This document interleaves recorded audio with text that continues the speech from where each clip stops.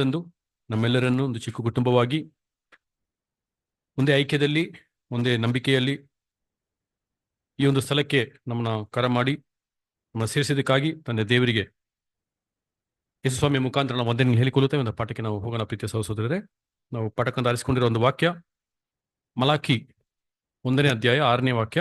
ಇನ್ನೊಂದ್ಸತಿ ಓದ್ಬಿಡಿ. ಅದು ನನ್ನ ನಾಮವನ್ನು ಧಿಕ್ಕರಿಸುವ ಯಾಜಕರೇ, ಮಗನು ತಂದೆಗೆ ಮಾನ ಸಲ್ಲಿಸುತ್ತಾನಲ್ಲ, ಆಳು ದನಿಗೆ ಭಯಭಕ್ತಿ ತೋರಿಸುತ್ತಾನಷ್ಟೇ. ನಾನು ತಂದೆಯಾಗಿರಲು ನನಗೆ ಸಲ್ಲುವ ಮಾನವೆಲ್ಲ ದನಿಯಾಗಿರಲು ನನಗೆ ತೋರಿಸುವ ಭಯಭಕ್ತಿಯಲ್ಲಿಯೇ ಎಂದು ಸೇನಾಧೀಶ್ವರ ಯೆಹೋವನು ನಿಮಗೆ ನುಡಿಯುತ್ತಾನೆ. ಅಂದರೆ ನೀವು ಯಾವ ವಿಷಯದಲ್ಲಿ ನಿನ್ನ ನಾಮವನ್ನು ಧಿಕ್ಕರಿಸುತ್ತೇವೋ ಸಾಕು. ಇವತ್ತು ನಾವು ಆರಿಸ್ಕೊಂಡಿರುವಂಥ ಒಂದು ವಿಷಯ ನೋಡೋದಾದ್ರೆ, ಆಲ್ರೆಡಿ ಬ್ರದರಲ್ಲಿ ಪ್ರೊಜೆಕ್ಟ್ ಮಾಡಿದ್ರು. 5ನೇ ಆಜ್ಞೆ, 5th ಕಮಾಂಡ್ಮೆಂಟ್ ಎಂಬ ಒಂದು ವಿಷಯದ ಮೇಲೆ ಏನ್ ಮಾಡೋಣ ಅಂತ ನಾವು ವಾಕ್ಯಗಳನ್ನ ನಾವು ಇವತ್ತು ಈ ಒಂದು ಪಾಠ ನಾವು ಗಮನಿಸೋಣ. ಪ್ರೀತಿಯ ಸಹೋದರರೇ, 5ನೇ ಆಜ್ಞೆ ಯಾವುದು ನೋಡ್ರ? ಎಲ್ಲ ಹುಡುಕ್ತಾ ಇದ್ದೀರಾ?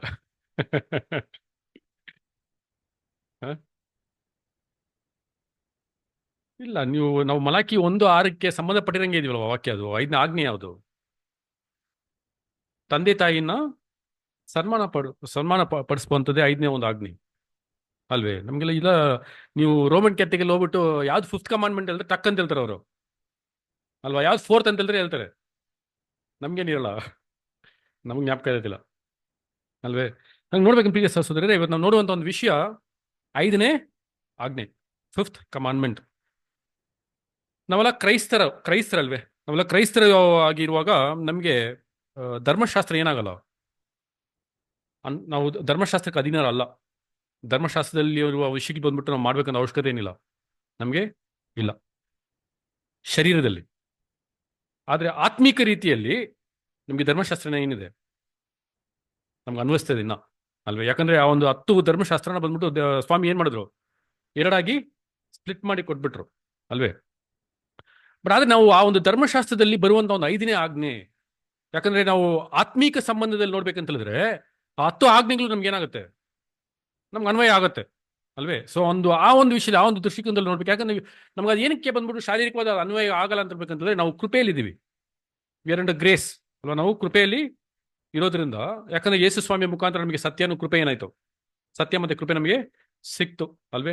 ಯೇಸು ಸ್ವಾಮಿ ಬಂದ್ಬಿಟ್ಟು ಅವ್ರು ಜೀವ ಕೊಟ್ಬಿಟ್ಟು ಅವ್ರು ಏನ್ ಮಾಡಿದ್ರು ಅಂತಂದ್ರೆ, ಆ ಒಂದು ಧರ್ಮಶಾಸ್ತ್ರದಲ್ಲಿ ಒಂದು ಮನುಷ್ಯನ ಕೈಲಿ, ಮನುಷ್ಯನ ಕೈಲಿ ಬಂದ್ಬಿಟ್ಟು ಯಾವ ಒಂದು ಧರ್ಮಶಾಸ್ತ್ರನ ನೆರವೇರ್ಸಕ್ ಆಗಿಲ್ವೋ ಶರೀರದಲ್ಲಿ, ಅದನ್ನ ಅವರು ಏನ್ ಮಾಡಿದ್ರು, ನಮ್ಮೆಲ್ಲರ ಪರವಾಗಿ ಅವರು ಅದನ್ನ ಶರೀರದಲ್ಲಿ ನೆರವೇರಿಸ್ಬಿಟ್ಟು ಏನ್ ಮಾಡಿದ್ರು, ಅವ್ರು ಹೋಗಿ ಧರ್ಮಶಾಸ್ತ್ರಕ್ಕೆ ಒಂದು ಕೊನೆ ಏನ್ ಮಾಡಿದ್ರು, ಕೊನೆ ತಗೊಂಡ್ಬಂದ್ಬಿಟ್ಟು ಆ ಕೃಪೆಯ ಮುಖಾಂತರ ಇವಾಗ ನಾವೇನಾಗಿದ್ವಿ, ನಮ್ಗೆ ಹಲವಾರು ಒಂದು ಏನಾಗಿದೆ ಅಂತಂದ್ರೆ, ಒಂದು ಆಶೀರ್ವಾದಗಳು ಏನಾಗಿದೆ, ನಮ್ಗೆ ಹಲವಾರು ಒಂದು ಆಶೀರ್ವಾದಗಳು ಇದೆ. ಸೊ ಶರೀರದಲ್ಲಿ ಅದನ್ನ ನಾವು ಅನುಸರಿಸಬೇಕಂತ ಅವಶ್ಯಕತೆ ನಮ್ಗೇನಿಲ್ಲ, ಇಲ್ಲ. ಬಟ್ ಆದ್ರೆ ಆತ್ಮೀಕ ಸಂಬಂಧದಲ್ಲಿ ಅದನ್ನ ಅನುಸರಿಸಿ ನಮ್ಮ ಶರೀರವನ್ನ ನಾವೇನ್ ಮಾಡ್ಕೋಬೇಕು, ಸರಿಪಡಿಸ್ಕೋಬೇಕು. ನಮ್ಮ ಶರೀರನ ಬಂದ್ಬಿಟ್ಟು ನಮ್ಮ ಅಧೀನಕ್ಕೆ ತರಿಸ್ಕೋಬೇಕು ಅಲ್ವೇ? ಅದೇ ತುಂಬಾ ಮುಖ್ಯವಾಗಿರುವಂತ ಒಂದು ಕಾರ್ಯ, ಸರಿನಾ? ಸೊ ನಾವು ನೋಡೋ ಪ್ರೀತಿಯ ಸಹೋದರರೇ, ಈ ಒಂದು 10 ಆಜ್ಞೆಗಳಲ್ಲಿ ನಾವು ನೋಡೋದಾದ್ರೆ ನಿಮ್ಗೆ 8 ಆಜ್ಞೆಗಳು ಮಾಡಬೇಡಿ ಅಂತ ಬರುತ್ತೆ. 8 ಆಜ್ಞೆಗಳು ಏನ್ ಬರುತ್ತೆ ಅಂತಂದ್ರೆ, ಇದನ್ನ ನೀವು ಮಾಡಬೇಡಿ ಅಂತ ಬರುತ್ತೆ. 2 ಆಜ್ಞೆಗಳು ನೀವು ಮಾಡ್ಬೇಕು ಅಂತ ಬರುತ್ತೆ. ಒಂದ್ ಬಂದ್ಬಿಟ್ಟು ಸಬ್ಬತ್ ದಿವಸ ಏನ್ ಮಾಡ್ಬೇಕು ನೀವು ಅಲ್ವೇ? ಅದನ್ನ ನೆನೆಸ್ಕೊಳೋದನ್ನ ಅನುಸರಿಸ್ಬೇಕು. ಇನ್ನೊಂದು ಬಂದ್ಬಿಟ್ಟು ನಿಮ್ಮ ತಂದೆ ತಾಯಿನ ಸನ್ಮಾನಿಸ್ಬೇಕು ಅಂತ ಬರೋದನ್ನ ನಾವು ನೋಡ್ತೀವಿ. ನೋಡಿ, ವಿಮೋಚನಾ ಕಾಂಡ 20ನೇ ಅಧ್ಯಾಯ 12ನೇ ವಾಕ್ಯ. ನಿನ್ನ ತಂದೆ ತಾಯಿಗಳನ್ನು ಸನ್ಮಾನಿಸಬೇಕು, ಸನ್ಮಾನಿಸಿದರೆ ನಿನ್ನ ದೇವರಾದ ಯೆಹೋವನು ನಿನಗೆ ಅನುಗ್ರಹಿಸುವ ದೇಶದಲ್ಲಿ ನೀನು ಬಹುಕಾಲ ಇರುವೆ. ಇದು ವಾಗ್ದಾನ ಸಹಿತವಾಗಿರುವಂತ ಒಂದು ಆಜ್ಞೆ ಅಂತ. ಇದು ಈ ಆಜ್ಞೆ ಹೆಂಗಿದೆ ಅಂತೆ, ಈ ಆಜ್ಞೆಯಲ್ಲಿ ಒಂದು ವಾಗ್ದಾನ ಇದೆ ಅಂತೆ. ಏನ್ ವಾಗ್ದಾನ ಅಂತ ಹೇಳಿದ್ರೆ, ನೀವು ತಂದೆ ತಾಯಿನ ಸನ್ಮಾನಿಸಿದ್ರೆ ನೀವು ಬಹುಕಾಲ ಏನ್ ಮಾಡ್ಬೋದು, ಬದುಕ್ಬೋದು. ದೇವ್ರಿಗೆ ಕೊಟ್ಟಿರೋ ಜಾಗದಲ್ಲಿ ಏನ್ ಮಾಡ್ಬೋದು ಅಂತ ನಾವು ಇರ್ಬೋದು ಅಂತ ನಾವೇನ್ ಮಾಡ್ತೀವಿ ಅಂತ ನಾವು ನೋಡ್ತೀವಿ. ಇವಾಗ ನಮಗೆ ದೇವ್ರು ಕೊಟ್ಟಿರೋ ಜಾಗ ಯಾವುದು? ಪರಮಕಾಣನ್ ಅಲ್ವೇ? ಸೊ ಅಂದ್ರೆ ಇವಾಗ ನಾವು ಬಂದ್ಬಿಟ್ಟು ನಮ್ಮ ತಂದೆ ತಾಯಿನ ಸನ್ಮಾನಿಸಿದ್ರೆ ನಾವೇನ್ ಮಾಡ್ಬೋದಂತೆ, ಪರಮಕಾಣನಲ್ಲಿ ನಾವು ಇರಬಹುದು ಅಂತ ಹೇಳ್ಬಿಟ್ಟು ಏನ್ ಮಾಡ್ತಂದ್ರೆ, we can live forever ಅಂತ ನಾವೇನ್ ಮಾಡ್ತೀವಿ ಅಂತಂದ್ರೆ ನಾವು ನೋಡ್ತೀವಿ ಪ್ರೀತಿಯ ಸಹೋದರರೇ ಅಲ್ವೇ? ಸೊ ಇದು ಬಂದ್ಬಿಟ್ಟು ನಾವು ಇದನ್ನ ಶಾರೀರಿಕವಾಗಿನೂ ತಗೋಬಹುದು, ಆತ್ಮಿಕ ರೀತಿಯಲ್ಲಿ ನಾವು ತಗೋಬಹುದು. ಬಟ್ ಯಾಕಂದ್ರೆ ನಾವು ಇವಾಗ ಆತ್ಮಿಕ ರೀತಿಯಲ್ಲಿ ನೋಡೋದ್ರಿಂದ ಶಾರೀರಿಕ ಸಂಬಂಧದ ಬಗ್ಗೆ ಅಷ್ಟೊಂದು ನೋಡೋ ಒಂದು ಇದಿಲ್ಲ. ಯಾಕಂದ್ರೆ ಶಾರೀರಿಕ ಸಂಬಂಧದಲ್ಲಿ ನಾವು ಏನ್ ಮಾಡ್ಬೇಕು, ಈ ಒಂದು ಆಜ್ಞೆನ ಪಾಲಿಸಲೇಬೇಕು. ನಮ್ಮ ಈ ಒಂದು ಲೋಕದ ಒಂದು ತಂದೆ ತಾಯಿನ ನಾವು ಏನ್ ಮಾಡ್ಲೇಬೇಕು, ಸನ್ಮಾನಿಸಲೇಬೇಕು. We have to honour our father and mother ಅಲ್ವೇ, ಆಟ್ ಎನಿ ಕಾಸ್ಟ್. ಅದಕ್ಕೆ ಯಾವೊಂದು ಎಕ್ಸ್ಕ್ಯೂಸು ಇಲ್ಲ. ಯಾಕಂದ್ರೆ ದೇವರ ಆ ವಿಷಯದಲ್ಲಿ ತುಂಬಾ ಒಂದು ಕಡೆ ಖಂಡಿತವಾಗಿದ್ದಾರೆ ಅಲ್ವೇ. ನೀವು ಬಂದ್ಬಿಟ್ಟು ಆತ್ಮಿಕ ಸಂಬಂಧದಲ್ಲಿರ್ರಿ, ಇಲ್ಲ ಶಾರೀರಿಕ ಸಂಬಂಧದಲ್ಲಿರ್ರಿ, ಈ ಲೋಕದಲ್ಲಿ ನಿಮಗೆ ಜನ್ಮ ಕೊಟ್ಟಿರುವ ತಂದೆ ತಾಯಿ ನೀವು ಏನ್ ಮಾಡ್ಲೇಬೇಕು, ಸನ್ಮಾನಿಸಬೇಕು ಅಂತ ಏನ್ ಮಾಡ್ತಾರೆ ಅಂತ ಅದನ್ನ ಹೇಳ್ತಾರೆ. ಸೊ ಅದ್ರಲ್ಲಿ ಯಾವುದೇ ಒಂದು ಒಂದು ವಿಷಯ ಇಲ್ಲ, ಡಿಬೇಟ್ ಇಲ್ಲ, ಸರಿನಾ. ಬಟ್ ಆದ್ರೆ ಆತ್ಮಿಕ ಸಂಬಂಧದಲ್ಲಿ ನಾವೇನ್ ಮಾಡೋಣ ಅಂತಂದ್ರೆ ಇವತ್ತು ನಾವು ಈ ಒಂದು ಕಾರ್ಯಗಳನ್ನ ನಾವು ನೋಡೋಣ ಸಹೋದರರೇ ಅಲ್ವೇ. ನೋಡಿ, ಇದನ್ನ ಬಂದ್ಬಿಟ್ಟು ಅಪೊಸ್ತಲ ಪೌಲ್ ಬರೆಯುವಾಗ ಈ ಒಂದು ಆಜ್ಞೆ ಬಂದ್ಬಿಟ್ಟು ಒಂದು ವಾಗ್ದಾನ ರಹಿತವಾಗಿರೋ ಒಂದು ಆಜ್ಞೆ ಅಂತ ಏನ್ ಮಾಡ್ತಾರೆ, ಇದನ್ನ ಬರೆದನ್ನ ನಾವು ನೋಡ್ತೀವಿ ನೋಡಿ. ಎಫೆಸದವರಿಗೆ ಬರೆದ ಪತ್ರಿಕೆ 6ನೇ ಅಧ್ಯಾಯ 2ನೇ ವಾಕ್ಯ, ಎಫೆಷಿಯನ್ಸ್ 6:2. ಇದು ಧರ್ಮ, ವಾಗ್ದಾನ ಸಹಿತವಾದ ಮೊದಲನೆಯ ಆಜ್ಞೆಯನ್ನು ಕೇಳಿರಿ. ನಿನ್ನ ತಂದೆ ತಾಯಿಗಳನ್ನು ಸನ್ಮಾನಿಸಬೇಕು. ಸನ್ಮಾನಿಸಿದರೆ ನಿನಗೆ ಮೇಲಾಗುವುದು. ನೀನು ಭೂಮಿಯ ಮೇಲೆ ಬಹುಕಾಲ ಬದುಕುವಿ. ಓಕೆ ಸಿಸ್ಟರ್, ನಾನು ವಾಕ್ಯ 2 ಸತಿ ಹೇಳ್ಬಿಡ್ತೀನಿ, ಆಮೇಲೆ ಓದಿ. ಯಾಕಂದ್ರೆ ಕೆಲವೊಂದು ಟೈಮ್ ಕೆಲವರಿಗೆ ಬಂದ್ಬಿಟ್ಟು ಆ ವಾಕ್ಯನ ಮಿಸ್ ಮಾಡ್ಬಿಡ್ತಾರೆ, ಸರಿನಾ. ಸೊ ಅದು ಎಫೆಸದವರಿಗೆ ಬರೆದ ಪತ್ರಿಕೆ 6ನೇ ಅಧ್ಯಾಯ 2ನೇ ವಾಕ್ಯದಲ್ಲಿ ಅದೇನ್ ಮಾಡುತ್ತೆ ಅಂತಂದ್ರೆ ನಮಗೆ ಅದು ಕ್ಲಿಯರ್ ಆಗಿ ಅಪೊಸ್ತಲ ಪೌಲ್ ಏನ್ ಬರೀತಾರೆ ಅಂತಂದ್ರೆ ವಾಗ್ದಾನ ಸಹಿತವಾಗಿರುವಂತ ಮೊದಲನೇ ಆಜ್ಞೆ ಅಂತ ಇದು. This is the first commandment with promise ಅಂತ ಹೇಳ್ತಾರೆ. ಸೊ ಅಂದ್ರೆ ಅದ್ರಲ್ಲಿ ಏನಿದೆ ಅಂತಂದ್ರೆ ತುಂಬಾ ಒಂದು ಪ್ರಾಮುಖ್ಯತೆ ಏನಿದೆ ಪ್ರೀತಿ ಸಹೋದರರೇ, ತುಂಬಾ ಒಂದು ಪ್ರಾಮುಖ್ಯತೆ ಆ ಒಂದು ಆಜ್ಞೆಯಲ್ಲಿ ದೇವರು ಅದನ್ನ ಇಟ್ಟಿದ್ದಾರೆ ಅಂತ ನಾವು ನೋಡ್ತೀವಿ. ಇವಾಗ ಆತ್ಮೀಕ ಸಂಬಂಧದಲ್ಲಿ ಇದನ್ನ ನಾವು ನೋಡ್ಬೇಕಂತ ಹೇಳಿದ್ರೆ, ಆತ್ಮೀಕ ಸಂಬಂಧದಲ್ಲಿ ತಂದೆ ತಾಯಿನ ನಾವು ಸನ್ಮಾನಿಸ್ಬೇಕಂತ ಹೇಳಿದ್ರೆ ನಮ್ಮ ತಂದೆ ಯಾರು, ನಮ್ಮ ತಾಯಿ ಯಾರು? ತಂದೆ ಯಾರು? ತಂದೆ ಬಂದ್ಬಿಟ್ಟು ತಂದೆಯಾದ ದೇವರು. ಮತ್ತೆ ಏನ್ ಬರುತ್ತೆ ಸುವಾರ್ತೆ 6ನೇ ಅಧ್ಯಾಯ 9ನೇ ವಾಕ್ಯ, ಮತ್ತಾಯ 6:9.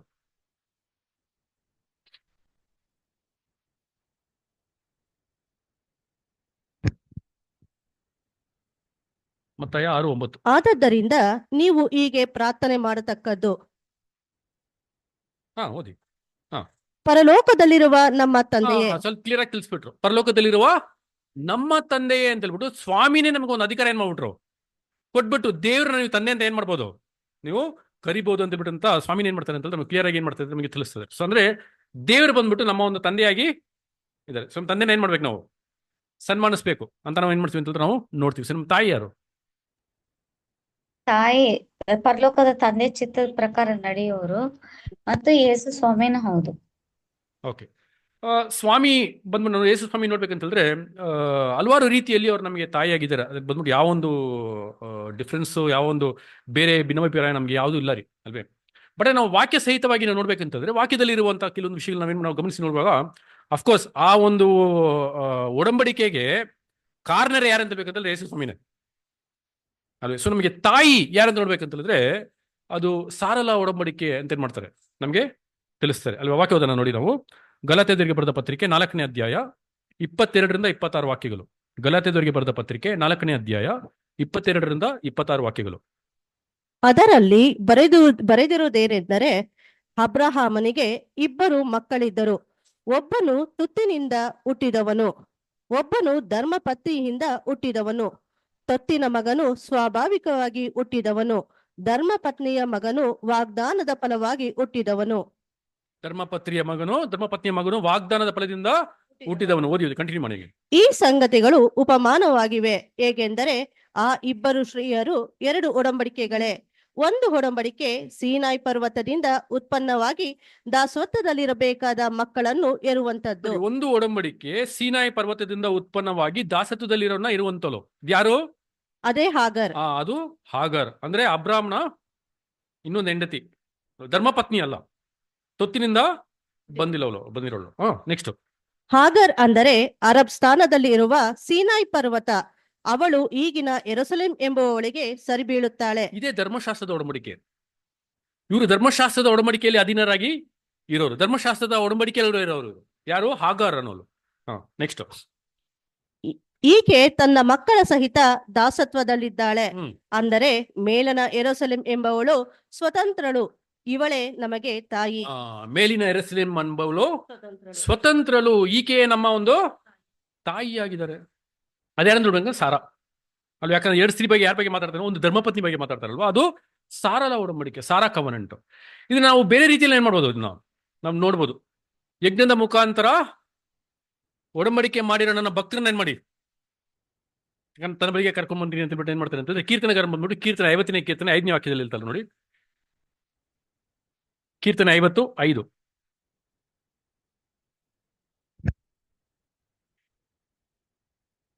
ನನ್ನೊಡನೆ ಯಜ್ಞದ ಮೂಲಕ ಒಡಂಬಡಿಕೆಯನ್ನು ಮಾಡಿಕೊಂಡ ನನ್ನ ಭಕ್ತರನ್ನು ನನ್ನ ಬಳಿಗೆ ಕರೆದುಕೊಂಡು ಬನ್ನಿರಿ ಎಂದು ಯಜ್ಞದ ಆಜ್ಞಾಪಿಸುತ್ತಾನೆ. ಮುಖಾಂತರ ಒಡಂಬಡಿಕೆ ಮಾಡಿರುವ ನನ್ನ ಭಕ್ತರುಗಳನ್ನ ಕರ್ಕೊಂಡ್ಬನ್ನಿ ಅಂತ ಭೇಟಿ ಮಾಡ್ತಾರೆ. ತಂದೆ ದೇವರು ಹೇಳ್ತಾರೆ ಪ್ರೀತಿ ಸಹೋದರರೇ, ಅಲ್ವೇ? ನಿಮಗೆ ಅಫ್ಕೋರ್ಸ್ ಈ ಒಂದು ಯಜ್ಞದ ಮುಖಾಂತರ ಮಾಡಿರೋ ಒಡಂಬಡಿಕೆ, ಸಾರಾ ಒಡಂಬಡಿಕೆ, ಇದೆಲ್ಲ ಬಂದ್ಬಿಟ್ಟು ಕನೆಕ್ಟ್ ಆಗಿರುವಂತ ಒಂದು ವಿಷಯಗಳು, ಇಂಟರ್ ಕನೆಕ್ಟ್ ಆಗಿರುವಂತ ಒಂದು ಒಡಂಬಡಿಕೆಗಳನ್ನ ಏನ್ ಮಾಡ್ತೀವಿ ಅಂತ ನಾವು ನೋಡ್ತೀವಿ.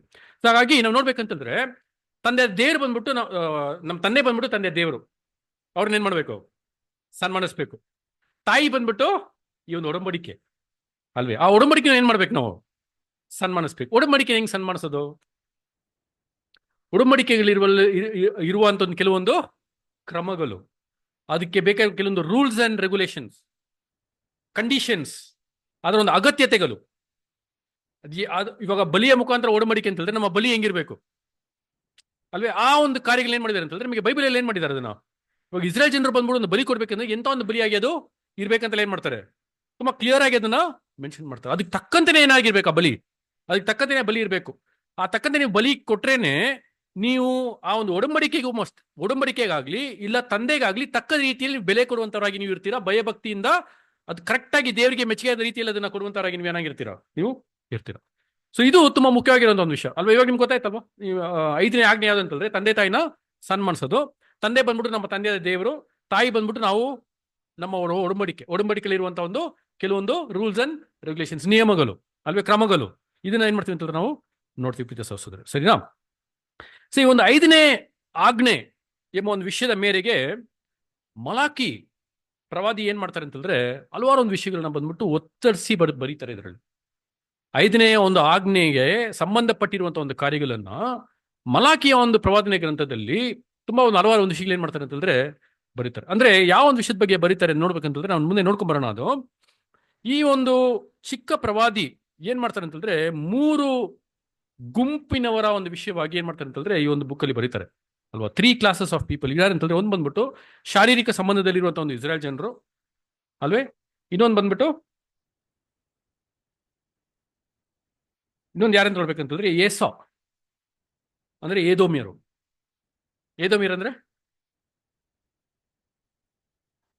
ಏದೋಮಿಯರ್ ಅಂದ್ರೆ ಆತ್ಮಿಕ ರೀತಿಯಲ್ಲಿ ನೀವು ಯಾರಿಗೆ ಸಂಬಂಧಪಡಿಸಿ ಮಾತಾಡ್ತೀವಿ? ಏದೋಮಿಯರನ್ನ, ಏಡಮೈಟ್ಸ್. ಏಸಾ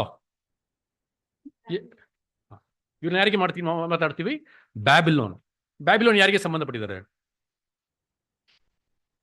ಈಗಿನ ಒಂದು ಹೆಸರಿನ ಕ್ರೈಸ್ತರು, ಕ್ರಿಶ್ಚಿಯನ್ಡಮ್, ಅಲ್ವಾ? ಬ್ಯಾಬಿಲೋನ್ ಅಂದ್ರೆ ಕ್ರಿಶ್ಚಿಯನ್ಡಮ್, ರೋಮನ್ ಕ್ಯಾಥಲಿಕ್ಸ್ ಮತ್ತೆ ಈ ಪ್ರಾಟೆಸ್ಟೆಂಟ್ಸು, CSI ದವರು ಎಲ್ಲ ಪಂಗಡಗಳಲ್ಲಿ ಇರುವವರು, ಹೆಸರಿನ ಒಂದು ಕ್ರೈಸ್ತರಾಗಿ ಇರೋರು, ಅಲ್ವೇ? ಇವ್ರ ಬಗ್ಗೆ ಏನ್ ಮಾಡ್ತಾರೆ? ಇವ್ರ ಬಗ್ಗೆ ಅಲ್ಲಿ ಬರೀತಾರೆ. 3ನೇದು ಯಾರ ಬಗ್ಗೆ ಬರೀತಾರೆ ಅಂತಂದ್ರೆ ಮಹಾಸಮೂಹದ ಬಗ್ಗೆ, ಗ್ರೇಟ್ ಕಂಪನಿ, ಅಲ್ವೇ? ಸೊ ಇವರಲ್ಲಿ ಇರುವಂತ ಒಂದು ಕಾರ್ಯಗಳು.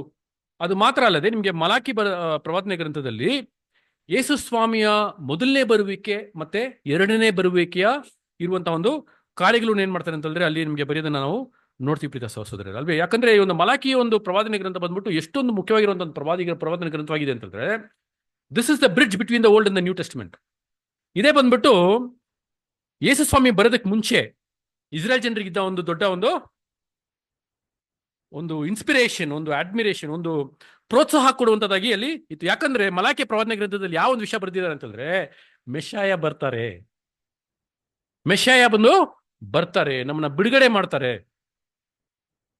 ಈ ಒಂದು ವಿಷಯದ ಬಗ್ಗೆ ಏನಾಗಿದೆ ಬರೀತಾರೆ. ಯಹೂದ್ಯರು ಬಂದ್ಬಿಟ್ಟು ತುಂಬಾ ಒಂದು ಆಶ್ವಾಸನೆ ಇಟ್ಟಿದ್ರು ಆ ಒಂದು ಪ್ರವಾದನೆ ಗ್ರಂಥದಲ್ಲಿ ಅಂತ ನಾವು ಏನ್ ಮಾಡ್ತೀವಿ ಅಂತ ನಾವು ನೋಡ್ತೀವಿ ಪ್ರೀತಿಯ ಸಹೋದರರೇ, ಅಲ್ವಾ? ಇವಾಗ್ಲೂ ಅಷ್ಟೇ, ಇವಾಗ್ಲೂ ಯೇಸು ಸ್ವಾಮಿನ ನಮ್ಮದೇ ಇರೋರು ಬಂದ್ಬಿಟ್ಟು ಇನ್ನೂ ಅವ್ರಿಗೆ ಏನಿದೆ ನಂಬಿಕೆ, ಏನ್ ನಂಬಿಕೆ ಇದೆ ಅಂತ ಹೇಳಿದ್ರೆ ಈ ವಿಷಯ ಬಂದ್ಬಿಟ್ಟು ಏನ್ ಮಾಡ್ತಾರೆ? ನಮ್ಮನ್ನ ಬಿಡುಗಡೆ ಮಾಡ್ತಿರೋ ನಂಬಿಕೆಯಲ್ಲಿ ಏನ್ ಮಾಡಿದೆ ಅಂತಂದ್ರೆ ಇರ್ತಾರೆ ಅಂತ ನಾವು ನೋಡ್ತೀವಿ.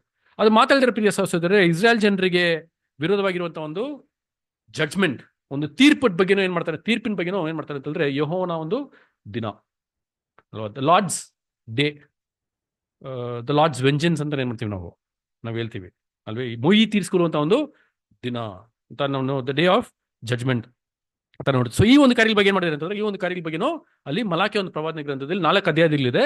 ಈ 4 ಅಧ್ಯಾಯಗಳಲ್ಲಿ ಈ ಒಂದು ವಿಷಯಗಳೆಲ್ಲ ಏನ್ ಮಾಡಿದ್ದಾರೆ, ಅದನ್ನ ಕವರ್ ಮಾಡಿದ್ದಾರೆ ಪ್ರೀತಿಯ ಸಹೋದರರೇ. ಆ ಒಂದು ಪುಸ್ತಕದಲ್ಲಿನೇ ಯಥಾರ್ಥವಾಗಿರುವಂತ ಒಂದು ನಿಷ್ಠೆ ಉಳ್ಳವರಂತ ಇರುವಂತ ಒಂದು ಯಾಜಕರು ಹೆಂಗಿರ್ಬೇಕು, ಇವ್ರು ಹೆಂಗಿದ್ರು, ಇವರ ಬಲಿಗಳು ಹೆಂಗಿತ್ತು, ಇವ್ರು ಏನ್ ಮಾಡಿದ್ರು ಅನ್ನೋ ಒಂದು ವಿಷಯಗಳೆಲ್ಲ ಏನ್ ಮಾಡಿದ್ದಾರೆ, ಬರೆದಿದ್ದಾರೆ. ಅವ್ರಿಗೆ ಬರುವಂತ ಒಂದು ದಂಡನೆ, ಅವ್ರಿಗೆ ಬರುವಂತ ಒಂದು ತೀರ್ಪು, ಇದ್ರ ಬಗ್ಗೆ ಏನ್ ಮಾಡ್ತಾರೆ ಅಂತಂದ್ರೆ ಈ ಒಂದು ಕಾರ್ಯದ ಬಗ್ಗೆ ಏನ್ ಮಾಡಿದ್ದಾರೆ ಅಂತಂದ್ರೆ ಮಲಾಕಿ ಒಂದು ಪ್ರವಾದನ ಗ್ರಂಥದಲ್ಲಿ ಬರ್ತಿರೋದನ್ನ ನಾವು ನೋಡ್ತೀವಿ. ಸರಿನಾ? ಸೊ ಈಗ ಮಲಾಕಿ ಮೊದಲನೇ ಅಧ್ಯಾಯ 1ನೇ ಅಧ್ಯಾಯ 1-4 ವಚನಗಳಲ್ಲಿ ಪ್ರೀತಿಯ ಸಹೋದರರೇ, ಈ ಏದೋಮಿಯರ ಬಗ್ಗೆ ಮಾತಾಡ್ತಾರೆ. ತುಂಬಾ ಒಂದು ಸ್ಪೆಸಿಫಿಕ್ ಆಗಿ ನೋಡ್ಬೇಕಂತಂದ್ರೆ ಏದೋಮಿಯರ ಬಗ್ಗೆ ಮಾತಾಡೋದಂತ ನಾವು ನೋಡ್ತೀವಿ. ಓದ್ಬಿಡಿ ಅಷ್ಟು ವಚನಗಳದು. ಮಲಾಕಿ 1-4, 1-4. ಯೆಹೋವನು ಇಸ್ರಾಯೇಲರನ್ನು ಕುರಿತು ಮಲಾಕಿಯ ಮೂಲಕ ನುಡಿದ ದೈವೋಕ್ತಿ. ಯೆಹೋವನು ಇಂತೆನ್ನುತ್ತಾನೆ, ನಾನು ನಿಮ್ಮನ್ನು ಪ್ರೀತಿಸಿದ್ದೇನೆ, ನೀವು ಯಾವ ವಿಷಯದಲ್ಲಿ ನಮ್ಮನ್ನು ಪ್ರೀತಿಸಿದ್ದಿ ಅಂದುಕೊಳ್ಳುತ್ತೀರಲ್ಲ?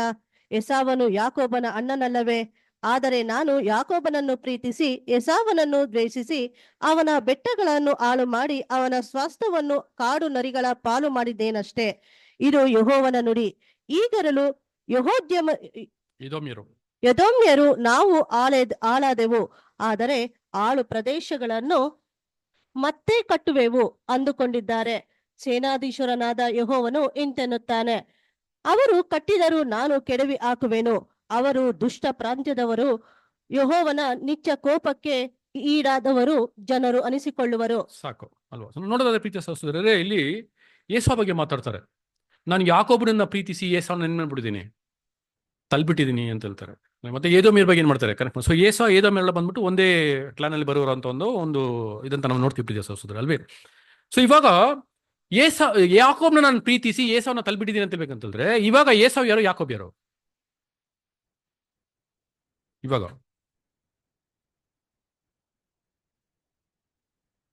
ಇವಾಗ ಅಲ್ವಾ ಸಭೆ ಬಂದ್ಬಿಟ್ಟು ಯಾಕೋಬು, ಏಸಾವ್ ಬಂದ್ಬಿಟ್ಟು ಇಲ್ಲ, ಇಸ್ರೇಲ್ ಜನರಲ್ಲಿ ಲೆಕ್ಕನೇ ಬರಲ್ಲ. ಇದು ಬಂದ್ಬಿಟ್ಟು ಯಾವ ಯುಗ ರೀ ಇದು? ಗಾಸ್ಪಲ್ ಏಜ್ ಅಲ್ವಾ? ಯಾರಿಗೆ ಬಂದ್ಬಿಟ್ಟು ದೇವ್ರು ಕರೆದಿರೋದು? ಅನ್ಯ ಜನಾಂಗದವರಿಗೆ ಕರೆದಿರೋದು. ತುಂಬಾ ಮುಖ್ಯವಾಗಿ ಆ ಒಂದು ಕ್ರಿಶ್ಚಿಯನ್ ಹೆಸರಿನ ಒಂದು ಕ್ರೈಸ್ತರು, ಬ್ಯಾಬಿಲಾನ್ ಅಲ್ವೇ, ಪಂಗಡದವರು ಅಂತ ನಾವೇನ್ ಮಾಡ್ತೀವಿ ಅಂತಂದ್ರೆ ನಾವು ನೋಡ್ತೀವಿ ಪ್ರೀತಿಯ ಸಹೋದರರೇ ಅಲ್ವೇ. ಯಾಕಂದ್ರೆ ಬಂದ್ಬಿಟ್ಟು ನೋಡಿ, ಏಸಾವ್ ಬಂದ್ಬಿಟ್ಟು ಚೊಚ್ಚಲ ಮಗನಾಗಿರ್ಬೋದು ಅಲ್ವೇ, ಬಟ್ ಆದ್ರೆ ಆಶೀರ್ವಾದ ಯಾಕೆ ಸಿಗೋದು? ಏನಕ್ಕೆ? ಏಸಾವ್ ಕಳ್ಕೊಂಡ್ಬಿಟ್ರು. ಏಸಾವ್ ಕಳ್ಕೊಂಡಿದ್ರಿಂದಾನೆ ಬಂದ್ಬಿಟ್ಟು ಆಶೀರ್ವಾದ ಯಾಕೆ ಸಿಕ್ತು? ಯಾಕೋಬನಿಗೆ ಅಲ್ಲಿ ಕೊಡಲ್ಪಡ್ತಂತ ನಾವು ನೋಡ್ತೀವಿ ಅಲ್ವೇ. ಸೊ ಅದೇ ತರ ಬಂದ್ಬಿಟ್ಟು ಈ ಒಂದು ಸುವಾರ್ಥ ಯುಗ ಪ್ರಾರಂಭ ಆದಾಗ ಪ್ರೀತಿಯ ಸಹೋದರರೇ, ದೇವರು ಬಂದ್ಬಿಟ್ಟು ಆ ಒಂದು ಆಶೀರ್ವಾದ ಯಾರು ಕೊಟ್ರು ಅಂತ ಹೇಳಿದ್ರೆ ಅನ್ಯ ಜನಾಂಗದವರಿಗೆ ಕೊಟ್ರು. ಅಂದ್ರೆ ಬ್ಯಾಬಿಲಾನ್ಗೆ ಹೋಗಿದಂತ ನಾವೇನ್ ಮಾಡ್ತೀವಿ ಅಂತ ಹೇಳಿದ್ರೆ ನಾವು ನೋಡ್ತೀವಿ ಅಲ್ವಾ. ಅವ್ರ ಕೈಲಿ ಏನಾಗಿತ್ತು? ಅವ್ರ ಕೈಲಿ ಸತ್ಯ ಇತ್ತು, ಅವ್ರು ಆಳ್ವಿಕೆ ಮಾಡ್ತಾ ಇದ್ರು. ಇನ್ಫ್ಯಾಕ್ಟ್ ಅದು ಇಡೀ ಒಂದು ದೇವರ ಒಂದು ಸತ್ಯನ ಯಾರ ಕೇಳ್ಕೊಟ್ಟಿದ್ರು, ಅವ್ರ ಕೈಲಿ ಏನ್ ಮಾಡಿದ್ರು, ಕೊಟ್ಟಿದ್ರು. ಬಟ್ ಆದ್ರೆ ಅವ್ರು ಅದನ್ನ ಸರಿಯಾದ ರೀತಿಯಲ್ಲಿ ಮಾಡಿಲ್ಲ. ಅದಕ್ಕೆ ಕೊಡ್ಬೇಕಾಗಿರೋ ಬೆಲೆನ ಅವರು ಕೊಡದೇ ಇದ್ದಿದ್ರಿಂದ ಅದಕ್ಕೆ ಯಾರು ಬೆಲೆ ಕೊಟ್ರು ಆಶೀರ್ವಾದ ಅವ್ರಿಗೆ ಕೊಟ್ಟೋಯ್ತು. ಇವಾಗ ಅವ್ರು ಯಾಕೋಬ್ ಆಗ್ಬಿಟ್ರು. ಇವಾಗ ಯಾವ ರೀತಿ ಬಂದ್ಬಿಟ್ಟು ಯಾಕೋಬ್ಗೆ ಹೆಂಗ್ ಸಿಕ್ತು ಆಶೀರ್ವಾದ? ಏಸಾವ್ ಏನ್ ಮಾಡ್ಬಿಟ್ಟ? ಊಟಕ್ಕೋಸ್ಕರ ಚೊಚ್ಚಲ್ತನ ಬಿಟ್ಕೊಟ್ಬಿಟ್ಟ. ಅಂದ್ರೆ ಲೋಕಕ್ಕೋಸ್ಕರ, ಲೋಕದ ಒಂದು ಆಸೆ ಪಾಸೆಗಳಿಗೋಸ್ಕರ ಈ ಒಂದು ಲೋಕದ ಒಂದು ಕ್ರೈಸ್ತರು ಏನ್ ಮಾಡ್ತಾರೆ ಅಂತ ಹೇಳಿದ್ರೆ, ಇದೆಲ್ಲ ನಿಮಗೆ ಬಂದ್ಬಿಟ್ಟು ಚರಿತ್ರೆಯಲ್ಲಿ ಬರೆದಿರುವಂತ ಒಂದು ಕಾರ್ಯಗಳನ್ನು ತುಂಬಾ ಡೀಪ್ ಆಗಿ ಹೋಗೋ ಅವಶ್ಯಕತೆ ಏನಿಲ್ಲ. ಇದೆಲ್ಲ ಆಲ್ರೆಡಿ ಬೇಸಿಕ್ಸ್ ಅಲ್ಲಿ ಏನ್ ಮಾಡಿದೀರಾ, ಬೇಸಿಕ್ಸ್ ಅಲ್ಲಿ ಒಂದು ವಿಷಯ ಚರ್ಚ್ ಹಿಸ್ಟ್ರಿಯಲ್ಲಿ ಸಭೆಯ ಒಂದು ಚರಿತ್ರೆ ಏನ್ ಮಾಡಿದೀರ ಅಂತ ಇದನ್ನ ನೀವು ನೋಡಿದ್ರಿ. ಯಾವ ರೀತಿ ಬಂದ್ಬಿಟ್ಟು ಕ್ಯಾಥಲಿಕ್ಸ್ ಹೆಂಗ್ ಬಂದ್ರು ಅಲ್ವಾ, ಈ ಬೇರೆ ಬೇರೆ ಪಂಗಡಿಗಳೆಲ್ಲ ಹೆಂಗ್ ಬಂದ್ರು, ಎಲ್ಲಿ ಸ್ಟಾರ್ಟ್ ಆಯ್ತು? ಕಾನ್ಸ್ಟಾಂಟಿನೋಪಲ್ ಅಲ್ವಾ. ಅಲ್ಲಿದ್ದ ಒಂದು ಸತ್ಯ ಸಭೆ ಏನ್ ಮಾಡಿದ್ರು, ಸತ್ಯ ಸಭೆನೇ ಚೇಂಜ್ ಆಗ್ಬಿಟ್ರು. ಅಲ್ಲಿ ಆಂಟಿ ಕ್ರೈಸ್ಟ್ ಒಳಗಡೆ ಬಂದಿರುವಂತ ಒಂದು ಕಾಲ ಅಲ್ವಾ. ಅಂಧಿಕ್ರಿಸ್ತರು ಏನಾಗಿದ್ದಾನೆ ಅಲ್ಲಿ, ಕ್ರಿಸ್ತ ವಿರೋಧಿ ಬಂದಿರುವಂತ ಒಂದು ಕಾಲ. ಕ್ರಿಸ್ತ ವಿರೋಧಿ ಯಾವಾಗಿಂದ ಇದ್ರು ಅಲ್ವಾ, ಆ ಒಂದು ಗುಂಪಿನವರು ಅವಾಗಿಂದನೇ ಆಗಿದ್ರು. ಇದು ಬಟ್ ಆದ್ರೆ ಇದು ಬಂದ್ಬಿಟ್ಟು ತುಂಬಾ ಒಂದು ಫೇಮಸ್ ಆಗಿದೆ ಯಾವಾಗ ಅಂತಂದ್ರೆ ಕಾನ್ಸ್ಟಾಂಟಿನೋಪಲ್ 313 BC ಅಲ್ಲಿ ಆಗಿರುವಂತ ಒಂದು ಕಾರ್ಯಗಳೇನಂತ ನಾವು ನೋಡ್ತೀವಿ. ಸೊ ಅಲ್ಲಿಂದ ಬಂದ್ಬಿಟ್ಟು ಸಭೆ ಏನಾದ್ರು, ಸಭೆ ಸಪ್ರೇಟ್ ಆಗಿ ಫಿಲ್ಟರ್ ಆಗಿ ಬಂದಿರುವಂತ ಒಂದು ಕಾರ್ಯ. ಸೊ ಅದೇ ಬಂದ್ಬಿಟ್ಟು ಯಾಕೋಬನ ವರ್ಗದವರು. ಇವಾಗೆಲ್ಲ ನಾವು ಯಾವ್ಯಾವಿದೆ ಅಂತ ನಾವು ಬಂದ್ಬಿಟ್ಟು ಲೋಕಕ್ಕೆ ಸೇರಿದವರು ಅಲ್ಲ. ಲೋಕದಲ್ಲಿರುವಂತ ಪದ್ಧತಿಗಳು, ಅವರಲ್ಲಿರುವಂತಹ ಸಂಸ್ಕಾರಗಳು ಅಲ್ವೇ, ಈ ಒಂದು ಹೆಸರಿನ ಕ್ರೈಸ್ತಲ್ಲಿರುವಂತಹ ಒಂದು ಕಾರ್ಯಗಳು, ಇವೆಲ್ಲ ಬಂದ್ಬಿಟ್ಟು ಸತ್ಯದ ಬಗ್ಗೆ ಅಷ್ಟೊಂದು ಗಮನ ಏನ್ ಮಾಡಲ್ಲ, ಕೊಡಲ್ಲ. ಸತ್ಯನ ಬಂದ್ಬಿಟ್ಟು ಲೋಕಕ್ಕೆ ಕಂಪ್ಯಾರಿಸನ್ ಮಾಡಿ ಏನ್ ಮಾಡ್ತಾರೆ, ಮಾತಾಡ್ತಾರೆ ಅಲ್ವೇ. ನೀವೆಲ್ಲ ಬಂದ್ಬಿಟ್ಟು ಎಷ್ಟು ಜನ ಗೊತ್ತಿಲ್ಲ, ಬಟ್ ನೀವು ನೋಡಿ, ನೀವೆಲ್ಲ ಕೇಳಿರ್ತೀರಾ, ನೀವು ಇದೆಲ್ಲ ನಿಮ್ಗೆ ಏನಾಗಿರುತ್ತೆ, ಅನುಭವಗಳು ಆಗಿರುತ್ತೆ. ನಾವು ಓದುವ ಸತ್ಯಕ್ಕೂ ಅವ್ರು ಓದುವ ಒಂದು ಸತ್ಯಕ್ಕೂ ಎಷ್ಟೊಂದು ವ್ಯತ್ಯಾಸಗಳು ಇದೆ ಅಲ್ವೇ. ನಾವು ಬಂದ್ಬಿಟ್ಟು ಬೈಬಲಲ್ಲಿ ಏನ್ ಬರ್ದಿದಾರೋ ಅದನ್ನ ಆರೈಸಿ ಏನ್ ಮಾಡ್ತೀವಿ ನಾವು, ಅದರಲ್ಲಿರುವಂಥ ಒಂದು ಅರ್ಥಗಳನ್ನ ತೆಗೆದು, ಸಾಂಕೇತಿಕವಾಗಿರೋ ಒಂದು ಅರ್ಥಗಳು, ನೇರವಾಗಿ ಬರ್ದಿರುವಂಥ ಒಂದು ಕಾರ್ಯಗಳು, ಇದನ್ನ ನಾವು ವಿಭಿನ್ನವಾಗಿ ನೋಡಿ ಸಪ್ರೇಟ್ ಆಗಿ ಡಿಫ್ರೆಂಟ್ ಆಗಿ ನೋಡಿ ಏನ್ ಮಾಡ್ತೀವಿ ಅಂತಂದ್ರೆ ದೇವರ ಒಂದು ಯೋಜನೆ ಇಂಥದ್ದು ಅಂತ ತಿಳಿದುಕೊಂಡು ಆ ಯೋಜನೆ ನೋಡಿರುವಂಥ ಒಂದು ಕಾರ್ಯಗಳನ್ನ ನಾವು ಗಮನಿಸಿ ನಮಗೆ ಏನೊಂದು ಪಾತ್ರ ಇದೆ ಇವಾಗ ನಾವು ಯಾವ ಒಂದು ಕರೆಯಲ್ಲಿ ನಾವು ಇದೀವಿ ಅಂತ ಸರಿಯಾಗಿ ಅರ್ಥ ಮಾಡ್ಕೊಂಡಿರೋರು ನಾವೇನೆ. ಸೊ ನಮ್ಗೆ ಏನಾಗಿದೆ, ನಮಗೆ ಸತ್ಯ ನಮಗೆ ಗೊತ್ತು. ಆದ್ರೆ ಅವ್ರು ಇನ್ನೂ ಏನಾಗಿದ್ದಾರೆ ಅಂತಂದ್ರೆ ಇವಾಗ ಅವ್ರು ಏನ್ ಮಾಡಿದ್ದಾರೆ ಅಂತಂದ್ರೆ ನೋಡಿ, ಅವ್ರ ಪ್ರಕಾರ ಬಂದ್ಬಿಟ್ಟು 1000 years ಅವ್ರಿಗೆ ಏನಾಗ್ಬಿಡ್ತು ಸ್ಟಾರ್ಟ್. ಆ ಒಂದು 1000 years ಅವ್ರಿಗೆ 1260 years ಆಫ್ ಡಾರ್ಕ್ ಏಜಸ್ ಬಂದ್ಬಿಟ್ಟು ಅವ್ರು ಮಿಲೇನಿಯಲ್ ಅಂತ ಏನ್ ಮಾಡ್ತಾರೆ, ಅವ್ರು ನಂಬ್ತಾರೆ. ಅಂತ ಒಂದು ರಾಜ್ಯನ ದೇವ್ರು ಏನ್ ಮಾಡ್ಬಿಟ್ರಂತೆ ತಳ್ಳಿಬಿಟ್ಟಿದ್ದಾರೆ ಅಂತ ಏನ್ ಮಾಡ್ತಾರೆ ವಾಕ್ಯದಲ್ಲಿ ಏನ್ ಮಾಡ್ತೀವಿ ನಾವು ಓದ್ತೀವಿ. ಅವ್ರಿಗೆ ಬರುವಂತ ಒಂದು ಜಡ್ಜ್ಮೆಂಟ್ ಅಂತ ಏನ್ ಮಾಡ್ತೀವಿ ಅಂತಂದ್ರೆ ನಾವು ನೋಡ್ತೀವಿ. ನೋಡಿ, ಪ್ರಕಟಣೆ ಗ್ರಂಥ 14ನೇ ಅಧ್ಯಾಯ 11ನೇ ವಾಕ್ಯ. ಪ್ರಕಟಣೆ ಗ್ರಂಥ 14ನೇ ಅಧ್ಯಾಯ 11ನೇ ವಾಕ್ಯ. ಅಂತವರ ಯಾತನೆಯ ಹೊಗೆಯು ಯುಗ ಯುಗಾಂತರಗಳಲ್ಲಿಯೂ ಏರುತ್ತಾ ಹೋಗುತ್ತದೆ. ಈಗ ಅವರಿಗೆ ಬರುವಂತ ಒಂದು ತೀರ್ಪ್ರಿ ಇದು. ಅಂತವರ ಒಂದು ಯಾತನೆಯ ಒಂದು ಹೊಗೆಯು ಯುಗ ಯುಗಾಂತರಕ್ಕೂ ಏರ್ತಾ ಹೋಗ್ತಾ ಇರ್ತದೆ.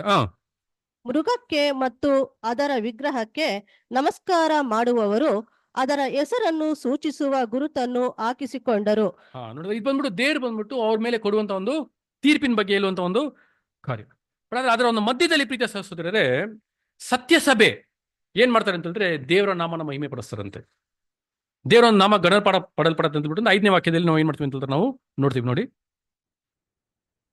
1:5 5ನೇ ವಾಕ್ಯ, ಮಲಾಕಿ 1ನೇ ಅಧ್ಯಾಯ 5ನೇ ವಾಕ್ಯ. ಸಾರಿ, ಮಲಾಕಿ 1ನೇ ಅಧ್ಯಾಯ 5ನೇ ವಾಕ್ಯ. ನೀವೇ ಇದನ್ನು ಕಣ್ಣಾರೆ ಕಂಡು ಯೆಹೋವನು ಇಸ್ರಾಯೇಲಿನ ಮರೆಯು ಆಚೆಯು ಮಹಾ ಮಹಿಮೆಯುಳ್ಳವನು ಅಂದುಕೊಳ್ಳುವಿರಿ. ದೇವರು ಮಹಾ ಮಹಿಮೆಯುಳ್ಳವರು ಅಂತ ನೀವೇನ್ ಮಾಡ್ತೀವಿ ನಾವು ಅಂದ್ಕೊಳ್ತೀವಿ ಪ್ರೀತಿಯ ಸಹೋದರ ಅಲ್ವೇ. ಆ ರೀತಿಯಲ್ಲಿ ನೋಡ್ಬೇಕಂತ ಪ್ರೀತಿಯ ಸಹೋದರ, ಹಂಗೆ ಮುಂದೆ ನೋಡ್ಬೇಕಂತಂದ್ರೆ ಮುಂದೆ ಬರುವಂತ ಎಲ್ಲಾ ಒಂದು ಕಾರ್ಯಗಳು ಇದು ಇನ್ನ ಯಾವ್ದಕ್ಕೆ ಸಂಬಂಧಪಟ್ಟಿರೋ ರೀತಿಯಲ್ಲಿ ಇರ್ತದೆ ಅಂತಂದ್ರೆ ದೇವರಿಗೆ ಘನಪಡಿಸೋದು ಎಂಬ ಒಂದು ವಿಷಯಕ್ಕೆ ಸಂಬಂಧಪಟ್ಟಿರುವಂತದ್ದಾಗಿ ಅದು ಇರುತ್ತೆ ಅಂತ ನಾವು ನೋಡ್ತೀವಿ. ನೋಡಿ, ಅದೇ ಬಂದ್ಬಿಟ್ಟು ನಾವು ಇವತ್ತು ಆರಿಸ್ಕೊಂಡಿರುವಂತ ಒಂದು ವಾಕ್ಯ, ಮಲಾಕಿ 1ನೇ ಅಧ್ಯಾಯ 6ನೇ ವಾಕ್ಯ. ನನ್ನ ನಾಮವನ್ನು ಧಿಕ್ಕರಿಸುವ ಯಾಜಕರೇ, ಮಗನು ತಂದೆಗೆ ಮಾನ ಸಲ್ಲಿಸುತ್ತಾನಲ್ಲ, ಆಳು ದನಿಗೆ ಭಯಭಕ್ತಿ ತೋರಿಸುತ್ತಾನಷ್ಟೇ. ನಾನು ತಂದೆಯಾಗಿರಲು ನನಗೆ ಸಲ್ಲುವ ಮಾನವೆಲ್ಲ ದನಿಯಾಗಿರಲು ನನಗೆ ತೋರಿಸುವ ಭಯಭಕ್ತಿಯಲ್ಲಿಯೇ ಎಂದು ಸೇನಾಧೀಶ್ವರ ಯೆಹೋವನು ನಿಮಗೆ ನುಡಿಯುತ್ತಾನೆ. ಸೊ ಇದು ಯಾರ ಮೇಲೆ ಬರುವಂತ ದೂರ ಅಂತ ಹೇಳ್ಬೇಕಂತಂದ್ರೆ ಯಾಜಕರ ಮೇಲೆ ಬರುವಂತ ಒಂದು ದೂರು. ಈ ಯಾಜಕರು ಯಾರು ಅಂತ ನೋಡ್ಬೇಕಂತಂದ್ರೆ ಅದೇ ಒಂದು 3 classes ಆಫ್ ಪೀಪಲ್ ನಾವು ನೋಡಿದ್ದು. ಒಂದು ಬಂದ್ಬಿಟ್ಟು ಇಸ್ರಾಯೇಲ್ ಅಲ್ಲಿ ಇದ್ದ ಒಂದು ಯಾಜಕರು, ಅಂದ್ರೆ they were representing nation of Israel. ಇಸ್ರಾಯೇಲ್ನ ಒಂದು ಜನಾಂಗನ ಬಂದ್ಬಿಟ್ಟು ರೆಪ್ರೆಸೆಂಟ್ ಮಾಡ್ತಾ ಇದ್ದು ಯಾರು ಅಂತಂದ್ರೆ ಆ ಒಂದು ಲಿಟ್ರಲ್ ಪೀಸ್. ಯಾಕಂದ್ರೆ ದೇವರ ಒಂದು ಆಜ್ಞೆಗಳನ್ನ ಯಾರು ಏನ್ ಮಾಡ್ಬೇಕ್ರಿ, ಯಾಜಕರ ಮೇಲೆನೆ ಒಂದು ಹೊಣೆ ಇದ್ದಿದ್ದು. ಅರಸನ್ ತಪ್ಪು ಮಾಡಿದ್ರು ಅವನ್ನ ಕರೆಕ್ಟ್ ಮಾಡ್ಬೇಕಾಗಿರಿ ಯಾರು, ಯಾಜಕ. ಯಾಕಂದ್ರೆ ಇವನೇ ಬಂದ್ಬಿಟ್ಟು ಧರ್ಮಶಾಸ್ತ್ರ ತಿಳ್ಕೊಂಡಿರೋನು. ಅರಸನ್ನ ಬಂದ್ಬಿಟ್ಟು ಅವನು ತಪ್ಪು ಮಾಡಿದಾಗ ಅವನ್ನ ತಿದ್ಬೇಕಾಗಿರೋನು ಇವನು. ಆದ್ರೆ ಇವರೇ ಏನ್ ಮಾಡ್ಬಿಡ್ತಾರೆ, ಇವರೇ ತಪ್ಪು ಮಾಡಕ್ ಸ್ಟಾರ್ಟ್ ಮಾಡ್ಬಿಡ್ತಾರೆ ಅಂತ ನಾವು ನೋಡ್ತೀವಿ ಅಲ್ವಾ. ಇದು ಇಸ್ರೇಲ್ ಜನಾಂಗನ ಏನ್ ಮಾಡ್ತಾರೆ, ಇಸ್ರೇಲ್ ಜನಾಂಗದಲ್ಲಿ ಒಂದು ಯಾಜಕರನ್ನ ಅದು ಸೂಚನೆ ಮಾಡ್ತದೆ. ಇನ್ನೊಂದು ಯಾವ್ದು ಅಂತ ಹೇಳಿದ್ರೆ the false priest of the Babylon. ಈ ಒಂದು ಹೆಸರಿನ ಕ್ರೈಸ್ತರಲ್ಲಿ ಇರುವಂತ ಒಂದು ಯಾಜಕರಂತ ಅವರು ದೇವರಿಗೆ ಸೇವೆ ಮಾಡ್ತಾ ಇದೀನಿ ಅಂತ ಹೇಳ್ಬಿಟ್ಟು ಹೇಳ್ತಾರಲ್ವಾ. ಸೊ ಅವ್ರ ಬಗ್ಗೆ ಏನ್ ಮಾಡ್ತದೆ ಅಂತ ಅವ್ರ ಬಗ್ಗೆ ತಿಳಿಸ್ತದೆ. ಇನ್ನೊಂದು ಬಂದ್ಬಿಟ್ಟು ಒಂದು ಮಹಾಸಮೂಹ. ನಾವು ಯಾರು, ನಾವು ಯಾಜಕ ವರ್ಗದವರೇ ಅಲ್ವೇ. ಈ ಒಂದು ವರ್ಗದಿಂದಾನೇ ಯಾಜಕರು ಏನಾಗ್ತಾರೆ, ಯಾಜಕರು ಬಂದ್ಬಿಟ್ಟು ಗ್ರೇಟ್ ಕಂಪನಿಯಲ್ಲಿ ಏನ್ಬಿಡ್ತಾರೆ, ಹೋಗೋರನು ಇರ್ತಾರೆ ಪ್ರೀತಿಯ ಸಹೋದರರೇ ಅಲ್ವಾ. ಸೊ ಇವ್ರು 3 ಗ್ರೂಪ್ ಬಗ್ಗೆ ಏನ್ ಮಾಡ್ತಾರೆ ಅಂತಂದ್ರೆ ಅವರಲ್ಲಿದ್ದ ಒಂದು ಕೊರತೆಗಳು, ಅವ್ರು ಮಾಡಿದ ಒಂದು ಪಾಪಗಳು, ಅವ್ರು ಯಾವ ರೀತಿ ದೇವರನ್ನ ಸನ್ಮಾನ ಮಾಡಲಿಲ್ಲ ಈ ಒಂದು ವಿಷಯದ ಬಗ್ಗೆ ಕುರಿತು ಬರೆಯೋದೇ ಬಂದ್ಬಿಟ್ಟು ಈ ಒಂದು ಮಲಾಕಿ ಅಂತ ನಾವು ನೋಡ್ತಿರ್ತೀವಿ ಅಲ್ವಾ. ಸೊ ಈ ಒಂದು 3 ವರ್ಗದವ್ರ ಮೇಲೆ ಬರುವಂತ ಒಂದು ತೀರ್ಪು ಅಂತ ನಾವು ನೋಡ್ತೀವಿ. ಅವರಲ್ಲಿದ್ದ ಒಂದು ಕೊರತೆಗಳು, ಅವ್ರು ಯಾವ ರೀತಿಯಲ್ಲಿ ಬಂದ್ಬಿಟ್ಟು ದೇವರಿಗೆ ಘನ ಸಲ್ಲಿಸದೆ ಹೋದ್ರು ಎಂಬ ಒಂದು ವಿಷಯಗಳಂತ ನಾವೇನ್ ಮಾಡ್ತೀವಿ ಅಂತಂದ್ರೆ ನಾವು ನೋಡ್ತೀವಿ. ಬಟ್ ಆದ್ರೆ ದುಃಖಕರವಿರೋ ಒಂದು ವಿಷಯ ಏನಂತ ಹೇಳಿದ್ರೆ ಇವ್ರು ತಪ್ಪು ಮಾಡ್ಬಿಟ್ಟು ಆ ತಪ್ಪನ್ನ ಅವ್ರ ಕೈಲಿ ಗ್ರಹಿಸ್ಕೊಳಕ್ ಆಗ್ತಾ ಇಲ್ಲ. ತಪ್ಪು ಮಾಡಿದಾರೆ ಅಂತ ಒಪ್ಕೊಳಕ್ ಆಗ್ತಾ ಇಲ್ಲ. They're not able to recognise their sin. ಗುರುತ್ಪಡಿಸ್ಕೊಳ್ಳೋದಕ್ಕೆ ಆಗ್ತಾ ಇಲ್ಲ ಅವ್ರ ಕೈಯಲ್ಲಿ, ತಪ್ಪು ಮಾಡಿದೀವಿ ಅಂತ ಹೇಳ್ಬಿಟ್ಟಂತ. ಸೊ ಅದನ್ನ ಏನ್ ಮಾಡ್ತಾರೆ ಅಂತ ಹೇಳಿದ್ರೆ ಅದನ್ನ ಬಂದ್ಬಿಟ್ಟು ನಿಮ್ಗೆ ಅಲ್ಲಿ ಬರೀತಾರೆ ಅಲ್ವೇ. 6ನೇ ವಚನ 7ನೇ ವಚನ ಓದಿ ಸರ್. ಮಲಾಕಿ 1:6-7. ನನ್ನ ನಾಮವನ್ನು ಧಿಕ್ಕರಿಸುವ ಯಾಜಕರೇ, ಮಗನು ತಂದೆಗೆ ಮಾನ ಸಲ್ಲಿಸುತ್ತಾನಲ್ಲ, ಆಳು ದನಿಗೆ ಭಯಭಕ್ತಿ ತೋರಿಸುತ್ತಾನಷ್ಟೇ. ನಾನು ತಂದೆಯಾಗಿರಲು ನನಗೆ ಸಲ್ಲುವ ಮಾನವೆಲ್ಲ ದನಿಯಾಗಿರಲು ನನಗೆ ತೋರಿಸುವ ಭಯಭಕ್ತಿಯಲ್ಲಿಯೇ ಎಂದು ಸೇನಾಧೀಶ್ವರ ಯೆಹೋವನು ನಿಮಗೆ ನುಡಿಯುತ್ತಾನೆ. ಆದರೆ ನೀವು ಯಾವ ವಿಷಯದಲ್ಲಿ ನಿನ್ನ ನಾಮವನ್ನು ಧಿಕ್ಕರಿಸಿದ್ದೇವೆ ಅನ್ನುತ್ತೀರೋ, ಧಿಕ್ಕರಿಸಿದೀವಿ ಅಂದ್ರೆ ಅವ್ರ ಕೈಲಿ ಗುರುಪಡಿಸ್ಕೊಳಕ್ ಆಗ್ತಿಲ್ಲ ಅವ್ರು ಮಾಡಿರೋ ಪಾಪ.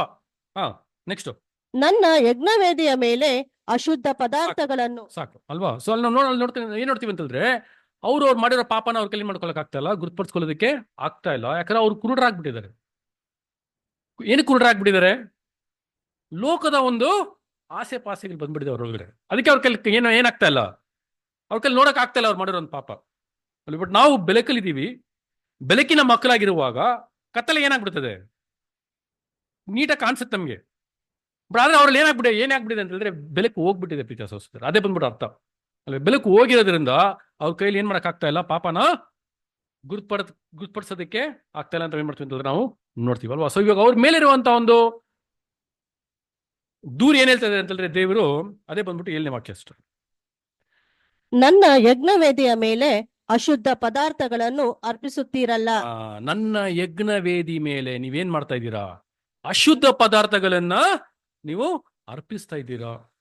ಬೇರೆ ಬೇರೆ ರೀತಿಯಲ್ಲಿ ಏನ್ ಮಾಡ್ತಾ ಇದ್ದಾರೆ ಅಂತ ಹೇಳಿದ್ರೆ ಇವರು ಅಶುದ್ಧ ಪದಾರ್ಥಗಳನ್ನ ಏನ್ ಮಾಡ್ತಾ ಇದ್ರು, ಇವರು ಅರ್ಪಿಸ್ತಾ ಇದ್ರು. ಅಂದ್ರೆ ಇದು ಏನ್ ಅರ್ಥ ಅಂತ ಹೇಳಿದ್ರೆ ಪ್ರೀತಿಯ ಸಹೋದರರೇ, ದೇವರು ಆಜ್ಞೆ ಮಾಡದೇ ಇರೋ ಒಂದು ಯಜ್ಞಗಳನ್ನ ಏನ್ ಮಾಡ್ತಾ ಇದ್ರು, ಇವರು ಅರ್ಪಿಸ್ತಾ ಇದ್ರು.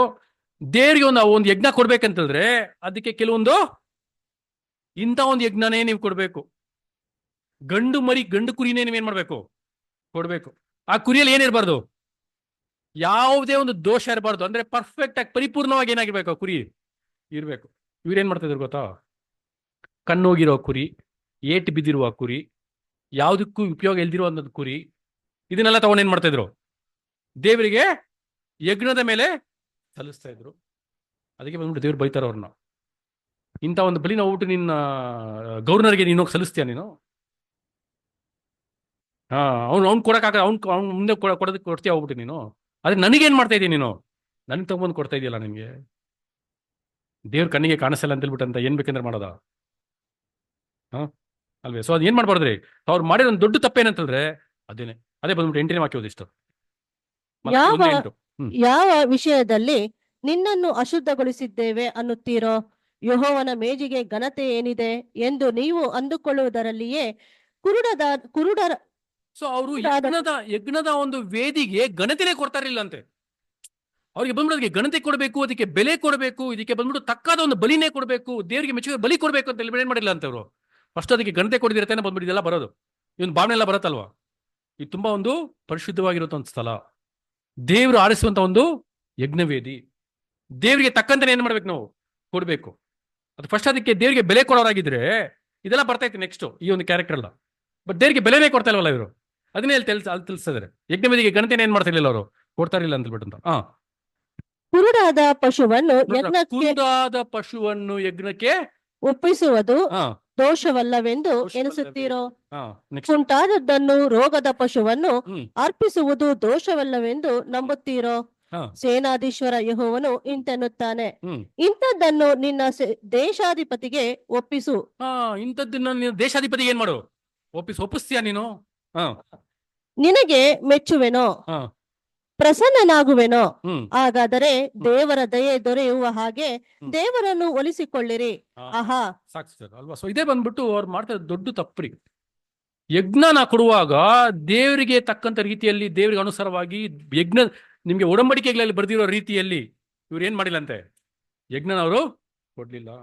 ಹೆಂಗ ಅನ್ಕೊಂಡ್ಬಿಟ್ರು ಗೊತ್ತಾ, ಇವರು ಒಂದು ಭಾರವಾಗಿ ಅನ್ಕೊಂಡ್ಬಿಟ್ರು ಅದನ್ನ. ದೇವ್ರು ಕೊಟ್ಟಿರೋ ಒಂದು ಆಜ್ಞೆಗಳನ್ನ, ಒಡಂಬಡಿಕೆಯಲ್ಲಿ ಬರ್ದಿರುವಂತ ಒಂದು ರೀತಿ ಕ್ರಮಗಳನ್ನ ಅನುಸರಿಸೋದನ್ನ ಒಂದು ಭಾರವಾಗಿ ಅನ್ಸ್ಕೊಂಡ್ಬಿಟ್ಟಿದ್ರು. ಅಯ್ಯೋ ಕೊಡ್ಬೇಕಲ್ಲಪ್ಪ, ಸರಿ ಏನೋ ಒಂದು ಕೊಟ್ಬಿಡೋಣ, ಆ ರೀತಿಯಲ್ಲಿ ಏನಾಗ್ಬಿಟ್ಟಿದ್ರು, ಆ ರೀತಿಯಲ್ಲಿ ಆಗ್ಬಿಟ್ಟಿದ್ರು ಸಹೋದರರೇ. ಅದೇ ಬಂದು ನೋಡಿ, ನಿಮ್ಗೆ ಬಂದ್ಬಿಟ್ಟು 1ನೇ ಅಧ್ಯಾಯ 13ನೇ ವಾಕ್ಯದಲ್ಲಿ ಬರ್ದಿದೆ ನೋಡಿ. ಮಲಾಕಿ 1:13. ಸೇನಾಧೀಶ್ವರ ಯೆಹೋವನು ಇಂತೆನ್ನುತ್ತಾನೆ, ಅಯ್ಯೋ ಈ ಸೇವೆಯು ಎಷ್ಟು ಬೇಸರವೆಂದು ನೀವು ಅಂದುಕೊಂಡು ಅದನ್ನು ಚೀಗುಟ್ಟುತ್ತೀರಿ. ಈ ಒಂದು ಸೇವೆಯು ಎಷ್ಟೋ ಬೇಸರಪ್ಪ ಅಂತ ಹೇಳ್ಬಿಟ್ಟು ಚೀಗೊಟ್ಟಿರಾ ನೀವು ನನ್ನ ಮೇಲೆ ಏನ್ ಮಾಡ್ತಾ ಇದಾರೆ. ಆದ್ರೆ ಏನ್ ಮಾಡ್ತಾ ಇದಾರೆ ಅಲ್ಲಿ ತಿಳಿಸ್ತದೆ ಪ್ರೀತಿಯ ಸಹೋದರರೇ. ನಿಮ್ಗೆಲ್ಲ ಗೊತ್ತಿವಾಗ ಎಲ್ಲಿ ನಾನು ಕನೆಕ್ಟ್ ಮಾಡ್ತೀನಿ ಅಂತ ಹೇಳ್ಬಿಟ್ಟು ಅಂತ ಅಲ್ವೇ? ನಾವು ಏನಾಗಿದ್ದೀವಿ, ನಾವು ಯಾಜಕರಾಗಿದ್ದೀವಿ. ನಾವು ಕೊಡುವಂತ ಒಂದು ಬಲಿ ಎಂತದಾಗಿ ಯಾರಿಗೆ ಕೊಡ್ತಾ ಇದ್ದೀವಿ, ದೇವರಿಗೆ ಕೊಡುವಂತ ಬಲಿ ಎಂತದಾಗಿ ಇದೆ ಅಂತ ನಾವೇನ್ ಮಾಡ್ಬೇಕು, ನಾವು ತುಂಬಾ ಕ್ಲಿಯರ್ ಆಗಿ ಇದನ್ನ ಅಂಡರ್ಸ್ಟ್ಯಾಂಡ್ ಮಾಡ್ಕೋಬೇಕು. ಕಂಟಿನ್ಯೂ ಮಾಡಿ ಇಷ್ಟ ಹಂಗೆ. ಕಳವಿನ ಪಶುವನ್ನು, ಕುಂಟಾದದ್ದನ್ನು, ರೋಗಿಯಾದದ್ದನ್ನು ತಂದೊಪ್ಪಿಸುತ್ತೀರಿ. ಇಂಥ ನೈವೇದ್ಯವನ್ನು ತಂದೊಪ್ಪಿಸುತ್ತಿರುವಲ್ಲಿ ನಾನು ಅದನ್ನು ನಿಮ್ಮ ಕೈಯಿಂದ ಸ್ವೀಕರಿಸಲು ಇದು ಸ್ವೀಕರಿಸ್ತೀನ ನಾನು? ಇಂಥ ಒಂದು ನೈವೇದ್ಯ ನೀವು ನನಗೆ ಬಂದು ಕೊಡುವಾಗ ನಾನು ಸ್ವೀಕರಿಸ್ತೀನ? ಅಂದ್ರೆ ಏನ್ ಮಾಡ್ತೇನೆ ಅಂದ್ರೆ ಇವ್ರು ಇನ್ನೂ ದೊಡ್ಡ ಅವ್ರು ಮಾಡೋ ದೊಡ್ಡ ತಪ್ಪೇನಂತಂದ್ರೆ, ಅವ್ರ ಹತ್ರ ಚೆನ್ನಾಗಿರೋ ಕುರಿ ಇದೆ. ಅವ್ರ ಹತ್ರ ಚೆನ್ನಾಗಿರೋ ಕುರಿ ಏನಾಗಿದೆ? ಇದೆ. ಚೆನ್ನಾಗಿರೋ ಕುರಿಯಲ್ಲಿ ಇರುವಾಗ ಅದ್ರ ಮಧ್ಯದಲ್ಲಿ ಈ ಒಂದು ಅಪೂರ್ಣವಾಗಿರೋ ಒಂದು ಕುರಿನೂ ಇದೆ. ಇವ್ರು ಏನ್ ಮಾಡ್ಬೇಕಾಗಿತ್ತು? ಚೆನ್ನಾಗಿರೋ ಕುರಿ ಏನು ಕೊಡ್ಬೇಕು? ಬಲಿಯಾಗಿತ್ತೇನೆ, ಸುಟ್ಟನೆ ಹೋಗ್ತಾ ಇದೆ. ಆ ಒಂದು ಅಪೂರ್ಣವಾಗಿರೋ ಒಂದು ಕುರಿನ ಒಂದು ಇಂಪರ್ಫೆಕ್ಟ್ ಆಗಿರೋ ಒಂದು ಸ್ಯಾಕ್ರಿಫೈಸ್ ಅಂತ ಮುಂದೆ ಏನ್ ಮಾಡ್ತಾ ಇದ್ರಲ್ಲಿ ಅಲ್ಲಿ ಇಡ್ತಾ ಇದ್ರಂತ. ಇದು ದೇವ್ರಿಗೆ ಇಷ್ಟನೇ ಆಗೋದಿಲ್ಲ ಅಲ್ವೇನೋ. ವಚನ ಓದೋಣ ನೋಡಿ, 14ನೇ ವಚನ. ಇಂಥ ನೈವೇದ್ಯವನ್ನು ತಂದೊಪ್ಪಿಸುತ್ತಿರಲಿ ನಾನು ಅದನ್ನು ನಿಮ್ಮ ಕೈಯಿಂದ ಸ್ವೀಕರಿಸಲು ಇದು ಯೆಹೋವನ ನುಡಿ. ಒಬ್ಬನು ಹರಕೆ ಹೊತ್ತು ತನ್ನ ಹಿಂಡಿನಲ್ಲಿ ಗಂಡು ಪಶುವಿದ್ದರೂ ಈ ಗಂಡು ಪಶು ಇದ್ದರು ಕಳಂಕವಾದ ಪಶುವನ್ನು ಯೆಹೋವನಿಗೆ ಯಜ್ಞ ಮಾಡಿದರೆ ಆ ಮೋಸಗಾರನಿಗೆ ಶಾಪವು ತಗಲಲಿ. ನೋಡಿದ್ರ, ಅವನಲ್ಲಿ ಕರೆಕ್ಟ್ ಇರೋ ಪಶು ಇದೆ, ಏನ್ ಮಾಡ್ತಾ ಇಲ್ಲ ಅದನ್ನ ತಗೊಂಡೋಗಿ ಕೊಡ್ತಾ ಇಲ್ಲ. ಅಂದ್ರೆ ನಮ್ಮ ಹತ್ರ ಎಷ್ಟೋ ಏನಾಗಿದೆ ಬಲಿಗಳು ಕೊಡೋದು ಇದೆ. ನಾವ್ ಹೆಂಗ್ ಕೊಡ್ತಾ ಇದೀವಿ ಬಲಿನ? ದೇವ್ರ ಮುಂದೆ ನಮ್ಮ ಬಲಿಗಳನ್ನ ಹೆಂಗ್ ಸಲ್ಲಿಸ್ತಾ ಇದೀವಿ? ನಮ್ಮಲ್ಲಿ ಬಂದ್ಬಿಟ್ಟು ಸ್ಪೆಷಲ್ ಆಗಿರೋದನ್ನ ನಾವು ದೇವ್ರಿಗೆ ಕೊಡ್ತಾ ಇದೀವ? ಯಾಕಂದ್ರೆ ಬಲಿ ಹೆಂಗಿರ್ಬೇಕು ಗೊತ್ತಾ? ಅಬ್ರಾಮ್ ಬಂದ್ಬಿಟ್ಟು ಒಂದು ವಿಜುವಲ್ ಅಲ್ಲಿ ಬಂದ್ಬಿಟ್ಟು ಏನ್ ಮಾಡ್ತಾರೆ ಅಂದ್ರೆ, ಅಬ್ರಾಮ್ ಮೂವಿಯಲ್ಲಿ ಒಂದು ವಿಜುವಲ್ ಅಲ್ಲಿ ಬಂದ್ಬಿಟ್ಟು ಈಸಾಕನ್ಗೆ ಹೇಳ್ತಾರೆ, ಕಲ್ಸ್ಕೊಡ್ತಾರೆ ಬಲಿ ಹೆಂಗಿರ್ಬೇಕಂತ ಹೇಳ್ಬಿಟ್ಟು ಅಂತ. ಈಸಾಕ ಏನ್ ಮಾಡ್ತಾರೆ ಅಂತಂದ್ರೆ, ತುಂಬಾ ಒಂದು ಆಸೆಯಿಂದ ಒಂದು ಕುರಿನ ಏನ್ ಮಾಡ್ತಾರೆ, ಅವ್ರಲ್ಲಿರೋ ಜೀವನ ಎಲ್ಲ ತೆಗೆದು ಆ ಕುರಿಯಲ್ಲಿ ಇಟ್ಬಿಟ್ಟಿರ್ತಾರೆ. ಈಸಾಕು ಅಷ್ಟೊಂದು ಪ್ರೀತಿ ಇರ್ತದೆ ಅವ್ರಿಗೆ ಕುರಿ ಮೇಲೆ. ಅವಾಗ ಬಂದ್ಬಿಟ್ಟು ಅಬ್ರಾಮ್ ಹೇಳ್ತಾರೆ, ದೇವ್ರಿಗೋಸ್ಕರ ಒಂದು ಬಲಿ ಕೊಡು ಅಂತ ಬಿಟ್ಟಂತ. ಅವಾಗ ಈಸಾಕ್ ಹೇಳ್ತಾರೆ, ಯಾವ್ದನ್ನ ಬಲಿ ಕೊಡ್ಬೇಕು ಅಂತ ಬಿಟ್ಟು, ನಿನ್ಗೆ ಯಾವ್ದು ತುಂಬಾ ಇಷ್ಟನೋ, ನೀನ್ ಯಾವ್ದು ಅತಿಯಾಗಿ ನೀನ್ ಮೆಚ್ತೀಯೋ, ನೀನ್ ಯಾವ್ದು ಅತಿಯಾಗಿ ನೀನ್ ಪ್ರೀತಿ ಮಾಡ್ತೀಯೋ ಅದನ್ನ ತಗೊಂಡಾಗ ಏನ್ ಮಾಡ್ಬೋದು? ಬಲಿ ಕೊಡು ಅಂತ ಒಂದು ಬಲಿನ ದೇವ್ರು ಮೆಚ್ಚೋದು. ನೋಡಿ, ಅದೆಲ್ಲ ಇಲ್ಲಿ ಕೋರಿಲೇಟ್ ಆಗುತ್ತೆ, ನಮ್ಗೆ ವಾಕ್ಯಗಳು ಏನಾಗಿರುತ್ತೆ ಬರುತ್ತೆ ಅಲ್ವಾ. ಸೊ ನಮ್ಮ ಒಂದು ಬಲಿಗಳನ್ನು ಯಾವ ರೀತಿಯಲ್ಲಿ ಇದೆ? ನಾವು ಸುಮ್ಮನೆ ಕಾಟಾಚಾರಕ್ಕೋಸ್ಕರ ಇಲ್ಲಿ ಬಂದ್ಬಿಟ್ಟು ಕೂತ್ಕೊಂಡು ಪಾಠನ ಕೇಳ್ಕೊಂಡು ಹೋಗ್ತಾ ಇದೀವ? ಆ ಕಾಲದಲ್ಲಿ ಇಸ್ರೇಲ್ ಜನರು ಮಾಡಿದ್ರು ನೋಡಿ. ಇಲ್ಲ ಈ ಕಾಲದಲ್ಲಿ ಬಂದ್ಬಿಟ್ಟು ಹೆಸರಿನೊಂದು ಕ್ರೈಸ್ತರು ಮಾಡ್ತಾ ಇದ್ರು ನೋಡಿ. ನಾವೆಲ್ಲ ರೋಮನ್ ಕ್ಯಾಥಲಿಕ್ ಆಗಿರುವಾಗ ಸಂಡೇಸಲ್ಲಿ ಏನಕ್ಕೆ ಗೊತ್ತಾ ಚರ್ಚ್ಗೆ ಹೋಗ್ತಾ ಇದ್ವಿ? ಆಬ್ಲಿಗೇಷನ್. ಏನೋ ಹೋಗ್ಬೇಕಲ್ಲ, ಹೋಗಿಲ್ಲ ಅಂದ್ರೆ ಮನೇಲಿ ಬೈತಾರೆ, ಹೋಗಿಲ್ಲ ಅಂದ್ರೆ ಮನೆಯಲ್ಲಿ ಬೈತಾರೆ. ಅದಕ್ಕೋಸ್ಕರ ಹೋಗ್ತಾ ಇದೀವಿ ಅಷ್ಟೇ, ಅದಕ್ಕೋಸ್ಕರ ಹೋಗ್ತಾ ಇದೀವಿ. ಪ್ಲಸ್ ಆಡಾಡೋದಂದ್ರೆ ತುಂಬಾ ಇಷ್ಟ ನಮಗೆ. ನಾವು ನಮ್ಮನ್ನ ಪಕ್ಕದಲ್ಲಿ ಕೂತು ಏನ್ ಮಾಡ್ತೀವಿ, ಯಾವ ಹಿಂಬುಕ್ ನಮ್ಮ ಕೈಲಿ ಬರ್ತದೆ ಅಂತ ಕಾಯ್ತಾ ಇರ್ತೀವಿ. ಬಂದಿರಲ್ಲ ಹೋಗಿ ತಗೊಂಡ್ಬಿಡ್ತೀವಿ, ಹೋಗ್ಬಿಟ್ಟು ಆಡಕ್ಕಂತಾನೆ ಹೋಗ್ತೀವಿ ಕೆಲವೊಂದು ಟೈಮ್ ಅಲ್ವೇ. ಹೋಗಿಲ್ಲ ಅಂದ್ರೆ ಮನೇಲಿ ಬೈತಾರೆ. ಈ ಒಂದು ಕಾರಣಕ್ಕೋಸ್ಕರನೇ ವರ್ಷಕ್ಕೆ ಒಂದ್ಸತಿ ಹೋಗಿ ಕನ್ಫೆಷನ್ ಬಾಕ್ಸ್ ಎಲ್ಲ ಕೂತ್ಕೊಳ್ಳೋದು. ಯಾವಾಗ ಈಸ್ಟರ್ ಬರೋದಕ್ಕೆ ಮುಂಚೆ, ಕ್ರಿಸ್ಮಸ್ ಬರೋದಕ್ಕೆ ಮುಂಚೆ ಒಂದ್ಸತಿ ಹೋಗಿ ಕನ್ಫೆಷನ್ ಬಾಕ್ಸ್ ಮುಂದೆ ಕೂತ್ಕೊಂಡು ಪಾಪಗಳನ್ನ ಅರಿಕೆ ಮಾಡ್ಬಿಟ್ಟು ಫಾರ್ಮಾಲಿಟಿ ಎಲ್ಲ ಮುಗಿಸ್ಕೊಂಡು ನೆಕ್ಸ್ಟ್ ದಿವಸ ಹೋಲಿ ಕಮ್ಮಿ ಅಂತ ಬಿಡ್ಬಿಡೋದು ಹೋಗಿ. ಅದೊಂದು ದೊಡ್ಡ ವಿಷಯ ತರ ಆಗತ್ತೆ ನಮಗೆ ಇರತ್ತೆ. ಸೊ ಇದೆಲ್ಲ ಬಂದ್ಬಿಟ್ಟು ಕಾಟಾಚಾರಕ್ಕೋಸ್ಕರ ಮಾಡುವಂತ ಒಂದು ಕಾರ್ಯ. ಇದು ದೇವರಿಗೆ ಮೆಚ್ಚುಗೆ ಕೊಡೋದಿಲ್ಲ ಇಂಥ ಒಂದು ಕಾರ್ಯಗಳು. ಅಂತ ಒಂದು ಬಲಿನ ದೇವ್ರು ಏನ್ ಮಾಡಲ್ಲ, ಮೆಚ್ಚಿಸೋದೇ ಇಲ್ಲ. ಅಂತ ಒಂದು ಬಲಿ ಬಗ್ಗೆ ದೇವ್ರು ಮಾತಾಡ್ಲೂ ಇಲ್ಲ, ಅಂತ ಒಂದು ಬಲಿ ನನ್ ಕೊಡಿ ಅಂತ ಹೇಳ್ಬಿಟ್ಟು ಅಂತ. ಯಾಕೆ ದೇವರಿಗೆ ಕೊಡುವ ಒಂದು ಬಲಿ ಹೆಂಗಿರ್ಬೇಕಂತಂದ್ರೆ ಶ್ರೇಷ್ಠವಾಗಿರುವಂತ ಬಲಿಯಾಗಿ ಇರ್ಬೇಕು. ನೀವು ತುಂಬಾ ಪ್ರೀತಿ ಮಾಡುವಂತ ಬಲಿಯಾಗಿ ಅದು ಇರ್ಬೇಕು. ಅದಕ್ಕೆ ನಮ್ಗೆ ಕ್ಲಿಯರ್ ಆಗಿ ಹೇಳ್ಬಿಟ್ರು, ನಮ್ಮನ್ನ ನಾವೇನ್ ಮಾಡ್ಬೇಕಂತೆ, ಸಂಪೂರ್ಣವಾಗಿ ಸಜೀವ ಯಜ್ಞವಾಗಿ ಅರ್ಪಿಸ್ಬಿಡ್ಬೇಕು. ಯಾವುದೇ ಒಂದು ಕುಂದುಕೊರತೆ ಇರಬಾರ್ದು ಅದರಲ್ಲಿ. ಅಂದ್ರೆ ಅಲ್ಲಿ ನಾವು ವಾಕ್ಯದಲ್ಲಿ ಓದಿದ್ವಲ್ಲ, ಬೇಸರಗೊಂಡು ಅರ್ಪಿಸುವಂತ ಒಂದು ಬಲಿಯಾಗಿ ಇರಬಾರ್ದು. ನಾವಿಲ್ಲಿ ಬಂದು ಕುತ್ಕೋವಾಗ ಹೆಂಗ್ ಕುತ್ಕೋಬೇಕು, ನಾವು ಬಲಿಗಳು ಕೊಡುವಾಗ ದೇವರಿಗೆ ನಾವು ಕೆಲಸ ಮಾಡುವಾಗ ಮನಪೂರ್ವವಾಗಿ ನಮ್ಮ ವಿತ್ ಏನ್ ಹೇಳ್ತಾರೆ ಅಂತಂದ್ರೆ, with your whole heartedness, with your entire mind, body and soul, ಪೂರ್ಣವಾಗಿ ನಮ್ಮನ್ನ ಏನ್ ಮಾಡ್ಬೇಕಂತೆ ಕೊಡ್ಬೇಕು. ಅದೇ ನಿಮ್ಗೊಂದು ಎಕ್ಸಾಂಪಲ್ ಕೊಡ್ತೀನಿ ನಾನು, ಸರಿನಾ? ಮನೆಗೆ ಬಂದ್ಬಿಟ್ಟು ಗೆಸ್ಟ್ ಬರ್ತಾರೆ, ಅವ್ರಿಗೆ ಏನ್ ಮಾಡ್ತೀವಿ ನಾವು ಯೂಶಲ್ ಆಗಿ ಕಾಫಿ ಟೀನ ಮಾಡ್ಕೊಡ್ತೀವಿ ಅಲ್ವಾ. ಸೊ ಕಾಫಿ ನಿಮ್ಗೆ ಎಕ್ಸಾಂಪಲ್ ಕೊಟ್ಟಿದ್ದೀನಿ ಅನ್ಸುತ್ತೆ, ಯಾರೋ ಸಹ ನಗೀತಿದ್ದಾರೆ ಅಲ್ವಾ. ಸೊ ಯೂಶಲ್ ಆಗಿ ನಾವು ಕಾಫಿ ಎಲ್ಲ ಪ್ರಿಪೇರ್ ಮಾಡಿ ಇಟ್ಟಿರ್ತೀವಿ. ಶ್ರೇಷ್ಠವಾಗಿರೋ ಕಾಫಿನ ನಮಗೆ ತೆಗ್ದಿಟ್ಬಿಟ್ಟು ಕೆಳಗಡೆ ಮಂಡಿ ಇರ್ತದೆ ನೋಡಿ, ಅದನ್ನ ಗೆಸ್ಟಿಗೆ ಏನ್ ಮಾಡ್ತೀವಿ ಕೊಡ್ಬೇಕಂತ ಹೇಳಿದ್ರೆ, ಇವಾಗ ನಾವೇ ಆ ಗೆಸ್ಟ್ ಆಗಿದ್ರೆ ನಮ್ಗೆ ಹೆಂಗಿರುತ್ತೆ?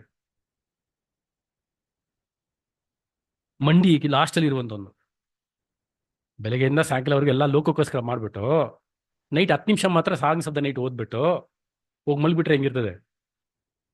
ಹಂಗೆ ಮಂಡಿ ಕಾಫಿ ಅದು. ನಾವು ದೇರಿಗೆ ಕೂಡ ಬರೀ ಹಂಗೆ ಇರೋದು. ಸಂಡೇ ಕ್ರಿಶ್ಚಿಯನ್ಸ್ ನೋಡಿದೀರಾ ನೀವು? ಸಂಡೇ ಕ್ರಿಶ್ಚಿಯನ್ಸ್ ಸಂಡೇ ಮಾತ್ರ ಬರ್ತಾರೆ. ಸಂಡೇ ಮಾತ್ರ ಏನ್ ಮಾಡ್ತಾರೆ? ಸಂಡೇ ಮಾತ್ರ ಬರ್ತಾರೆ. ನೋಡಿ, ದೇವರಿಗೆ ನಾವು ಎಂತ ನಾವು ಕಾರ್ಯಗಳನ್ನ, ನಮ್ಮ ಸೇವೆನ ನಾವು ಮಾಡುವಾಗ ನಮ್ಮ ಮನಸ್ಸನ್ನ ನೋಡ್ತಾರೆ ದೇವರು. ಎಂತ ಒಂದು ಮನಸ್ಸಿನಿಂದ ನಾನು ಸೇವೆನ ಮಾಡ್ತಾ ಇದ್ದೀನಿ, ಎಂತ ಒಂದು ಮನಸ್ಸಿನಿಂದ ನಾನು ಬಲಿ ಕೊಡ್ತಾ ಇದ್ದೀನಿ. ಆ ಒಂದು ಬಲಿನೇ ಬಂದ್ಬಿಟ್ಟು, ಆ ಬಲಿ ನೋಡಿ, ದೇವರಿಗೆ ಬಂದ್ಬಿಟ್ಟು ಬಲಿ ಸುಗಂಧ ವಾಸನೆಗೆ ಹೋಗ್ಬೇಕಂತಂದ್ರೆ ನಾನು ಬಲಿ ಫಲನಾಗಿರ್ಬೇಕು, ಕರೆಕ್ಟಾಗಿ ಇರ್ಬೇಕು. ಯಾಕಂದ್ರೆ ಇದನ್ನ ಅರಿಕೆ ಮಾಡಿರೋರು ಯಾರು? ನಾವೇ ಅರಿಕೆ ಮಾಡಿರೋದು. ನಾವು ಮಾಡಿರೋ ಅರಿಕೆನೇ ಇದು. ನಾವು ಅರಿಕೆ ಮಾಡದೇ ಇದ್ರೇನೆ ಒಳ್ಳೇದಾಗ್ಬಿಡ್ತು, ಚೆನ್ನಾಗಿತ್ತು. ಬಟ್ ಅರಿಕೆ ಮಾಡ್ಬಿಟ್ಟಿದೀವಿ, ಎಲ್ಲ ತಿಳ್ದು ಏನ್ ಮಾಡಿದೀವಿ ನಾವು? ಅರಿಕೆ ಮಾಡಿರುವಾಗ ಅರಿಕೆಗೆ ತಕ್ಕಂತ ನಾವು ಕೊಡ್ಬೇಕು ಅಲ್ವೇ? ದೇವರಿಗೆ ಮೆಚ್ಚಿಯಾದ ರೀತಿಯಲ್ಲಿ ಸತ್ಯಕ್ಕೆ ಪ್ರಕಾರವಾಗಿ, ಸತ್ಯಕ್ಕೆ ಅನುಸಾರವಾಗಿ ಸಂಪೂರ್ಣ ಹೃದಯದಿಂದ ನಮ್ಮನ್ನ ಏನ್ ಮಾಡ್ಬೇಕು? ನಾವು ಅರ್ಪಿಸಿ ಆ ಬಲಿ ಕೊಡ್ಬೇಕು. ಗೊಣಗಾಟದಿಂದ ಬೇಸರಗೊಂಡು ಹೋಗ್ಬೇಕಲ್ವಾ, ಮಾಡ್ಬೇಕಲ್ವಾ, ಹೋಗಿಲ್ಲ ಅಂದ್ರೆ ರಾಜು ಬ್ರದರ್ ಕರೀತಾರೆ, ಫೋನ್ ಮಾಡ್ತಾರೆ, ಯಾಕೆ ಬಂದಿಲ್ಲ ಅಂತ ಕೇಳ್ತಾರೆ. ಏನಕ್ಕೆ ಅದನ್ನೆಲ್ಲ ಕೇಳಿಸ್ಕೊಳ್ಳೋದು? ಹೋಗ್ಬಿಡೋಣ ಬಿಡು. ಈ ಕಥೆಗಳು ಏನ್ಬಿಡೋದು? ಈ ಕಥೆಗಳು ಇರಬಾರ್ದು. ಇವಾಗ ಹಲವಾರು ಎಕ್ಲೀಶಗಳಲ್ಲಿ ಮಾಡ್ಬಿಟ್ಟು ಪ್ರಾಕ್ಟೀಸ್ ಮಾಡ್ತಾ ಇದಾರೆ. ಇವಾಗ ಏನ್ ಮಾಡ್ತಾರೆ ಗೊತ್ತಾ? ಬಂದಿಲ್ಲ ಅಂದ್ರೆ ಫೋನ್ ಮಾಡಿ ಕರೀತಾರೆ. ಫೋನ್ ಮಾಡಿ ಕರೆಯೋರಿಗೆ ಏನ್ ಮನ್ಸಂತ ಹೇಳಿದ್ರೆ, ಬರ್ಬೇಕು, ಅವ್ರು ಏನಾಗ್ಬೇಕು? ಅವರು ಉದ್ಧಾರ ಆಗ್ಬೇಕು, ಆತ್ಮೀಯ ಅವರು ಬೆಳಿಬೇಕು, ಪಾಠಗಳನ್ನ ಕೇಳ್ಬೇಕು, ಆ ಒಂದು ಉದ್ದೇಶದಿಂದ ಮಾಡ್ತಾರೆ. ಅದನ್ನ ತಗೊಳ್ಳೋರು ನಾವ್ ಹೆಂಗ್ ತಗೊಂತೀವಿ? ಹೋಗಿಲ್ಲ ಅಂತಂದ್ರೆ ಅವ್ರು ನಂಗೆ ಫೋನ್ ಮಾಡ್ತಾರೆ, ಅದಕ್ಕೋಸ್ಕರ ಅದ್ರ ಏನ್ ಮಾಡೋಣ? ಹೋಗೋಣ. ಫೋನ್ ಮಾಡೋರ್ಗು ನಾವು ಇಟ್ಕೊಂಡಿದೀವಿ ಅಂತ ಹೇಳಿದ್ರೆ ಅಂದ್ರೆ ನಮ್ಗೇನಿಲ್ಲ, ನಮ್ಗೆ ಇಂಟ್ರೆಸ್ಟ್ ಇಲ್ಲ ರೀ. ಆಕ್ಚುಲಿ ಇವಾಗ ನಾವು ಸಭೆಗೆ ಹೋಗ್ತಾ ಇಲ್ಲ ಅಂತ ಹೇಳಿದ್ರೆ ನಮ್ಗೇನಿಲ್ಲ, ನಮ್ಗೆ ಇಂಟ್ರೆಸ್ಟ್ ಇಲ್ಲ. ಇಂಟ್ರೆಸ್ಟ್ ಇಲ್ಲದೆ ಬಂದ್ರೆ ಏನ್ ಮಾಡ್ತೀವಿ? ಬ್ರದರ್ ಫೋನ್ ಮಾಡ್ತಾರೆ ಅದಕ್ಕೋಸ್ಕರ ಬಂದು ಕೂತ್ಕೊಂಡು ಇಲ್ಲಿ ಪಾಠ ಕೇಳೋದು ಬಲಿನೇ ಅಲ್ಲ. ನಾನು ಹೇಳ್ತಾರೆ, ಅರ್ಥ ಆಗ್ತಿದ್ದೀನಿ ಎಲ್ರಿಗೂ ಅಲ್ಲ. ನಾವು ಕೊಡುವಂತ ಒಂದು ಬಲಿ ಶ್ರೇಷ್ಠವಾಗಿರ್ಬೇಕು, ಅದು ಸುಗಂಧ ವಾಸನೆಯಾಗಿ ಅದು ಇರಬೇಕು, ಹೃದಯದಿಂದ, ಸಂಪೂರ್ಣ ಹೃದಯದಿಂದ ಅದು ಇರಬೇಕು. ಇಲ್ಲಾಂದ್ರೆ ನಾವು ದೇವರಿಗೆ ತಕ್ಕಾದ ಸಾಕ್ಷಿಗಳಾಗಿ ಒಂದು ಲೋಕದಲ್ಲಿ ಬದುಕೋದಿಕ್ಕೆ ಆಗೋದಿಲ್ಲ, ದೇವ್ರನ್ನ ಮಹಿಮೆ ಪಡಿಸೋದಿಕ್ಕೆ ಆಗೋದಿಲ್ಲ. ಪ್ರೀತಿಯ ಸಹೋದರರೇ, ಸ್ವಾಮಿ ಅಂತ ಒಂದು ಬಲಿ ನಾವು ಕೊಟ್ಬಿಡೋದು. ನಾವು ಬಂದ್ಬಿಟ್ಟು ಸ್ವಾಮಿನ ಹಿಂಬಾಲಿಸ್ತಾ ಇದೀವಿ ಅಂತ ಹೇಳ್ಬಿಟ್ಟು ಸ್ವಾಮಿ ಹೆಸರನ್ನ ಏನ್ ಮಾಡ್ತಾ ಇದೀವಿ? ಕೆಡ್ಸೋರಾಗ್ಬಿಡ್ತೀವಿ. ಯಾಕಂದ್ರೆ ಎಲ್ಲದಕ್ಕೂ ಕಾರಣ ಬಂದ್ಬಿಟ್ಟು ಸ್ವಾಮಿನೇ.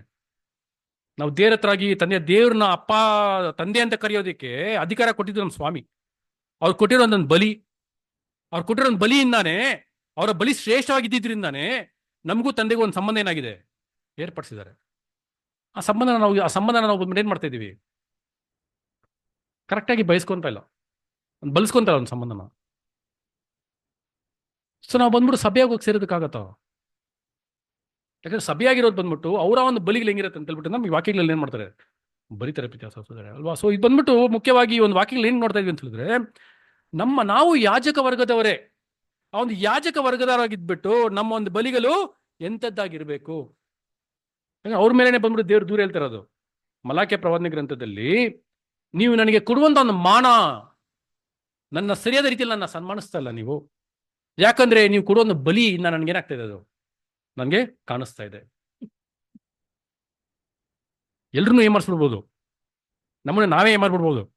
ಅದನ್ನ ಯಾರನ್ನ ಏಮಾರ್ಸಕ್ಕಾಗಲ್ಲ, ದೇವ್ರನ್ನ ಮಾಡ್ಸೋದಕ್ಕಾಗೋದಿಲ್ಲ ಅಲ್ವೇ? ನಾವ್ ಎಲ್ಲಾದ್ರೆ ಇರ್ಲಿ, ಯಾವ್ದೋ ಒಂದು ಲಾಕರ್ ರೂಮ್ ಒಳಗೆ ಹೋಗ್ಬಿಟ್ಟು ನಾವು ಬಂಕರ್ ಒಳಗೆ ಆಗಿದ್ದೀನಿ ಏನಾಗಿರ್ಲಿ, ಹೋಗಿ ಲಾಕ್ ಹಾಕೊಂಡಿದ್ರು ಏನಾಗ್ಬಿಡ್ತದೆ? ದೇವ್ರಿಗೆ ಗೊತ್ತಾಗ್ಬಿಡ್ತದೆ. ನಮ್ಮ ಒಂದು ಮನಸ್ಸಿನ ಒಳ್ಳೆಯ ಒಂದು ಆಲೋಚನೆಗಳು ಬಂದ್ಬಿಟ್ಟು ದೇವ್ರಿಗೆ ಏನಾಗುತ್ತೆ? ದೇವ್ರಿಗೆ ಗೊತ್ತು. ಯಾವ್ದನ್ನ ಏನ್ ಮಾಡಕ್ಕಾಗಲ್ಲ ನಾವು ದೇವ್ರ ಹತ್ರ, ಮುಚ್ಚಿಡೋದಕ್ಕೆ ಆಗೋದಿಲ್ಲ. ಯಾವ್ದು ಸೀಕ್ರೆಟ್ ಅಲ್ಲ ದೇವರಿಗೆ ಅಲ್ವೇ? ಅದಕ್ಕೇನೆ ಬಂದ್ಬಿಟ್ಟು ಪ್ರೀತಿಯ ಸಹೋದರರೇ, ಯೇಸು ಸ್ವಾಮಿಯ ಬಲಿ ಅಷ್ಟೊಂದು ಶ್ರೇಷ್ಠವಾದದ್ದು. ಆ ಒಂದು ಬಲಿ ಇರೋವರೆಗೂ, ಆ ಬಲಿನ ನಾವು ಸನ್ಮಾನಿಸೋವರೆಗೂ ನಾವ್ ಏನೆಲ್ಲ ಪಾಪ ಮಾಡಿದೀವೋ ಧೈರ್ಯವಾಗಿ ಆ ಒಂದು ಬಲಿನ ಮುಂದೆ ಇಟ್ಕೊಂಡು ನಾವು ದೇವ್ರ ಹತ್ರ ಏನ್ ಮಾಡ್ಬೋದು? ಹರಿಕೆ ಮಾಡಿ ಅದನ್ನೇನ್ ಮಾಡ್ಬೋದ್ರಿ? ಕ್ಷಮಾಪಣೆಗೋಸ್ಕರ ಬೇಡ್ಕೋಬಹುದು. ಖಂಡಿತವಾಗ್ಲೂ ದೇವ್ರಿಗೆ ಕ್ಷಮಿಸ್ತಾರೆ. ಯಾಕಂದ್ರೆ ಯೇಸು ಸ್ವಾಮಿ ಒಂದು ರಕ್ತ ಅಂತದ್ದು. ಯಾಕಂದ್ರೆ ನಮ್ಮ ಒಳಗಡೆ ಬಂದ್ಬಿಟ್ಟು ಆ ಒಂದು ಕೆಟ್ಟು ಗುಣಗಳು, ಒಂದು ಪಾಪ ಇರೋವರೆಗೆ ಬಂದ್ಬಿಟ್ಟು ಆ ಒಂದು ಪಾಪಗಳೇ ನಮ್ಮನ್ನ ಬಲಿ ಕೊಡದೇ ಇರೋ ರೀತಿಯಲ್ಲಿ ನಮ್ಮನ್ನ ತಡೆಯಾಗಿ ನಮ್ಮನ್ನ ಇಟ್ಕೊಂಡಿರೋ ಪ್ರೀತಿಯ ಸಹೋದರರೇ. ಅದೊಂದು ಪಾಪಗಳು ನಮ್ಮ ಒಳಗೆ ಇರೋದ್ರಿಂದಾನೆ ನಮ್ಮ ಕೈಲಿ ಶ್ರೇಷ್ಠವಾದ ಬಲಿನ ಕೊಡಕ್ಕಾಗ್ತಾ ಇಲ್ಲ. ಆ ಪಾಪನ ಹರಿಕೆ ಮಾಡೋಣ, ಧೈರ್ಯದಿಂದ ಸಿಂಹಾಸನದ ಮುಂದೆ ಏನ್ ಮಾಡೋಣ? ಬರೋಣ. ಬಂದ್ಬಿಟ್ಟು ಏನ್ ಪಾಪನ ಅರಿಕೆ ಮಾಡಿ ದೇವ್ರ ಮತ್ತೆ ನಾನು ಏನ್ ಮಾಡ್ತೀನಿ, ಮತ್ತೆ ನಾನು ಓಟ ನಾನು ನಿಮಗೆ ಶ್ರೇಷ್ಠ ಬಲಿಯಾಗಿ ಕೊಡುವಂತ ರೀತಿಯಲ್ಲಿ ನಾನು ಏನ್ ಮಾಡ್ತೀನಿ, ನಾನು ಓಟ ಓಡೋದಕ್ಕೆ ನಾವು ಏನ್ ಮಾಡಿ ನಾವು ಯಾವಾಗಲೂ ಪ್ರಯತ್ನ ಪಡ್ತಾನೆ ಇರಬೇಕು ಪ್ರೀತಿಯ ಸಹೋದರರೇ. ಬಿಟ್ಕೊಡುವ ಒಂದು ಮನಸ್ಸು ಯಾವಾಗಲೂ ಏನಾಗಿರ್ಬಾರ್ದು, ಇರಲೇಬಾರ್ದು. ನಮಗೆ ಅಪರ್ಚುನಿಟಿ ಅಂದ್ರೆ ಅವಕಾಶ ಇರೋವರೆಗೂ ಅವಕಾಶ ಏನ್ ಮಾಡೋಣ, ನಾವು ಅದನ್ನ ಯೂಸ್ ಮಾಡ್ಕೋಬೇಕು ಅಂತ ನಾವು ನೋಡ್ತೀವಿ ಪ್ರೀತಿಯ ಸಹೋದರರೇ ಅಲ್ವಾ. ಸೊ ನಾವು ಬಂದ್ಬಿಟ್ಟು ನೋಡಿ, ಅಲ್ಲಿ ಬಂದ್ಬಿಟ್ಟು ದೇವರು ಬಂದ್ಬಿಟ್ಟು ಅಲ್ಲಿ ಯಾಜಕರಿಗೆ ಇರುವಂತ ಒಂದು ಕಾರ್ಯ ಏನಂತ ಹೇಳಿದ್ರೆ, ಮಲಾಕಿ 1ನೇ ಅಧ್ಯಾಯ 12ನೇ ವಾಕ್ಯ ಓದಿ. ಮಲಾಕಿ 1:12. ನೀವು ಯೆಹೋವನ ಮೇಜು ಅಶುದ್ಧ, ಅದರ ಮೇಲಣ ಎಡೆಯು ತುಚ್ಛ, ಅದು ಅಂದುಕೊಳ್ಳುವುದರಿಂದ ನನ್ನ ನಾಮವನ್ನು ಅಪಕೀರ್ತಿಗೆ ಗುರಿ ಮಾಡಿದ್ದೀರಿ. ನೋಡಿ, ಇದೆಲ್ಲ ಬಂದ್ಬಿಟ್ಟು ಅವ್ರು ಮಾಡುವಂತ ಕಾರ್ಯ ಬಂದ್ಬಿಟ್ಟು ಏನಾಗ್ಬಿಟ್ಟಿತ್ತು ಅಂತಂದ್ರೆ, ದೇವರ ಒಂದು ನಾಮವನ್ನು ಅಪಕೀರ್ತಿ ಮಾಡುವ ರೀತಿಯಲ್ಲಿ ಅದು ಅಲ್ಲಿ ಆಗ್ಬಿಟ್ಟಿತ್ತು. ಸೊ ಇದೇ ಅವರಲ್ಲಿದ್ದ ಒಂದು ಸಮಸ್ಯೆ.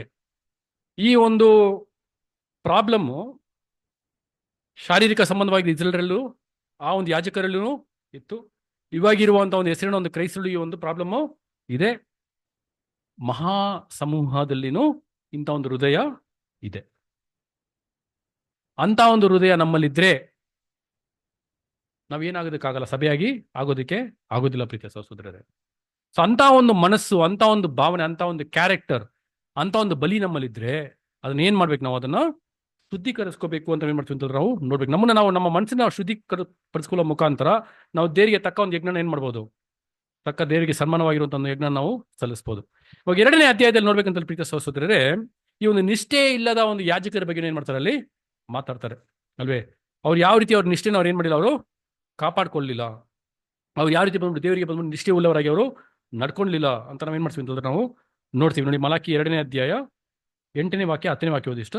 ಮಲಾಕಿ 2ನೇ ಅಧ್ಯಾಯ 8ನೇ ವಾಕ್ಯ 10ನೇ ವಾಕ್ಯ. ನೀವು ದಾರಿ ತಪ್ಪಿದ್ದೀರಿ, ನಿಮ್ಮ ಧರ್ಮೋಪದೇಶದಿಂದ ಬಹು ಜನರನ್ನು ಮುಗ್ಗರಿಸುವ ಹಾಗೆ ಮಾಡಿದ್ದೀರಿ. ಇದು ತುಂಬಾ ದೊಡ್ಡ ಪ್ರಾಬ್ಲಮ್. ಇದು ನಾವು ಕೆಟ್ಟೋಗ್ದಿರಾ ನಮ್ಮನ್ನ ನೋಡ್ಕೊಂಡು ಇನ್ನೊಬ್ರು ಏನ್ ಮಾಡ್ತೀವಿ, ಅವ್ರನ್ನು ಕೆಡಿಸ್ತೀವಿ.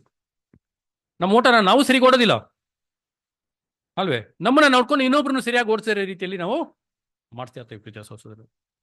ಸೊ ನಮ್ಮ ಒಂದು ಕ್ಯಾರೆಕ್ಟರ್ಸ್ ಇನ್ನೊಬ್ಬರಿಗೆ ಪ್ರಯೋಜನಕರವಾಗಿ ಇರಬೇಕು, ಇನ್ನೊಬ್ಬರಿಗೆ ಪ್ರೇರಣೆ ಕೊಡುವಂತದಾಗಿ ಇರಬೇಕು, ಅವ್ರನ್ನ ಉದ್ಧಾರ ಪಡಿಸುವಂತ ರೀತಿಯಲ್ಲಿ ಇರಬೇಕು, ಅವ್ರ ಆತ್ಮಿಕ ರೀತಿಯಲ್ಲಿ ಬೆಳವಣಿಗೆ ಹೊಂದ್ಕೊಳ್ಳೋ ರೀತಿಯಲ್ಲಿ ನಮ್ಮ ಒಂದು ಕ್ಯಾರೆಕ್ಟರ್ ಇರಬೇಕು. ಅಂದ್ರೆ ನಾವು ಅವರಿಗೆ ಭಾರವಾಗಿರಬಾರ್ದು ಅಂತ ಹೇಳ್ತಾ ಇದ್ದೀನಿ. We should not be a burden to them. ಇಲ್ಲ ಬ್ರದರ್, ಬೈಬಲಲ್ಲಿ ಬಂದ್ಬಿಟ್ಟು ಒಬ್ಬರ ಭಾರ ಇನ್ನೊಬ್ರು ಏನ್ ಮಾಡ್ಬೇಕು, ಓಡ್ಬೇಕಂತ ಇದೆಯಲ್ವಾ, ಇದೆ ಅಲ್ವಾ. ಯಾರು ಬಂದ್ಬಿಟ್ಟು ಪರ್ಫೆಕ್ಟ್ ಇಲ್ಲ, ಎಲ್ಲರ ಹತ್ರನೂ ಪ್ರಾಬ್ಲಮ್ಸು ಇದೆ.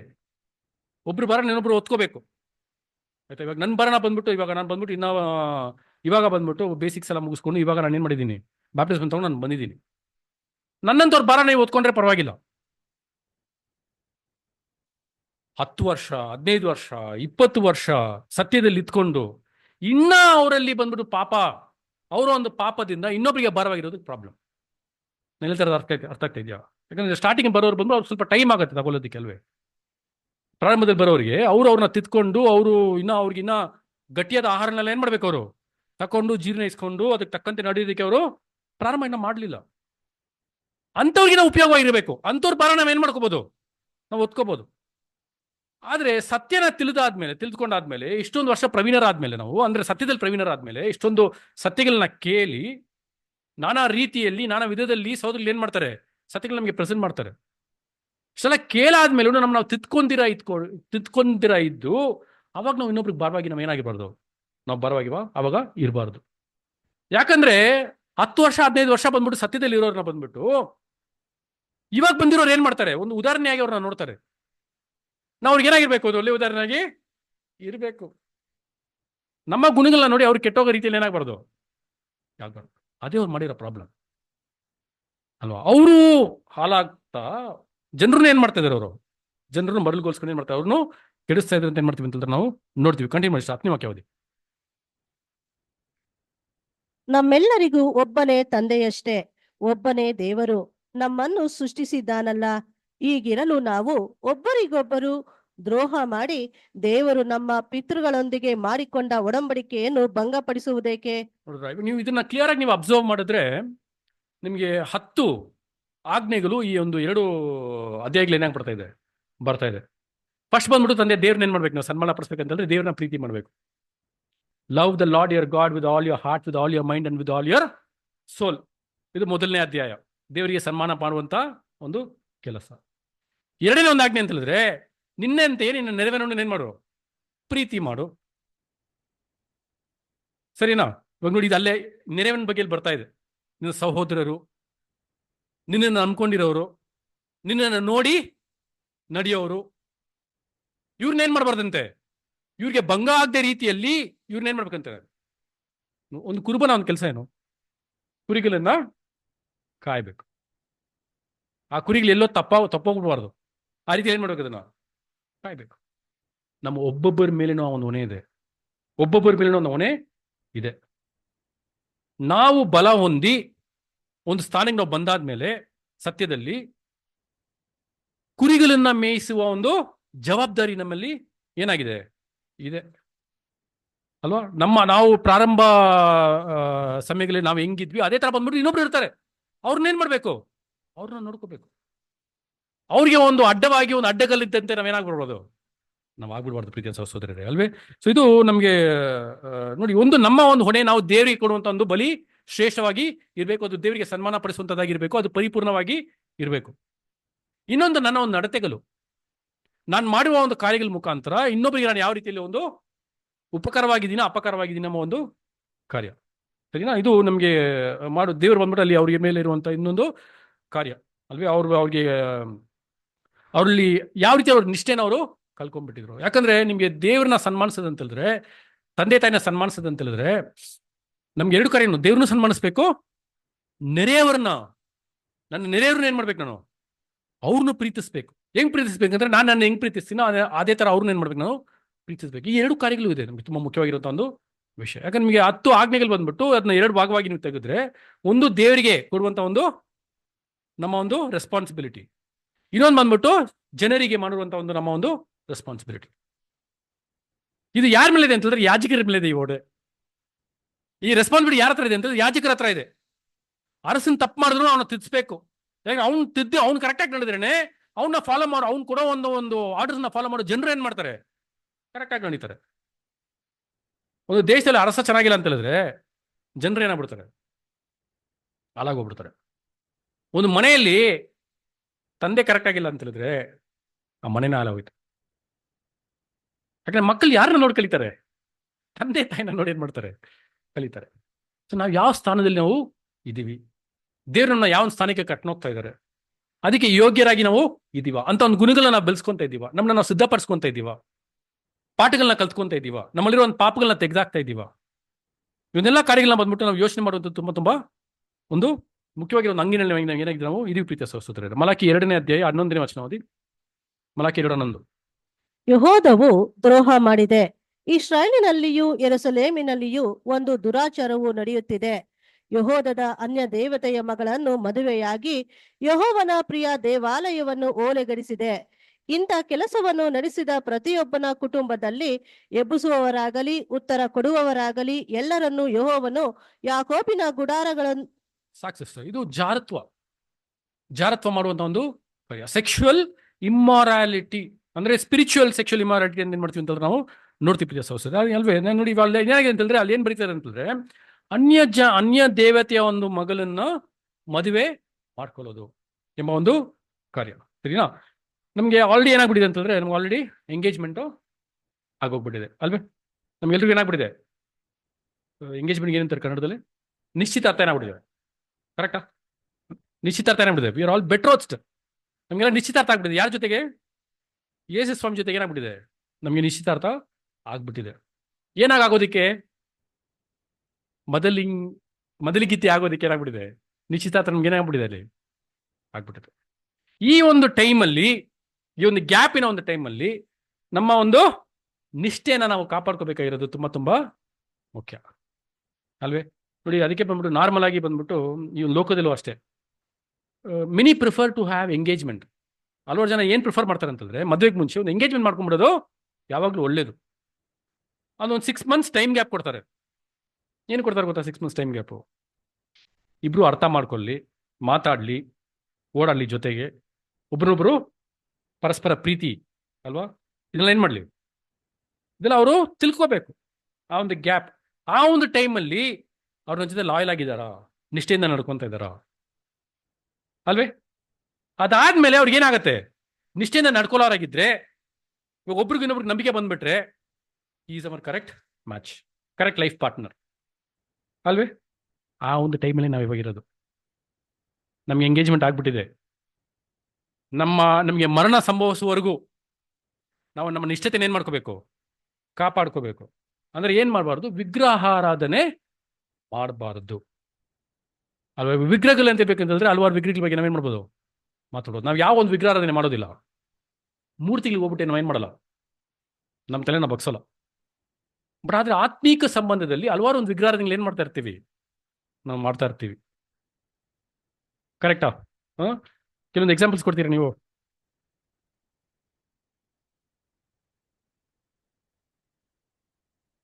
ಕರೆಕ್ಟ್. ಅದಕ್ಕೆ ಪ್ರಾಮುಖ್ಯತೆ ಕೊಡೋದು, ಅದಕ್ಕೆ ಅಡಿಕ್ಟ್ ಆಗ್ಬಿಟ್ಟಿರ್ತೀವಿ.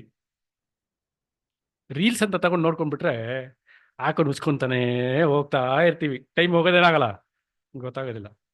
ರೀಲ್ಸ್ ಮಾಡೋರು ಇದ್ದಾರೆ, ರೀಲ್ಸ್ ಮಾಡೋದಿಲ್ಲ ಅವ್ರಿಗೊಂದು ಹುಚ್ಚು. ಅದೊಂದು ರೀತಿಯಾದ ಒಂದು ವಿಗ್ರಹ. ಹಣ ಇದೊಂದು ರೀತಿಯಾದ ಒಂದು ವಿಗ್ರಹ. ಈ ರೀತಿಯಲ್ಲಿ ನಾನಾ ರೀತಿಯಾದ ಒಂದು ವಿಗ್ರಹ ಏನ್ ಮಾಡ್ಬೋದು, ಒಬ್ಬರಿಗೆ ಚೆನ್ನಾಗಿ ಡ್ರೆಸ್ ಮಾಡಬೇಕು ಅಲ್ವೇ, ಇದೊಂದು ರೀತಿಯಾದ ಒಂದು ವಿಗ್ರಹ ಅವರಿಗೆ. ಒಬ್ಬೊಬ್ಬರಿಗೆ ಒಂದು ರೀತಿಯಾದ ಒಂದು ಉಚಿತನ ಏನಿರುತ್ತೆ, ಉಚಿತನ ಅಂತ ಹೇಳ್ಬೋದಾ, ಒಂದು ರೀತಿಯಾದ ಉಚಿತನ ಇರುತ್ತೆ ಅವ್ರಿಗೆ.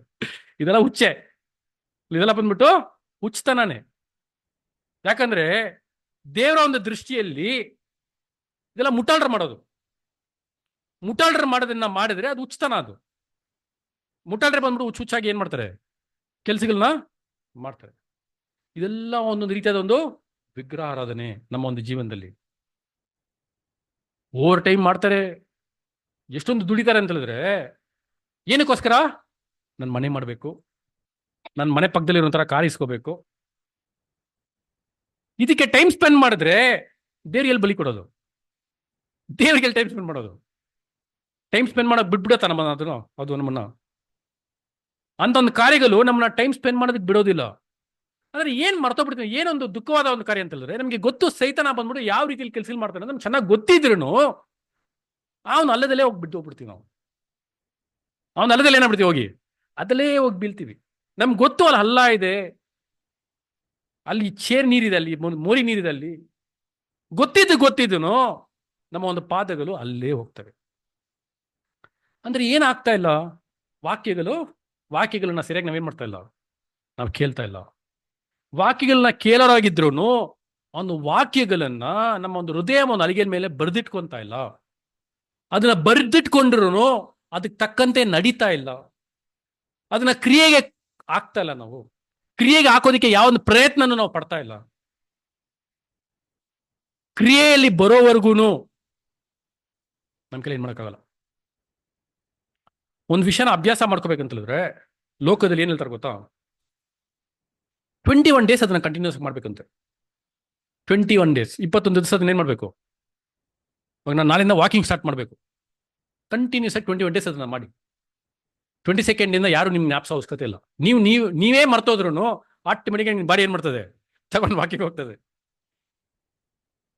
ಆ ರೀತಿಯಲ್ಲಿ ಪ್ರೀತಿಸೋದು ಏನಾಗಿ ಬರ್ತಾ ಇದೀನಿ ಅಂತಂದ್ರೆ, ವಾಕ್ಯಗಳನ್ನ ನಾವು ಕ್ರಿಯೆಗೆ ಹಾಕೋ ಒಂದು ವಿಷಯದಲ್ಲಿ ನಾವು ಯಾವಾಗಲೂ ಏನ್ ಮಾಡಿರ್ಬೇಕು, ಒಂದು ವಿಷಯನ ವಾಕ್ಯ ನಾವು ಕ್ರಿಯೆಗೆ ಹಾಕ್ತಾ ಇದೀವ, ಅದನ್ನ ಅಭ್ಯಾಸ ಪಡಿಸ್ಕೋಬೇಕು ಅಂತ ಹೇಳ್ತಾ ಇದ್ದೀನಿ.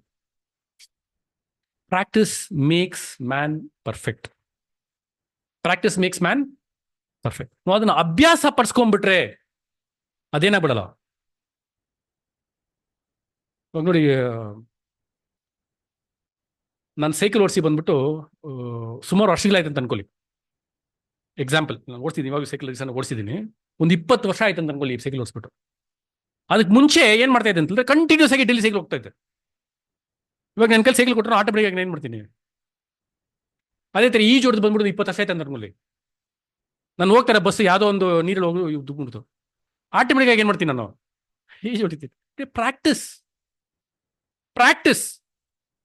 ಸೊ ದೇವರ ವಾಕ್ಯದಲ್ಲಿ ನಾವು ಪ್ರವೀಣರಾಗಿ ಅದನ್ನು ಅಭ್ಯಾಸ ಪಡಿಸ್ಕೊಂಡ್ಬಿಟ್ರೆ ಯಾವುದೇ ಒಂದು ಸನ್ನಿವೇಶದಲ್ಲಿ ಇದ್ರೂ ನಾವು ತಪ್ಪು ಮಾಡೋದಿಲ್ಲ. ಅಭ್ಯಾಸ ಪಡಿಸ್ಕೋಬೇಕು ಫಸ್ಟ್. ಅಭ್ಯಾಸ ಪಡಿಸ್ಕೊಂಡ್ರೆ ಮಾತ್ರನೇ. ಅಭ್ಯಾಸ ಪಡಿಸ್ಕೊಂಡ್ಬಿಟ್ರೆ ನಮ್ಮ ತಲೆಯಲ್ಲಿ ಏನಾಗಿರುತ್ತೆ ಯಾವಾಗಲೂ ಹಂಗೆ ಚೇಂಜ್ ಆಗ್ಬಿಡ್ತೀವಿ ನಾವು. ವಾಕ್ಯಕ್ಕೆ ತಕ್ಕಂತೆ ಇದ್ಬಿಡ್ತೀವಿ. ಯಾವ ಸಮಯದಲ್ಲಿ ಏನ್ ಮಾಡ್ಬೇಕಂದ್ರೆ ಕರೆಕ್ಟಾಗಿ ಗೊತ್ತಿರ್ತದೆ. ಬಟ್ ನಾವು ಮಾಡೋ ಪ್ರಾಬ್ಲಮ್ ಏನಂತಂದ್ರೆ ಅಭ್ಯಾಸ ಪಡಿಸ್ಕೊಳ್ಳಲ್ಲ. ನೀವು ಯೋಚನೆ ಮಾಡಿ ನೋಡಿ, ನಾವು ಬ್ಯಾಪ್ಟಿಸಮ್ ತಗೊಂಡಿದ್ದ ಪ್ರಾರಂಭದಲ್ಲಿ ನಾವು ಹೆಂಗಿದ್ವಿ, ಇವಾಗ ಹೆಂಗಿದೀವಿ, ಏನಾಗ್ಬಿಟ್ಟಿದೆ ನಮಗೆ ಮಧ್ಯದಲ್ಲಿ. ಇಂಗ್ಲಿಷಲ್ಲಿ ಕಂಪ್ಲೇಸೆನ್ಸಿ ಅಂತ ಹೇಳ್ತಾರೆ. ಏನ್ ಗೊತ್ತಾ ಕಂಪ್ಲೇಸೆನ್ಸಿ ಅಂದ್ರೆ? ಸಂತೃಪ್ತಿ. ನಮ್ಮನ್ನೇ ನಾವು ತೃಪ್ತಿ ಪಡಿಸ್ಕೊಂಡ್ಬಿಟ್ಟಿದೀವಿ. ಸಾಕು, ನನ್ಗೆಲ್ಲ ಗೊತ್ತಿದೆ, ನಾನು ಮಾಡ್ತೀನಿ, ನನ್ಗೆ ಯಾವ ತಪ್ಪು ಯಾವ ಸರಿ ಗೊತ್ತಾಗ್ಬಿಟ್ಟಿದೆ. ಇದೊಂಥರ ಕಂಪ್ಲೇಸೆನ್ಸಿ ಆಟಿಟ್ಯೂಡ್ ಇದು. ಬಟ್ ಅದೇ ಸತ್ಯದ ಒಂದು ಕಾರ್ಯ ಹೆಂಗಿದೆ ಅಂತ ಹೇಳಿದ್ರೆ, ಆ ಕಂಪ್ಲೇಸೆನ್ಸಿ ಏನು ಮಾಡ್ತದೆ ನನಗೆ ಗೊತ್ತೇ ಇಲ್ಲ. ಬಟ್ ಸತ್ಯ ಹಂಗಿಲ್ಲ ರೀ. ಎಲ್ರಿಗೂ ಎಲ್ಲ ಗೊತ್ತು ಅಂತ ಇವಾಗ್ಲೂ ಏನ್ ಮಾಡೋಕ್ಕಾಗಲ್ಲ. ಯಾರು ಇವಾಗ್ಲೂ ಹೇಳೋದಕ್ಕಾಗೋದಿಲ್ಲ. ಅವ್ನು 200 ವರ್ಷ 300 ವರ್ಷ ಸತ್ಯದಲ್ಲಿ ಏನಾಗಿರ್ಲಿ ಮುಳುಗಿರ್ಲಿ, ಅದಾದ್ಮೇಲೆ ದೇವರಿಗೆ ಹೊಸದಾಗಿ ಒಂದು ಸತ್ಯನೇ ಮಾಡಿರ್ತಾರೆ, ಅಲ್ಲಿ ಇಟ್ಟಿರ್ತಾರೆ ನಮಗೆ. ಅಷ್ಟೊಂದು ಆಳವಾಗಿರೋ ಒಂದು ಕಾರ್ಯ ಏನಾಗಿದೆ ನಮಗೆ ಬೈಬಲಲ್ಲಿ ನಮಗೆ ಇದೆ. ಸೊ ಇನ್ನು ಒಂದೊಂದು ಕಾರ್ಯಗಳು ಬಂದ್ಬಿಟ್ಟು ಅವ್ರು ಏನ್ ಮಾಡಿದ್ರೆ ಅಂತಂದ್ರೆ, ಅವ್ರು ಇದಕ್ಕೆಲ್ಲ ಯಾವುದಕ್ಕೂ ಏನ್ ಮಾಡ್ಲಿಲ್ಲ, ಯಾವುದಕ್ಕೂ ಅವರು ಇಸ್ರಾಯೇಲ್ ಜನರು ಕಿವಿನೇ ಕೊಡ್ಲಿಲ್ಲ. ಅದಕ್ಕೆ ದೇವ್ರ ತಕ್ಕಂಗೆ ಅವರು ನಡ್ಕೊಂಡ್ಲೇ ಇಲ್ಲ. ಪ್ರೀತಿಯ ಸಹೋದರರೇ ಅಲ್ವಾ? ಅದಕ್ಕೆ ದೇವ್ರ ಮೇಲೆ ಏನ್ ಮಾಡ್ತಾರೆ ಅಂತ ಅವ್ರ ಮೇಲೆ ಬಂದ್ಬಿಟ್ಟು ದೂರ ಹೇಳ್ತಾರೆ. ಅವರು ಹಂಗ್ ಹಾಳಾಗೋಗಿದ್ದ ಕಾರಣ ಬಂದ್ಬಿಟ್ಟು ಯಾಕಂದ್ರೆ ಅವರು ಅಭ್ಯಾಸ ಮಾಡ್ಕೊಂಡಿಲ್ಲ. ದೇವರ ವಾಕ್ಯಗಳನ್ನ ತಕ್ಕಂತೆ ಅದಕ್ಕೆ ತಕ್ಕಂತೆ ಬಂದ್ಬಿಟ್ಟು ಅವ್ರ ಹೃದಯ ಅಲಿಗೆಲ್ಲ ಅದನ್ನ ಬರೆದಿಟ್ಕೊಂಡು ಅದನ್ನ ಅನುದಿನ ಅದನ್ನೇನ್ ಮಾಡ್ಬೇಕು, ಅದನ್ನ ಅಭ್ಯಾಸ ಪಡಿಸ್ಕೊಂಡು ಅದಕ್ಕೆ ತಕ್ಕಂತೆ ನಡೆಯುವಂತ ಒಂದು ಗುಣ ಇಲ್ಲದೆ ಇದ್ದಿದ್ದಾನೆ ಅವ್ರು ಬೀಳೋದಕ್ಕೆ ಕಾರಣವಾಗಿತ್ತದಲ್ಲ. ಬಟ್ ಆದ್ರೆ ಅದನ್ನೆಲ್ಲ ನಮಗೆ ದೇವ್ರು ಏನ್ ಮಾಡಿದ್ರೆ ಅಂತ ಉದಾಹರಣೆಯಾಗಿ ನಮಗೆ ಅದನ್ನ ಇಟ್ಬಿಟ್ಟಿದ್ದಾರೆ. ಇಸ್ರಾಯೇಲ್ ಜನರೇ ನಮಗೆ ಒಂದು ಫಲವನ್ನು ಕೊಟ್ಬಿಟ್ಟು ಹೋಗಿದಾರಲ್ಲ. ಅವ್ರು ನಮಗೆ ಕೊಟ್ಟಿರೋ ಒಂದು ಫಲನೇ ಏನ್ ಮಾಡಬಾರ್ದು, ಹೆಂಗಿರಬಾರ್ದು ಅನ್ನೋ ಒಂದು ರೀತಿಯಲ್ಲಿ ಉದಾಹರಣೆಯಾಗಿ ನಮಗೆ ಬೈಬಲಲ್ಲಿ ದೇವ್ರು ಯಾರನ್ನ ಇಟ್ಟಿದ್ದಾರೆ ಅಂತಂದ್ರೆ ಇಸ್ರಾಯೇಲ್ ಜನರು ಏನ್ ಮಾಡ್ಬಿಟ್ಟಿದ್ದಾರೆ. ಆತ್ಮಿಕ ರೀತಿಯಾದ ಇಸ್ರಾಯೇಲ್ರಿಗೆ, ಶಾರೀರಿಕ ಸಂಬಂಧದ ಇಸ್ರಾಯೇಲ್ ನಮ್ಗೆ ಏನ್ ಮಾಡಿದ್ರು, ನಮಗೆ ಇಟ್ಬಿಟ್ಟಿದ್ದಾರೆ. ನಮಗೂ ಅವ್ರಿಗೆ ವ್ಯತ್ಯಾಸವಾಗಿ ಆಗ್ತಾ ಇದೆ ಅಂತಂದ್ರೆ ಇಲ್ಲ. ಅವ್ರಿಗೆ ಏನೆಲ್ಲ ಸಂಭವಿಸ್ತೋ ಅದೇ ನಮಗೂ ಸಂಭವಿಸ್ತಿರೋದು. ಒಂದೇ ಡಿಫ್ರೆನ್ಸ್ ಏನಂತಂದ್ರೆ ಅವರಿಗೆ ಶಾರೀರಿಕ ಸಂಬಂಧದಲ್ಲಿ ಅದು ಅನ್ವಯ ಆಯಿತು, ನಮಗೆ ಆತ್ಮಿಕ ಸಂಬಂಧದಲ್ಲಿ ಅನ್ವಯ ಆಗ್ತಾ ಇದೆ ಅಷ್ಟೇ. ಬೇರೆ ಎಲ್ಲ ಸೇಮೇ ಪ್ರೀತಿಯ ಸಹೋದರರೇ.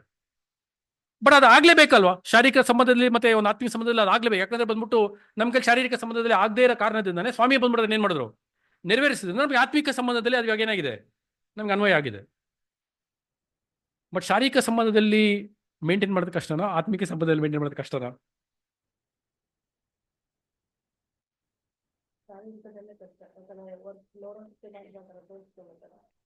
ಆತ್ಮಿಕ ಸಂಬಂಧದಲ್ಲಿ ತುಂಬಾ ಕಷ್ಟ.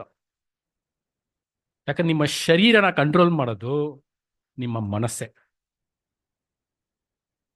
ಕರೆಕ್ಟಾ? ನಿಮ್ಮ ಮೈಂಡು ರೈಟ್ ಟರ್ನ್ ಎತ್ತೋನವರೆಗೂ ಬಂದ್ಬಿಟ್ಟು ನೀವು ರೈಟ್ ಟರ್ನ್ ತೆಗೆಯೋದಿಲ್ಲ. ಕರೆಕ್ಟಾ? ಕೈ ಎತ್ತಪ್ಪ ಅಂತೆಲ್ಲ ನಿಮ್ಮ ಮೈಂಡ್ ಹೇಳ್ಬೇಕು, ಅವಾಗಲೂ ನೀವು ಕೈ ಎತ್ತೀರಾ, ಇಲ್ಲಾಂದ್ರೆ ಕೈ ಎತ್ತೋದಿಲ್ಲ. ಯಾಕಂದ್ರೆ ಕೇಳ್ದೇ ಇರೋದು ನನ್ನ ಇಷ್ಟ.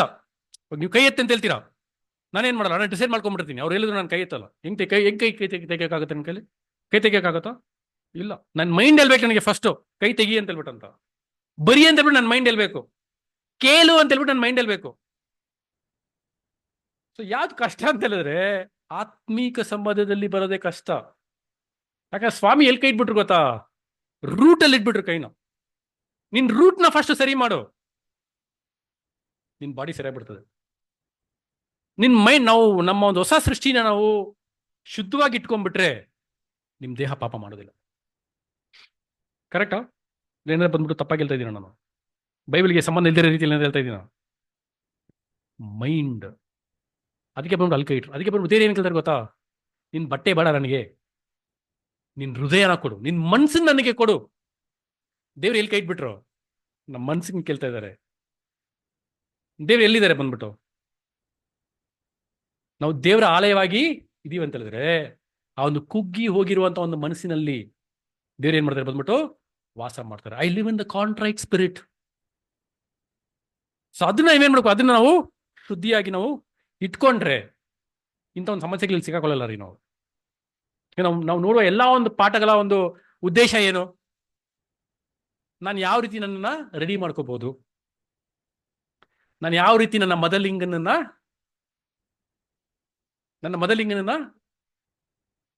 ಅಟ್ರಾಕ್ಟ್ ಮಾಡ್ಬೋದು. ತುಂಬಾ ಮುಖ್ಯ ಅಲ್ವಾ? ಅಟ್ರಾಕ್ಟ್ ಮಾಡ್ಬೇಕಲ್ವೇ ನಾವು? ಒಂದು ರೋಡಲ್ಲಿ ಬಂದ್ಬಿಟ್ಟು ಒಂದು ಹುಡುಗಿ ಆ ಕಡೆಯಿಂದ ಬರ್ತಾ ಇದೆ, ಕ್ಯೂಟ್ ಆಗಿರೋ ಹುಡುಗಿ ಏನ್ ಮಾಡ್ತಾ ಇದೆ, ಸುಂದರವಾಗಿ ಹುಡುಗಿ ಬರ್ತಾ ಇದೆ. ಒಂದು ಹುಡುಗ ಈ ಕಡೆ ನಡ್ಕೊಂಡು ಹೋಗ್ತಾ ಇದ್ದಾನೆ. ಆ ಹುಡುಗಿ ನೋಡಕ್ ಸುಂದರವಾಗಿದ್ರೆ ಹುಡುಗ ಅವನ ನೋಡಿದ್ರೆ ಹೋಗ್ತಾನ? ಇಲ್ಲ ರೀ. ಏನಕ್ಕೆ? She attracts him with her beauty. ಅವಳ ಸೌಂದರ್ಯತೆಯಿಂದ ಆತನನ್ನ ಸೆಳಿತಾ ಇದ್ದಾಳೆ. ಆ ರೀತಿ ನಮ್ ಗುಣ ಇರಬೇಕು. ಆ ರೀತಿಯಲ್ಲಿ ನಮ್ಮ ಒಂದು ಬ್ಯೂಟಿ ಇರಬೇಕು, ಇನ್ನರ್ ಬ್ಯೂಟಿ. ಯಾವ ರೀತಿಯಲ್ಲಿ ಇರ್ಬೇಕಂತಂದ್ರೆ, ನನ್ನ ಮದಲಿಂಗನನ್ನ ಸಲ್ಲಿಸ್ಬೇಕಂತ ನಾನು ಐ ಶುಡ್ ಅಟ್ರಾಕ್ಟ್ ಹಿಮ್.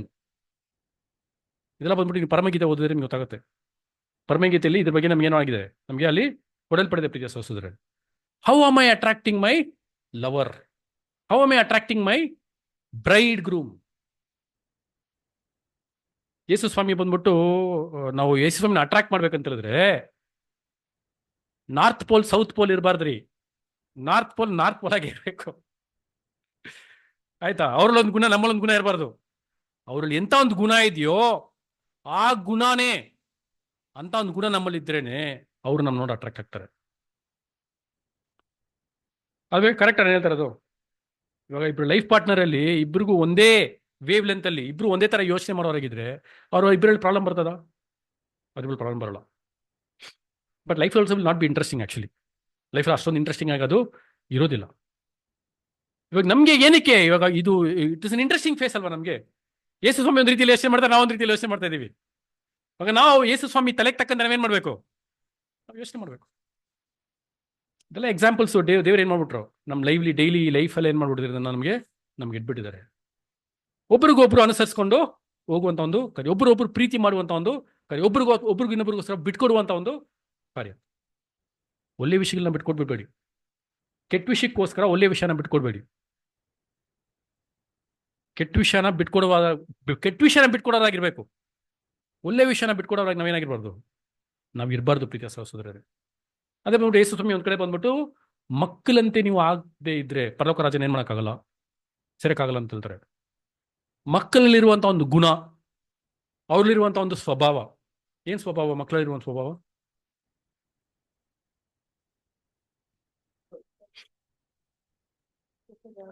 ಇವತ್ ನನ್ನ ಮಗನ್ನ ನಾನು ತಪ್ಪು ಮಾಡ್ದೆ ಅಂತ ಹೊಡೆದ್ರು 10 ನಿಮಿಷ ಆದ್ಮೇಲೆ ಪಪ್ಪ ಅಂತ ಬರ್ತಾನೆ. ಅವನೇನ್ ಮಾಡಲ್ಲ, ನನ್ ಹೊಡೆದ್ಬಿಟ್ರು, ಅವ್ರ ಹತ್ರ ಮಾತಾಡೋದಿಲ್ಲ, ಮಾತಾಡೋದ ಅಂತ ಹೇಳ್ತಾನೆ ನನ್ನ ಮಗ ನನ್ನ ಹತ್ರ. 10 ನಿಮಿಷ ಆದ್ಮೇಲೆ ಅವನೇ ಬರ್ತಾನೆ, ಮಮ್ಮಿ ಹತ್ರ ಹೋಗಿ ಹೇಳ್ತಾನೆ, ಡ್ಯಾಡಿ ನನ್ನ ಹತ್ರ ಮಾತಾಡಕ್ಕೆ ಹೇಳಿ. ಇದೇ ಮಕ್ಕಳ ಒಂದು ಗುಣ. ಅಷ್ಟೊಂದು ಒಂದು ಯಥಾರ್ಥವಾದ ಮನಸ್ಸು, ಇನ್ನೋಸೆನ್ಸ್, ಅಂತ ಒಂದು ಗುಣ ಸ್ವಾಮಿ ಏನ್ ಮಾಡ್ತಾರೆ, ಅಂತ ಒಂದು ಗುಣ ನಮ್ಮಲ್ಲಿ ಎದುರು ನೋಡ್ತಾರೆ. ಲೋಕದ ಒಂದು ವಿಷಯದಲ್ಲಿ ನಾವು ಮಕ್ಕಳಾಗಿರ್ಬೇಕಂತೆ. ಲೋಕದ ಒಂದು ವಿಷಯಗಳಿಗೆ ನಾವು ಮಕ್ಕಳಾಗಿ ಇರಬೇಕು.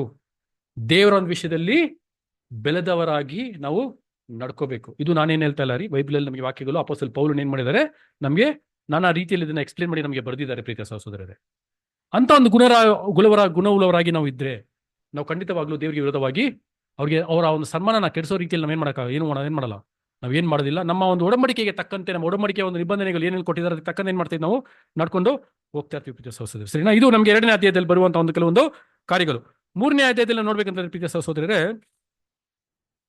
ಇಷ್ಟು ನಾವು 1ನೇ ಅಧ್ಯಾಯ 2ನೇ ಅಧ್ಯಾಯದಲ್ಲಿ ಬಂದ್ಬಿಟ್ಟು ಅವರಲ್ಲಿರುವ ಒಂದು ಸಮಸ್ಯೆಗಳನ್ನ ಏನ್ ಮಾಡಿದ್ವಿ, ನಾವು ನೋಡಿದ್ವಿ. 3ನೇ ಅಧ್ಯಾಯದಲ್ಲಿ ಬಂದ್ಬಿಟ್ಟು ಆ ಸಮಸ್ಯೆನ ಹೆಂಗೆ ನಾವು ಬಗೆಹರಿಸೋದು ಅನ್ನೋಕ್ಕೆ ಒಂದು ಸೊಲ್ಯೂಷನ್ ಏನ್ ಮಾಡ್ಬಿಟ್ರು ನಮ್ಗೆ ಅಲ್ಲಿ ದೇವರಲ್ಲಿ ಕೊಡ್ತಾ ಇದ್ದಾರೆ ಅಂತ ಏನ್ ಮಾಡ್ತೀವಿ ಅಂತಂದ್ರೆ ನಾವು ನೋಡ್ತಾ ಇದ್ವಿ ಪ್ರೀತಿಯ ಅಲ್ವೇ. ಸೊ ಇಲ್ಲಿ ಬಂದ್ಬಿಟ್ಟು ನಾವೇನ್ ಮಾಡ್ತೀವಿ ಅಂತಂದ್ರೆ, ನಿಷ್ಠೆಯುಳ್ಳ ಒಂದು ಯಾಜಕರ ಒಂದು ಕೆಲಸ ಅಂತ ಬಗ್ಗೆ ಇಲ್ಲಿ ಬರೆಯೋದನ್ನ ನಾವು ನೋಡ್ತೀವಿ ನೋಡಿ. ಇದು ನಿಮ್ಗೆ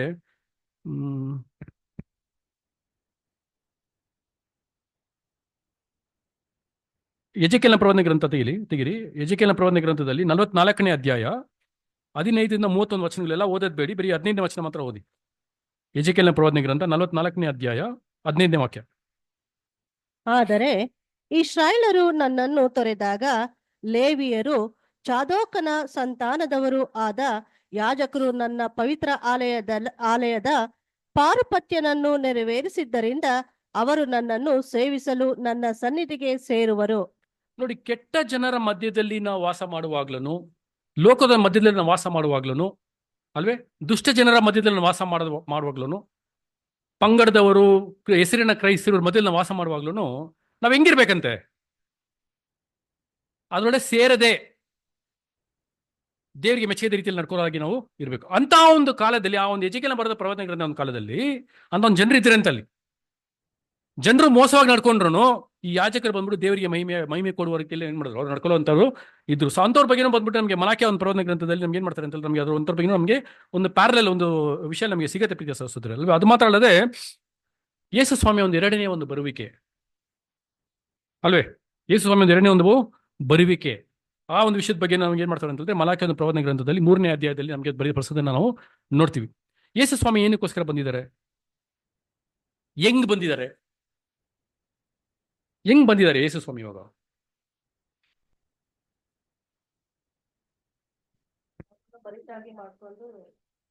ಇಲ್ಲ ಇವಾಗ ಹೆಂಗ್ ಬಂದಿದ್ದಾರೆ?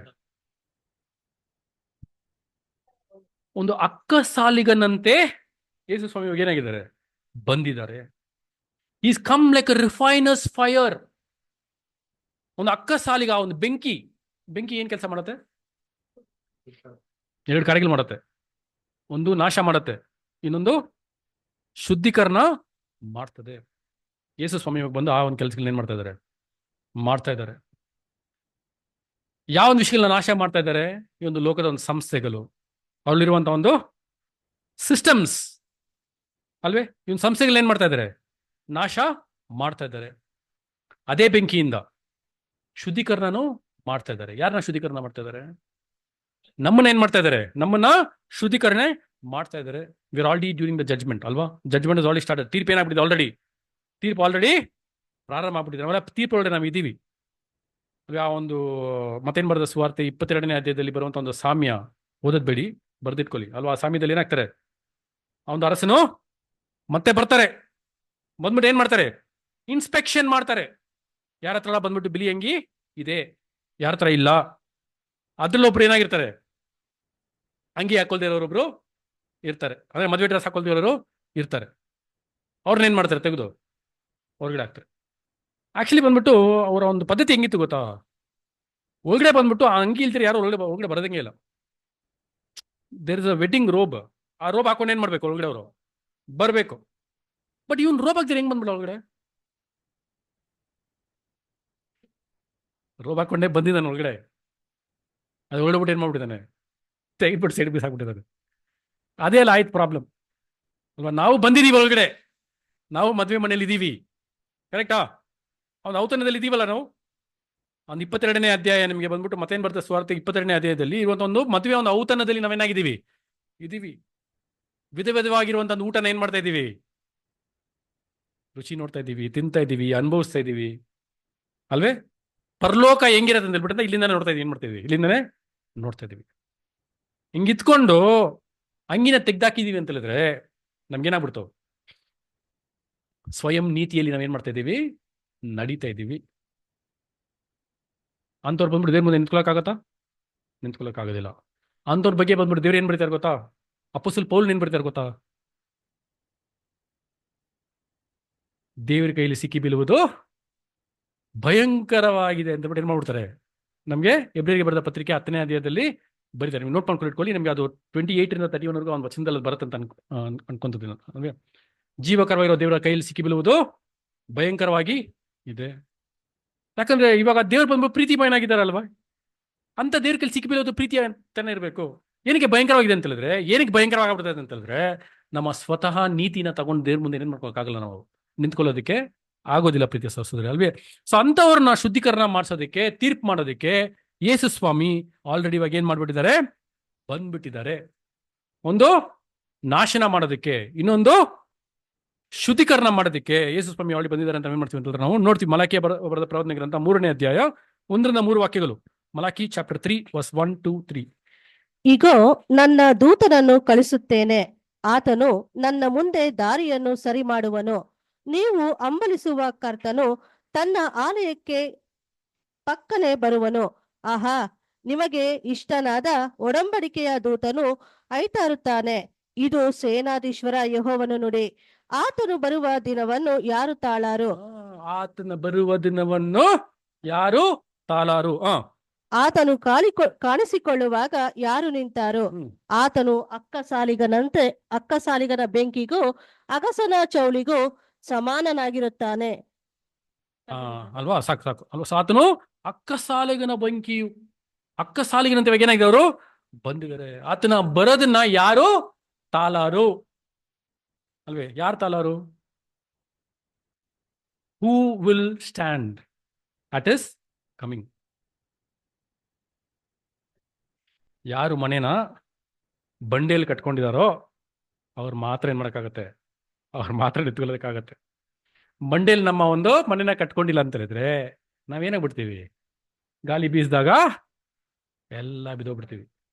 ಅದೇ ನಿಮ್ಗೆ ಅದೇ ಬಂದ್ಬಿಟ್ಟು ಏನ್ ಮಾಡ್ತಾರೆ ಅಂತಂದ್ರೆ, ಅಪೊಸ್ತಲ ಪೌಲನು ಈ ಒಂದು ವಿಷಯವಾಗಿ ಬರೆಯುವಾಗ ಇದು ನಮ್ಗೆ ತುಂಬಾ ಒಂದು ಚೆನ್ನಾಗಿ ಏನ್ ಮಾಡ್ತಾರೆ ಅಂತಂದ್ರೆ, ಈ ಒಂದು ವಾಕ್ಯಗಳು ನಮಗೆ ಬರೀತಾರೆ ನೋಡಿ. 1 ಕೊರಿಂಥಿಯ 3ನೇ ಅಧ್ಯಾಯ 10-15 ವಾಕ್ಯಗಳು.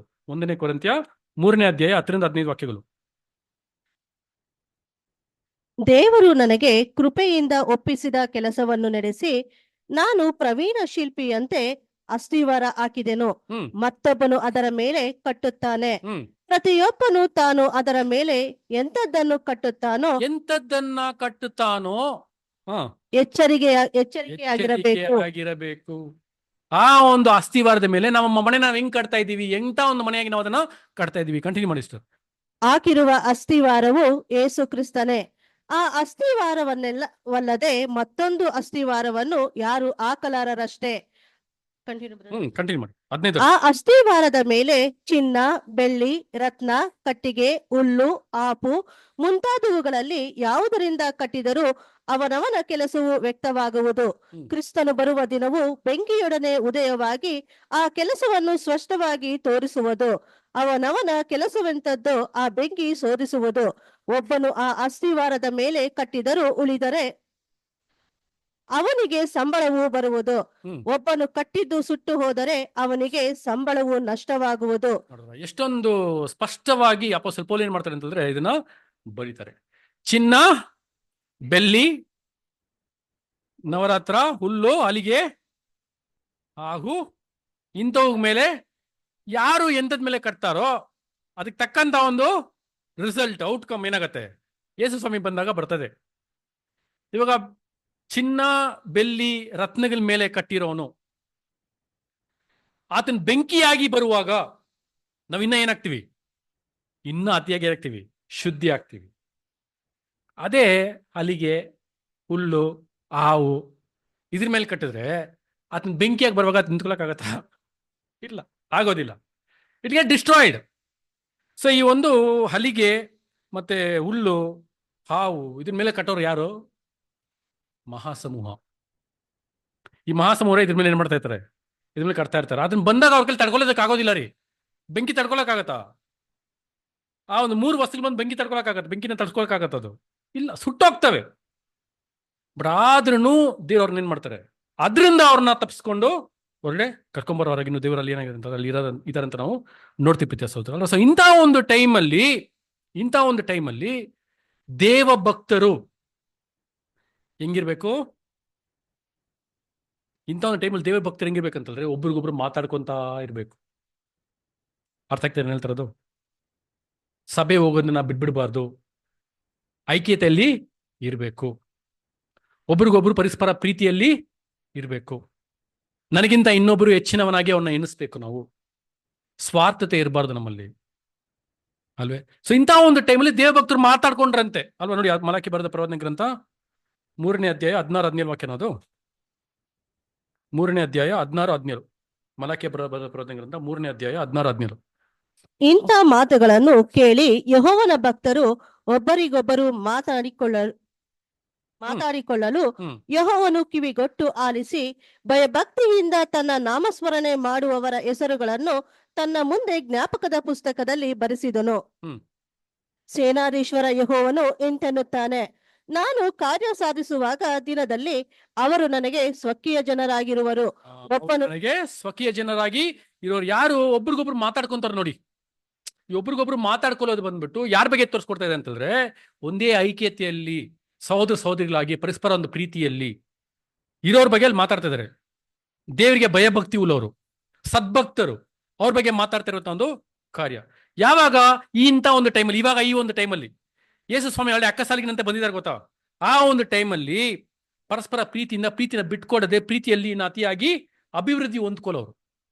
ದೇವರೊಂದು ಪ್ರೀತಿನ ಪಡ್ಕೊಳ್ಳೋರು, ದೇವರ ಪ್ರೀತಿನ ತೋರಿಸೋರು.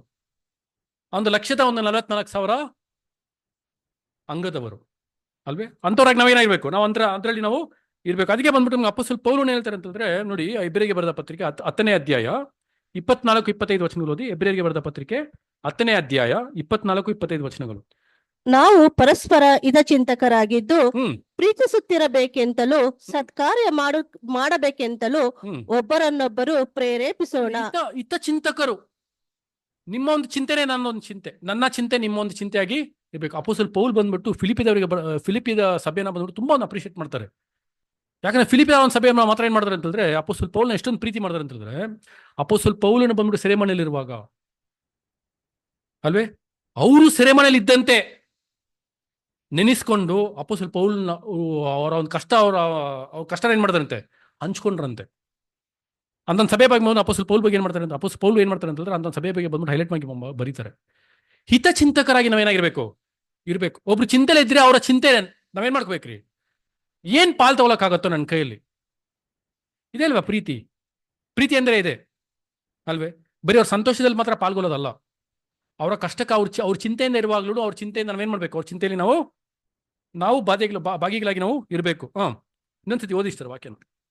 ನಾವು ಪರಸ್ಪರ ಹಿತಚಿಂತಕರಾಗಿದ್ದು ಪರಸ್ಪರ ಚಿಂತಕರಾಗಿದ್ದು ಪ್ರೀತಿಸುತ್ತಿರಬೇಕೆಂತಲೂ ಸತ್ಕಾರ ಮಾಡಬೇಕೆಂತಲೂ ಇದೆಲ್ಲ ಇರ್ಬೇಕ್ರಿ. ಪ್ರೀತಿ ಮಾಡ್ಬೇಕು, ಸತ್ಕಾರ್ಯಗಳನ್ನ ಮಾಡ್ಬೇಕು, ಪರಸ್ಪರ ಚಿಂತೆ ಪಡುವಂತಾಗಿ ನಾವು ಇರ್ಬೇಕು. ಒಬ್ಬರನ್ನೊಬ್ಬರು ಪ್ರೇರೇಪಿಸೋಣ. ಒಬ್ಬರನ್ನೊಬ್ರು ಪ್ರೇರೇಪಿಸೋಣ. ಇದೇ ಬಂದ್ಬಿಟ್ಟು ಈ ರೀತಿ ನಾವು ಮಾಡುವಾಗ ಇನ್ನೊಬ್ರಿಗೆ ನಾವು ಏನಾಗಿರೋಣ, ಒಂದು ಭಾರವಾಗಿ ಇರೋದಿಲ್ಲ. ಸಭೆಯಾಗಿ ಕೂಡಿಕೊಳ್ಳುವುದು ಕೆಲವರು ರೂಢಿಯಾಗಿ ಬಿಟ್ಟಿರುವ ಪ್ರಕಾರ ನಾವು ಬಿಟ್ಟು ಬಿಡದೆ ಒಬ್ಬರನ್ನೊಬ್ಬರು ಎಚ್ಚರಿಸೋಣ. ನಾವು ಬಿಟ್ಟು ಬಿಡದೆ ಒಬ್ಬರನ್ನೊಬ್ಬರು ಎಚ್ಚರಿಸೋಣ. ಸಭೆ ಎಲ್ಲ ಕೂಡ ಬಂದಿರ್ತಾನೆ, ಒಬ್ಬರನ್ನೊಬ್ಬರು ಎಚ್ಚರಿಸೋದಕ್ಕಾಗತ್ತೆ. ಸಭೆಗೆ ಬಂದಿಲ್ಲ ಅಂದ್ರೆ ಹಿಂಗೆ ಎಚ್ಚರಿಸೋದು? ಫೋನಲ್ಲಿ ಎಚ್ಚರಿಸಕ್ಕಾಗತ್ತಾ? ನಾವು ನೇರವಾಗಿ ಮಾತಾಡೋದಕ್ಕೂ ಫೋನಲ್ಲಿ ಮಾತಾಡೋದಕ್ಕೂ ಏನಿದೆ ರೀ? ತುಂಬಾ ಡಿಫ್ರೆನ್ಸು ಇದೆ. ಏನ್ difference?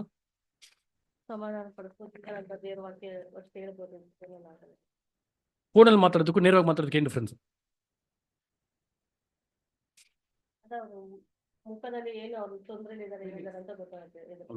You can feel the emotions. ಒಬ್ಬೊಬ್ಬರ ಹತ್ರ ಅವ್ರ ಕಷ್ಟ ನನ್ನ ಜೊತೆ ಹಂಚ್ಕೊಂತ ಇದಾರೆ ಅಂತ ಹೇಳಿದ್ರೆ, ನಾನು ನೇರವಾಗಿ ಮಾತಾಡುವಾಗ ಅವ್ರು ಏನ್ ಕಷ್ಟ ಅನುಭವಿಸ್ತಾ ಇದಾರೆ ಅಂತ ಹೇಳ್ಬಿಟ್ಟು ಅವ್ರ ಮುಖದಿಂದ ನನಗೆ ಏನಾಗ್ಬಿಡ್ತದೆ, ನನ್ಗೆ ಗೊತ್ತಾಗ್ಬಿಡ್ತದೆ ಅಲ್ವೇ? ಅದೇ ಫೋನಲ್ಲಿ ಮಾತಾಡುವಾಗ ಅವ್ರು ಅಳ್ತಾ ಇದಾರೋ, ಅಲ್ಬೇಕಂದ್ರೆ ಕಣ್ಣಲ್ಲಿ ನೀರು ಬರ್ಬೇಕಂತ ಅವಶ್ಯಕತೆ ಇಲ್ಲ ರೀ. ಗೊತ್ತಾಗಲ್ಲ ಬ್ರದರ್. ಮನ್ಸಲ್ಲಿ ಏನ್ ಮಾಡ್ಬೋದು? ಮನ್ಸಲ್ಲೂ ನಾನು ಕೊರಗ್ತಾ ಇರ್ಬೋದು, ಆದ್ರೆ ಮನ್ಸಲ್ಲಿ ಇರೋದು ಮುಖದಲ್ಲಿ ಏನಾಗ್ಬಿಡ್ತದೆ, ಕಾಣಿಸ್ಬಿಡ್ತದೆ ಅಲ್ವೇ? ಸೀದಾ ಬಂದ್ಬಿಟ್ಟು ನೇರವಾಗಿ ನಾವು ಮಾತಾಡುವಾಗ ನಮ್ಗೇನಾಗತ್ತೆ? ಅದಕ್ಕೆ ಬಂದ್ಬಿಟ್ಟು ಸಭೆ ಕೆಲವರು ಬಿಟ್ಬಿಡಿರೋ ಪ್ರಕಾರ ನೀವೇನ್ ಮಾಡಿ ಅದನ್ನ ಬಿಡ್ಬೇಡ್ರಿ. ಬಿಡದೆ ನಾವೆಲ್ಲ ಒಂದಾಗ ಕೂಡ್ ಬಂದ್ರೇನೆ ಒಬ್ರನ್ನೊಬ್ರು ಏನ್ ಮಾಡ್ಬೋದು? ಮಾತಾಡ್ಕೊಂಡು ಎಚ್ಚರಿಸ್ಕೊಂಡು ಒಬ್ರನ್ನೊಬ್ರು ನೋಡಿ ಇನ್ನೊಬ್ರು ಒಂದು ಒಳ್ಳೆ ಗುಣಗಳನ್ನ ಏನ್ ಮಾಡ್ಬೋದು? ನಾವು ಬೆಳೆಸ್ಕೋಬಹುದು. ಏನಕ್ಕೆ ಕನ್ವೆನ್ಷನ್ ಮಾಡ್ತೀವಿ? ಏನಕ್ಕೆ ಸಭೆ ಕೂಡ್ತೀವಿ? ಎಲ್ಲದಕ್ಕೂ ಒಂದು ಪ್ರತಿಫಲ ಇದೆಯಲ್ವಾ? ಎಲ್ಲದಕ್ಕೂ ಒಂದು ಉದ್ದೇಶ ಇದೆ. ಉದ್ದೇಶ ಏನು? ನಾನು ಸಭೆಯಾಗಿ ಹೋಗಿ ಸೇರ್ಬೇಕು. ಸಭೆಯಲ್ಲಿ ನಾವು ಒಬ್ಬರಾಗಿ ಏನಾಗಿರ್ಬೇಕು? ನಾವು ಒಬ್ರು ಇರ್ಬೇಕು. ಅದೇ ಬಂದ್ಬಿಟ್ಟು ಉದ್ದೇಶ. ದೇವರೊಂದು ಉದ್ದೇಶನೂ ಅದೇನೇ ಪ್ರೀತಿಯ ಸಹೋದರರೇ ಅಲ್ವೇ? 1 ಯೋಹಾನ 4:21 ಓದಿ. 1 ಯೋಹಾನ 4:21.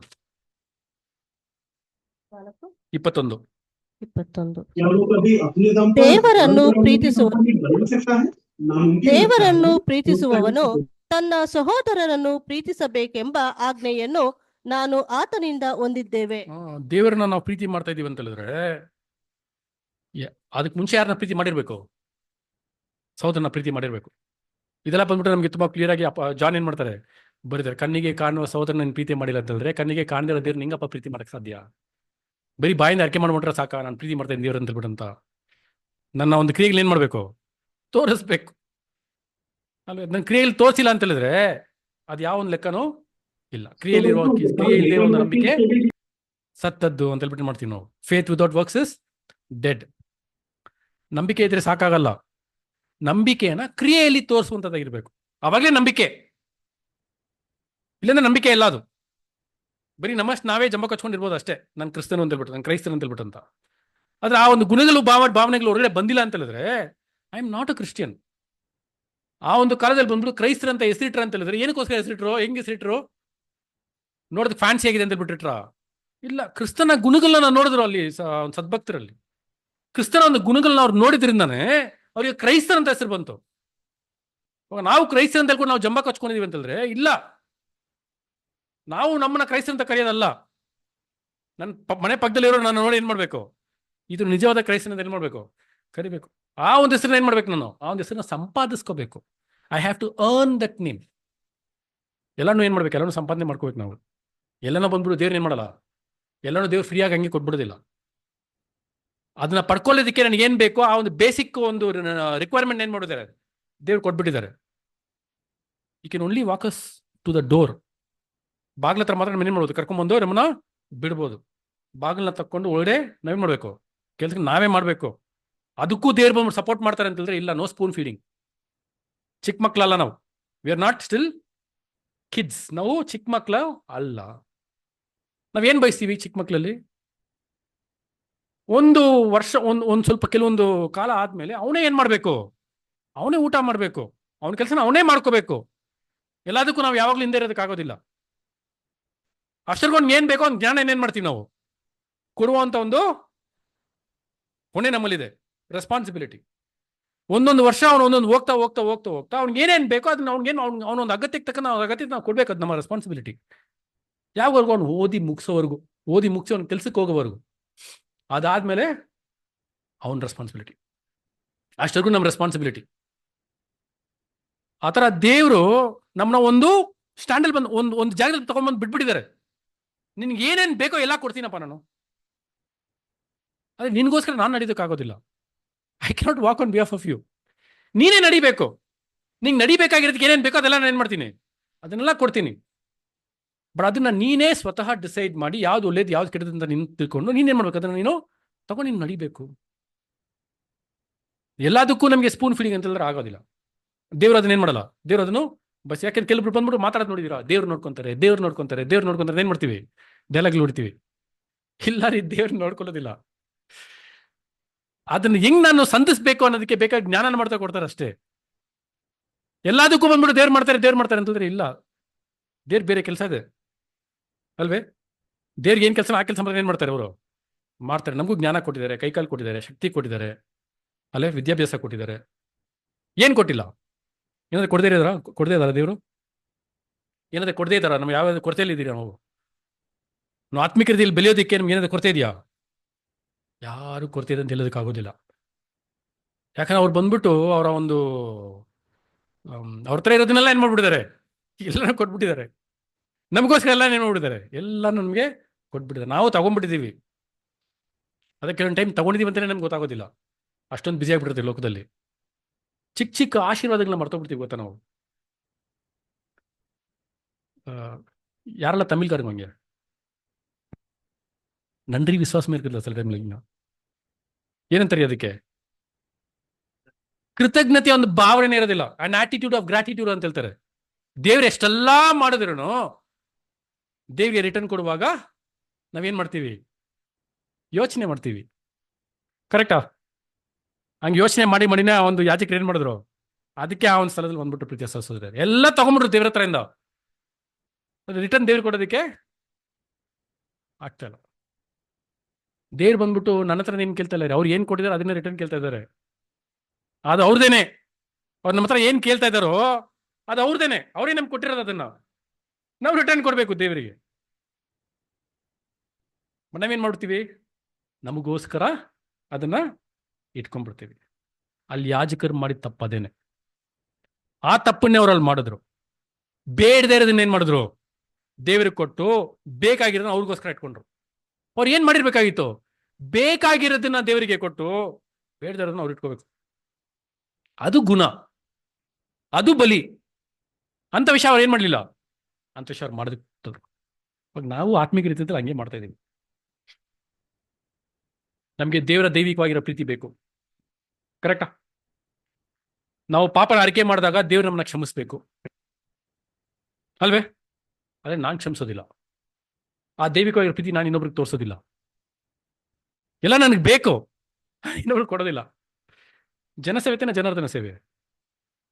ದೇವ್ರು ಅದನ್ನ ತಾನೇ ಕೇಳ್ತಿರೋದು. ನಾವು ದೇವ್ರಿಗೆ ಡೈರೆಕ್ಟ್ ಆಗಿ ಸೇವ್ ಮಾಡೋಕ್ಕಾಗಲ್ಲ ಪರಲೋಕಕ್ಕೆ ಹೋಗ್ಬಿಟ್ಟು. ದೇವ್ರು ಅದನ್ನ ಕೇಳಿದ್ರು ಇಲ್ಲ.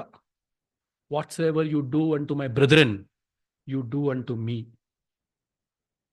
ನನ್ನ ಸಹೋದರಗೋಸ್ಕರ ನೀನೇನೆಲ್ಲ ಮಾಡ್ತೀಯೋ ಅದು ನೀನು ನನಗೆ ಮಾಡ್ದಂಗೆ ಲೆಕ್ಕ. ಜನಸೇವೆ ಜನಾರ್ದನ ಸೇವೆ ನಾನು ಹೇಳ್ತಾ ಇಲ್ಲ ರೀ, ಲೋಕನ ಹೇಳ್ತಾ ಇರೋದು. ಬೈಬಲ್ ಇರುವಂತ ಒಂದು ವಿಷಯ, ಕಾನ್ಸೆಪ್ಟ್ ಅದು. ಬೈಬಲ್ ಇರುವಂತ ಕಾನ್ಸೆಪ್ಟ್ ಏನಂತ ಹೇಳಿದ್ರೆ, ನಾವು ಇತರರಿಗೆ ಸೇವೆ ಮಾಡೋದು ಅದು ದೇವರಿಗೇನೆ ಸೇವೆ ಮಾಡಿರೋದಕ್ಕೆ ಲೆಕ್ಕ. ಇದೇ ರೀತಿಯಲ್ಲಿ ನಾವು ಕೃತಜ್ಞತೆಯನ್ನು ಸಲ್ಲಿಸಬೇಕಾಗಿರೋದು. ಒಬ್ರನ್ನೊಬ್ರು ಪ್ರೀತಿ ಮಾಡುವ ಒಂದು ವಿಷಯದಲ್ಲಿ ನಾವು ಹೆಂಗಿರ್ಬೇಕ್ರಿ? ಸ್ವಾಮಿ ಇದ್ರು ನೋಡಿ, ಆ ರೀತಿಯಲ್ಲಿ ನಮ್ಮ ಒಂದು ಭಾವನೆ ಗುಣ ಇರಬೇಕು. ಪಾಪಿಗಳಿಗೋಸ್ಕರ ತಮ್ಮನ್ನು ತಾನೇ ಅವ್ರೇನ್ ಮಾಡ್ಬಿಟ್ರು? ಅರ್ಪಿಸ್ಬಿಟ್ರು. ಸಂಪೂರ್ಣವಾಗಿ ಏನೇ ಯೋಚನೆ ಮಾಡ್ದಿರ ಕಂಪ್ಲೀಟ್ ಆಗಿ ಏನ್ ಮಾಡ್ಬಿಟ್ರು? ಅವ್ರನ್ನ ಕೊಟ್ಟೇ ಬಿಟ್ರು. ನಾವು ಎಷ್ಟೊಂದು ಯೋಚನೆ ಮಾಡ್ತೀವಿ ಕೊಡೋದಕ್ಕೆ. ದೇವ್ರು ಕೊಟ್ಟಿರೋದನ್ನ ಮತ್ತೆ ರಿಟರ್ನ್ ಅವ್ರು ಕೊಡೋದಕ್ಕೆ ಎಷ್ಟೊಂದು ಯೋಚನೆ ಮಾಡ್ತೀವಿ. ಮನಸ್ಸೇ ಬರೋದಿಲ್ಲ ಕೆಲವೊಂದು ಟೈಮಲ್ಲಿ. ಗುಣಗಾಡ್ತೀವಿ ಅಲ್ವೇ? ದಶಮಾಂಶ ಅಂತ ಹೇಳ್ತಾರಲ್ವಾ ಪಂಗಡದಲ್ಲಿ, ಆ ಕತೆ ಎಲ್ಲ ಇಲ್ಲ ರೀ. ನಿಮ್ಮ ಹತ್ರ ಏನಿದೆ ಏನ್ ಮಾಡ್ಬೇಕು? ಕೊಡ್ಬೇಕು. ದಿಸ್ ನೋ ದಶಮಾಂಶ ಕಾನ್ಸೆಪ್ಟ್, ಟೈಟ್ಸ್ ಕಾನ್ಸೆಪ್ಟ್ ಎಲ್ಲ ಇಲ್ಲ ಆತ್ಮಿಕ ರೀತಿಯ ಸಂಬಂಧದಲ್ಲಿ. ನಿನ್ಗೆ ಬೇಕಾಗಿರೋದು ನೀನು ಇಟ್ಕೊಂಡು ಮಿಕ್ಕಿದನ್ನ ಏನ್ ಮಾಡ್ಬೇಕು? ನೀನು ಕೊಡ್ಬೇಕು ದೇವರಿಗೆ ರಿಟರ್ನ್. ಹೆಂಗ್ ಕೊಡ್ತೀಯ ದೇವರ ಸೇವೆ ಕಾರ್ಯಗಳಿಗೆ? ಅಲ್ವೇ? ದುಡ್ಡೇ ಕೊಡ್ಬೇಕನ್ನೋ ಅವಶ್ಯಕತೆ ಇಲ್ಲ, ಏನ್ ಬೇಕಾದ್ರೂ ಕೊಡ್ಬೋದು. ಸಮಯ ಇದೆಯಾ? ಸಮಯನ ಕೊಡಿ. ಶಕ್ತಿ ಇದೆಯಾ? ಶಕ್ತಿನ ಕೊಡಿ. ಜ್ಞಾನ ಇದೆಯಾ? ಜ್ಞಾನನ ಕೊಡಿ ಇತರರಿಗೋಸ್ಕರ. ಏನೆಲ್ಲ ಪಡ್ಕೊಂಡಿದೀವಿ ನಾವು ಆಶೀರ್ವಾದ ದೇವರ ಹತ್ರದಿಂದ? 3 ಮುಖ್ಯವಾಗಿರೋ ಒಂದು ಆಶೀರ್ವಾದಗಳಲ್ಲ. ಒಂದ್ ಮಾಡ್ಬಿಟ್ಟು ದೇವರ ಒಂದು ಜ್ಞಾನ ನಮ್ಗೆ ಏನ್ ಮಾಡಿದ್ದಾರೆ? ನಮ್ಗೆ ಕೊಟ್ಟಿದ್ದಾರೆ. ಸ್ವಾಮಿನೇ ನಮಗೆ ಕೊಟ್ಬಿಟ್ಟಿದ್ದಾರೆ. ಸ್ವಾಮಿ ಮುಖಾಂತರ ನಮಗೆ ಸಿಗುವಂತ ಒಂದು ನಮ್ಮ ಪಾಪ ಪರಿಹಾರ. 3ನೇದು ಒಂದು ಕುಟುಂಬ, ಸಭೆ ಎಂಬ ಒಂದು ಕುಟುಂಬನ ಏನ್ ಮಾಡಿದ್ದಾರೆ? ನಮಗೆ ಕೊಟ್ಟಿದ್ದಾರೆ. ಇದಕ್ಕೆಲ್ಲ ನಾವು ರಿಟರ್ನ್ ದೇವರಿಗೆ ಏನ್ ರಿಟರ್ನ್ ಕೊಡ್ತೀವಿ ಅಂತ ಹೇಳಿದ್ರೆ, ಮತ್ತೆ ಇದನ್ನೆಲ್ಲ ರಿಟರ್ನ್ ನಾವು ಏನ್ ಮಾಡ್ಬೇಕು? ಯಾರಿಗೆ? ಸೇವೆಯ ಮುಖಾಂತರ ಅದನ್ನ ಸಲ್ಲಿಸುವುದೇ ಬಂದ್ಬಿಟ್ಟು ದೇವರಿಗೆ ಕೊಡುವಂತ ಒಂದು ದೊಡ್ಡ ಕೃತಜ್ಞತೆ. ನಿಮಗೆ 116ನೇ ಕೀರ್ತನೆಯಲ್ಲಿ ಬರುತ್ತೆ ಗೊತ್ತಲ್ವಾ? ನಾನು ಬದಲೇನು ಮಾಡಲಿ. ಇದನ್ನೇ ಮಾಡ್ಬೇಕಾಗಿರೋದು. ನೀವೆಲ್ಲೇ ತಿರುಗಿ ಓದಿದ್ರು ಬೈಬಲಲ್ಲಿ ಕೊನೆಯಲ್ಲಿ ಎಲ್ಲಿ ಬಂದು ನಿಂತ್ಕೊಳ್ಳುತ್ತೆ ಗೊತ್ತಾ? ಎಲ್ಲಿ ಬಂದು ನಿಂತ್ಕೊಳ್ಳುತ್ತೆ ಗೊತ್ತಾ? ಪ್ರೀತಿ ಎಲ್ಲಿ ಬಂದು ನಿಂತ್ಕೊಳ್ಳುತ್ತೆ. ಇಲ್ಲಿ come and stop. The ultimate that is required is love. ಅಲ್ಲೇ ಬಂದು ನಿಂತ್ಕೊಳ್ಳೋದು ಅಲ್ವೇ? ಕೀರ್ತನೆ 133 1-3. ಕೀರ್ತನೆ 133 1-3.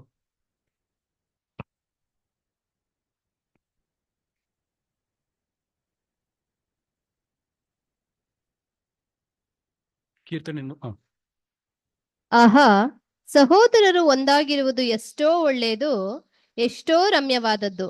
ಅದು ಆರೋನನ ತಲೆಯ ಮೇಲೆ ಹಾಕಲ್ಪಟ್ಟು ಅವನ ಗಡ್ಡದ ಮೇಲೆಯೂ ಅಲ್ಲಿಂದ ಅವನ ಅಂಗಿಗಳ ಕೊರಳಪಟ್ಟಿಯವರೆಗೂ ಹರಿದು ಬರುವ ಶ್ರೇಷ್ಠ ತೈಲದಂತೆಯೂ, ಹೆರ್ಮೋನ್ ಪರ್ವತದಲ್ಲಿ ಹುಟ್ಟಿ ಚಿಯೋನ್ ಪರ್ವತದ ಮೇಲೆ ಬೀಳುವ ಮಂಜಿನಂತೆಯೂ ಇದೆ. ಸೊ ಇದಕ್ಕೆಲ್ಲ ಬಂದ್ಬಿಟ್ಟು ನಿಮಗೆ ಆತ್ಮಿಕ ರೀತಿಯ ಅರ್ಥಗಳು, ಸಾಂಕೇತಿಕ ರೀತಿಯ ಅರ್ಥಗಳೆಲ್ಲ ಏನಾಗಿ ನಿಮಗೆ ಇದೆ. ಬಟ್ ಇದನ್ನ ಬಂದ್ಬಿಟ್ಟು ನಿಮಗೆ ಸಾರಾಂಶವಾಗಿರ್ಬೇಕಂತಂದ್ರೆ ಸಹೋದರ ಮೇಲೆ ಇರುವಂತ ಒಂದು ಪ್ರೀತಿ. ನಾವು ಮನೇಲಿರೋರ್ನ ಪ್ರೀತಿ ಮಾಡಿಲ್ಲ ಅಂತ ಹೇಳಿದ್ರೆ ಶತ್ರುಗಳನ್ನ ಹೆಂಗ್ ಪ್ರೀತಿ ಮಾಡೋದು? ಮಾಡಕ್ಕಾಗುತ್ತಾ? ಮನೇಲಿರೋರು ಯಾರು? ಸಹೋದರಿಗಳು. ಕ್ರಿಸ್ತನ ಒಂದು ಮನೆ, ದೇವರ ಒಂದು ಮನೇಲಿರೋರು ಯಾರು? ಸಹೋದರಿಗಳನ್ನ ಪ್ರೀತಿ ಮಾಡೋಕ್ಕಾಗಿಲ್ಲ ಅಂತಂದ್ರೆ ಶತ್ರುನ ಹೆಂಗ್ ಪ್ರೀತಿ ಮಾಡೋದು? ಬಟ್ ನಾವೇ ಯಾವ ಅಂಗಕ್ಕೆ ಹೋಗ್ಬೇಕು? ಸಹೋದರಿಗಳನ್ನ ಬಂದ್ಬಿಟ್ಟು ನಾವು ಪ್ರೀತಿ ಮಾಡಿದ್ರೇನೆ ನೆಕ್ಸ್ಟ್ ಅಲ್ಲಿಗೆ ಹೋಗೋಕ್ಕಾಗೋದು. ಇದನ್ನ ಇಲ್ಲಿ ಮಾಡಿಲ್ಲ ಅಂತ ಹೇಳಿದ್ರೆ ಅಲ್ಲಿ ಮಾಡೋದಕ್ಕೆ ಆಗೋದಿಲ್ಲ. ನಮ್ಗೆ ಅಲ್ಲೋ ಟೈಮ್ ಎಕ್ಸಾಂಪಲ್ ತಿಳಿದ್ರಲ್ಲ, ಮನೇಲಿ ನೀನ್ ಫಸ್ಟ್ ಕರೆಕ್ಟ್ ಆಗಿರು, ಆಮೇಲೆ ಆಚೆ ಏನಾಗ್ತೀಯಾ? ನಾವು ಉಲ್ಟಾ ಹೊರಗಡೆ ವೇಷ ಕಟ್ತೀವಿ, ಮನೇಲಿ ಒರಿಜಿನಲ್ ಗುಣ ಗೊತ್ತಾಗತ್ತೆ. ಹೊರಗಡೆ ಇರೋದು ವೇಷ, ಔಟ್ಸೈಡ್ ಇಸ್ ಅ ಡ್ರಾಮಾ ಅಲ್ವಾ? ಮಿಸ್ಡೈರೆಕ್ಷನ್, ಜನರನ್ನ ಮೋಸ ಪಡಿಸೋದು. ಮನೇಲಿ ಹೋಗಿ ನೋಡಿ. ಅದಕ್ಕೆ ಏನ್ ಹೇಳ್ತಾ ಬರಂತೆ, ಮನೇಲಿ ಕರೆಕ್ಟಾಗಿ ಫಸ್ಟ್ ಏನಾಗಿರ್ಬೇಕಂತೆ? ಮನೇಲಿ ಕರೆಕ್ಟ್ ಆಗಿರ್ಬೇಕು. ದೇವರ ಮನೇಲಿ ನಾವು ಕರೆಕ್ಟ್ ಆಗಿದ್ರೆ ಶತ್ರುಗಳನ್ನ ಪ್ರೀತಿ ಮಾಡೋ ಪ್ರೀತಿ ಏನಾಗ್ಬಿಡುತ್ತೆ ನಮಗೆ ಬಂದ್ಬಿಟ್ಟು. ಯಾಕಂದ್ರೆ ಅದೇ ಬಂದ್ಬಿಟ್ಟು ನಿಮಗೆ stages. First duty love, next love of appreciation, third ಯಾವುದು? ಬ್ರದರ್ಲಿ ಲವ್, ಫೋರ್ತ್ ಬಂದ್ಬಿಟ್ಟು ಲವ್ ಫಾರ್ ಯುವರ್ ಎನಿಮೀಸ್. ಇದು ಬಂದ್ಬಿಟ್ಟು ಪಾಸ್ಟರ್ ರಜಲ್ ಏನ್ ಮಾಡ್ತಾರೆ? 4 ಕ್ವಾರ್ಟರ್ ಮಾರ್ಕ್ಸ್ ಆಫ್ ಲವ್ ಅಂತ ಅಲ್ಲಿ ಬರ್ತಾರೆ. ಸೊ ಅಲ್ಟಿಮೇಟ್ ಆಗಿ ಒಂದು ಪ್ರೀತಿ ಎಂಬ ಒಂದು ಕಾರ್ಯದಲ್ಲಿ ಏನ್ ಮಾಡ್ಬೇಕು? ನಾವು ಬಂದು ನಿಂತ್ಕೊಳ್ಳೋದು ತುಂಬಾ ತುಂಬಾ ಮುಖ್ಯ. ಸೊ ಏನೇ ಗುಣಗಳ ಶುದ್ಧೀಕರಣ ಮಾಡುವಾಗ ಸ್ವಾಮಿ ನಮಗೆ ಗುಣಗಳ ಶುದ್ಧೀಕರಣ ಯಾವುದಕ್ಕೋಸ್ಕರ ಮಾಡ್ತಾ ಇದ್ದಾರೆ ಅಂತಂದ್ರೆ ಆ ಒಂದು ಪ್ರೀತಿ ಎಂಬ ಒಂದು ವಿಷಯ ಮೇಲೆ ಏನಾಗಬೇಕು? ನಮ್ಮಲ್ಲಿ ಬರ್ಬೇಕಾದ್ರೆ ತುಂಬಾ ತುಂಬಾ ಮುಖ್ಯವಾಗಿರುವಂತ ಒಂದು ಕಾರ್ಯ. ನಮ್ಗೆ ಇರುವಂತ ಒಂದು ಜ್ಞಾನ, ದೇವ್ರು ಕೊಡುವಂತ ಜ್ಞಾನ ಎಲ್ಲಾನು ಏನಕ್ಕೋಸ್ಕರ ಅಂತ ಹೇಳಿದ್ರೆ ನಮ್ಮ ಕ್ಯಾರೆಕ್ಟರ್ನ ಡೆವಲಪ್ ಮಾಡ್ಕೊಳ್ಳೋದಕ್ಕೋಸ್ಕರ. ಏನಕ್ಕೋಸ್ಕರ? ನಮಗೆ ನಾಲೆಡ್ಜ್, ವಿಸ್ಡಮ್, ದೇವರ ಒಂದು ಜ್ಞಾನ, ಅದರ ಒಂದು ಅರ್ಥ, ನಮ್ಮ ತಿಳುವಳಿಕೆ ಏನಕ್ಕೋಸ್ಕರ ಅಂತ ಹೇಳಿದ್ರೆ ನನಗೆಲ್ಲ ಗೊತ್ತು ಅಂತ ಜಂಪಾಕೋಸ್ಕರದಕ್ಕೋಸ್ಕರ ಅಲ್ಲ, ಅದಕ್ಕೋಸ್ಕರ ಅಲ್ಲ. ನನ್ಗೆ ಎಷ್ಟು ಗೊತ್ತಂತ ಇನ್ನೊಬ್ರಿಗೋಸ್ಕರ ತೋರಿಸ್ಕೊಳ್ಳೋದಕ್ಕೋಸ್ಕರ ಅಲ್ಲ, ನನ್ನ ಗುಣಗಳನ್ನ ಬೆಳೆಸ್ಕೊಳ್ಳೋದಕ್ಕೋಸ್ಕರ. ಎಂತ ಒಂದು ಗುಣಗಳು ನಿಮ್ಮಲ್ಲಿ ಬೆಳಿಬೇಕು, ಎಂತ ಒಂದು ಗುಣಗಳು ನಿಮ್ಮಲ್ಲಿ ಇರ್ಬೇಕು ಅನ್ನೋದಕ್ಕೋಸ್ಕರ ಆ ಒಂದು ಜ್ಞಾನ ನಮಗಿಲ್ಲಿ. ಅದೇ ಮೇನ್, ಅದೇ ಪ್ರೈಮರಿ. ದೇವ್ರ ಕೇಳೋದು ಅದನ್ನೇ ಫಸ್ಟ್, ಮುಖ್ಯವಾಗಿರೋದು ಅದೇ ಫಸ್ಟ್. ಯೇಸು ಸ್ವಾಮಿ ಫಸ್ಟ್ ಕೇಳೋದು ಅದನ್ನೇ. ಯೇಸು ಸ್ವಾಮಿ ಹೆಂಗೆ ಅಟ್ರಾಕ್ಟ್ ಮಾಡೋಕ್ಕಾಗುತ್ತೆ?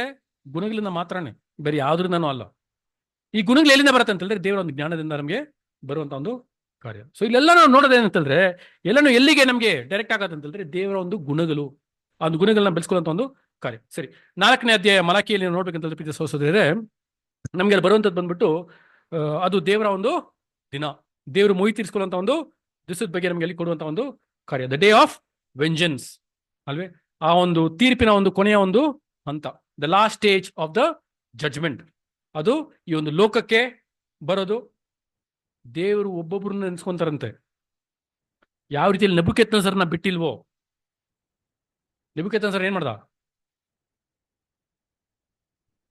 ಅದೊಂದು. ಇನ್ನೊಂದು ಬಂದ್ಬಿಟ್ಟು ಇಸ್ರೇಲ್ ಜನರಿಗೆ ಇಷ್ಟೇನೇ ಕಷ್ಟ ಕೊಡ್ಬೇಕು, ಅವನು ಅದಕ್ಕಿಂತ ಮೇಲಾಗಿ ಏನ್ ಮಾಡ್ದ? ಅದಕ್ಕಿಂತ ಮೇಲಾಗಿ ಕೊಟ್ಟ. ಸುಮ್ಮನೆ ಬಿಟ್ರೆ ದೇವ್ರವ್ರನ್ನ ಬಿಟ್ಟಿಲ್ಲ. 7 ವರ್ಷ ರಾಣಿ ತರ ಆಗ್ಬಿಟ್ಟಾರೆ. ಇಸ್ರೇಲ್ ಜನರು ಬಂದ್ಬಿಟ್ಟು ಅವರು ಚೆದರಿಸಲ್ಪಟ್ಟಾಗ ಎಲ್ಲೋಗಿ ಸೆಟ್ಲ್ ಆದ್ರು? ಹಲವಾರು ಕ್ರಿಶ್ಚಿಯನ್ ನೇಷನ್ಸ್ ಹೋಗಿ ಏನ್ ಮಾಡಿದ್ರು? ಸೆಟ್ಲ್ ಆದ್ರು. ಆಲ್ರೆಡಿ ಅವ್ರು ಕಷ್ಟ ಪಟ್ಕೊಂಡು ಅವ್ರು ಏನ್ ಮಾಡಿದ್ರು? ಹೋಗಿ ಸೇರಿದ್ರು. ಸತ್ಯ ಇರೋರು ಇವಾಗ ದೇವ್ರು ಬಂದ್ಬಿಟ್ಟು ದೇವ್ರ ಒಂದು ಆಶೀರ್ವಾದ ಅನ್ಯ ಜನಾಂಗದ ಮೇಲೆ ಇದೆ ಇವಾಗ ಅಲ್ವೇ? ಸತ್ಯ ಅವ್ರ ಹತ್ರ ಇದೆ. ಸತ್ಯ ಅವ್ರು ಬಂದ್ಬಿಟ್ಟು ಇಸ್ರೇಲ್ ಜನರ ಏನ್ ಮಾಡ್ಬೇಕಾಗಿತ್ತು? ಅವ್ರಿಗೆ ಸಹಾಯ ಮಾಡ್ಬೇಕಾಗಿತ್ತು, ಅವ್ರ ಮೇಲೆ ಕರುಣೆ ತೋರಿಸ್ಬೇಕಾಗಿತ್ತು, ದಯೆ ತೋರಿಸ್ಬೇಕಾಗಿತ್ತು. ಅವ್ರು ಏನ್ ಮಾಡಿದ್ರು? ಬಿಟ್ಟಗಲ ಏಟ ಅವ್ರಿಗೆ. ಒಂದು ಜನಾಂಗ ಒಂದು ಯುದ್ಧದಲ್ಲಿ ಸೋತೈತೆ ಅಂತ ಹೇಳಿದ್ರೆ ಇಸ್ರೇಲ್ ಜನರು ಎಲ್ಲಿದ್ರು ಅಂತ ಹೋಗಿ ಹುಡ್ಕೊಂಡು ಹೊಡಿತಾ ಇದ್ರಂತೆ. ನಿಮ್ಮಿಂದನೇ ನಾವೇನ್ ಮಾಡಿದ್ವಿ? ಈ ಒಂದು ಯುದ್ಧನ ಸೋತೋದ್ವಿ. ನೀವು ಶಾಪಗ್ರಸ್ತರು ನೀವು. ಸೊ ಒಂದು ಮಿತಿ ಮೀರಿ ಅವ್ರ ಮೇಲೆ ಬಂದ್ಬಿಟ್ಟು ಅವ್ರಿಗೆ ತೊಂದರೆ ಕೊಡೋರು ಬಂದ್ಬಿಟ್ಟು ದೇವ್ರು ಅವ್ರನ್ನೆಲ್ಲ ಏನ್ ಮಾಡ್ತಾರಂತೆ?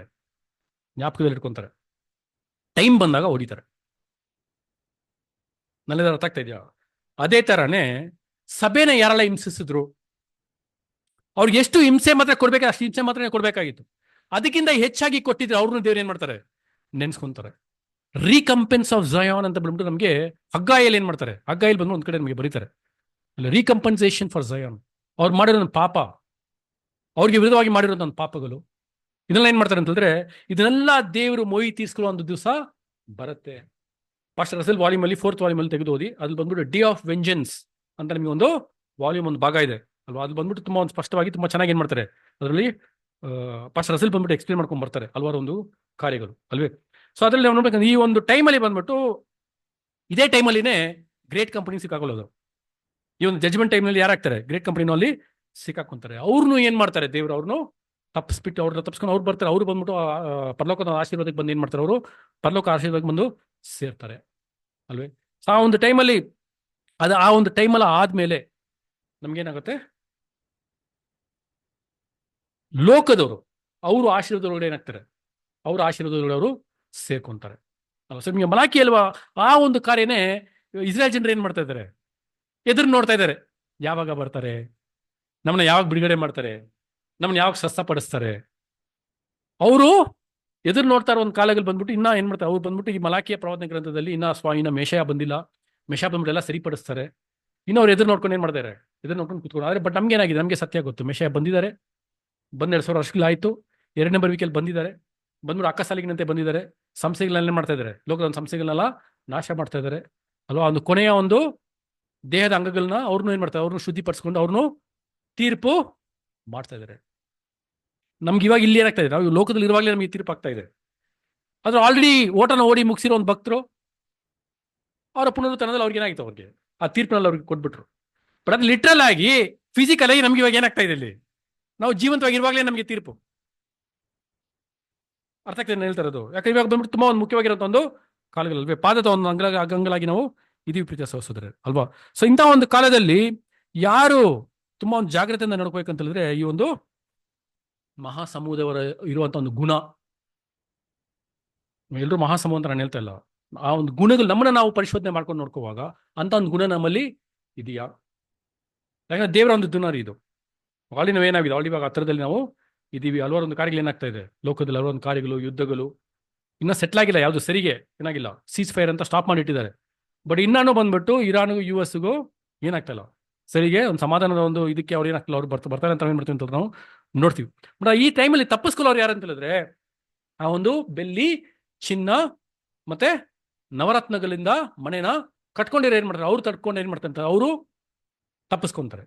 ಅವರ ಒಂದು ಗುಣಗಳಿಂದ ಅವ್ರು ಏನ್ ಮಾಡ್ತಾರೆ ಅಂತಂದ್ರೆ ಇನ್ನ ಅತಿ ಶುದ್ಧೀಕರಣ ನಾವು ಹೊಂದಿ ಪರಲೋಕಕ್ಕೆ ಹೋಗಿ ಅವ್ರು ಏನಾಗ್ತಾರೆ, ಅವರು ಸಭೆಯಾಗಿ ಹೋಗಿ ಸೇರುವಂತ ಒಂದು ಕಾರ್ಯ ಇಲ್ಲ ಅಂತಂದ್ರೆ ಇಲ್ಲಿ ಈ ಒಂದು ಕಾರ್ಯದಲ್ಲಿ ನಡೆಯುತ್ತಂತ ನಾವು ನೋಡ್ತೀವಿ ಸಹೋದರರೇ ಅಲ್ವೇ. ನೋಡಿ, ಅಂತವರಿಗೆ ಇವಾಗ ಸ್ವಾಮಿ ಬಂದ್ಬಿಟ್ಟು ಒಂದು ಹೆಂಗಿದ್ದಾರೆ, ಆಗ್ಲೇ ಅಕ್ಕ ಸಾಲಿಗಿನಂತ ಬಂದಿದ್ದಾರೆ ಅಂತ ನೋಡಿದ್ರಲ್ವ. ಸೊ ಅಂತವ್ರಿಗೂ ಸ್ವಾಮಿ ಹೆಂಗಿದ್ದಾರೆ ಅಂತಂದ್ರೆ ನೋಡಿ, ಮಲಾಕಿ 4ನೇ ಅಧ್ಯಾಯ 2ನೇ ವಾಕ್ಯ, ಮಲಾಕಿಯ ಪ್ರವಾದನೆ ಗ್ರಂಥ 4ನೇ ಅಧ್ಯಾಯ 2ನೇ ವಾಕ್ಯ. ನನ್ನ ನಾಮದಲ್ಲಿ ಭಯಭಕ್ತಿ ಇಟ್ಟಿರುವ ನಿಮಗೂ ದೇವರ ಧರ್ಮವೆಂಬ ಸೂರ್ಯನು ಸ್ವಸ್ಥತೆಯನ್ನು ಉಂಟು ಮಾಡುವ ಕಿರಣಗಳು ಉಳ್ಳವನಾಗಿ ಮೂಡುವನು.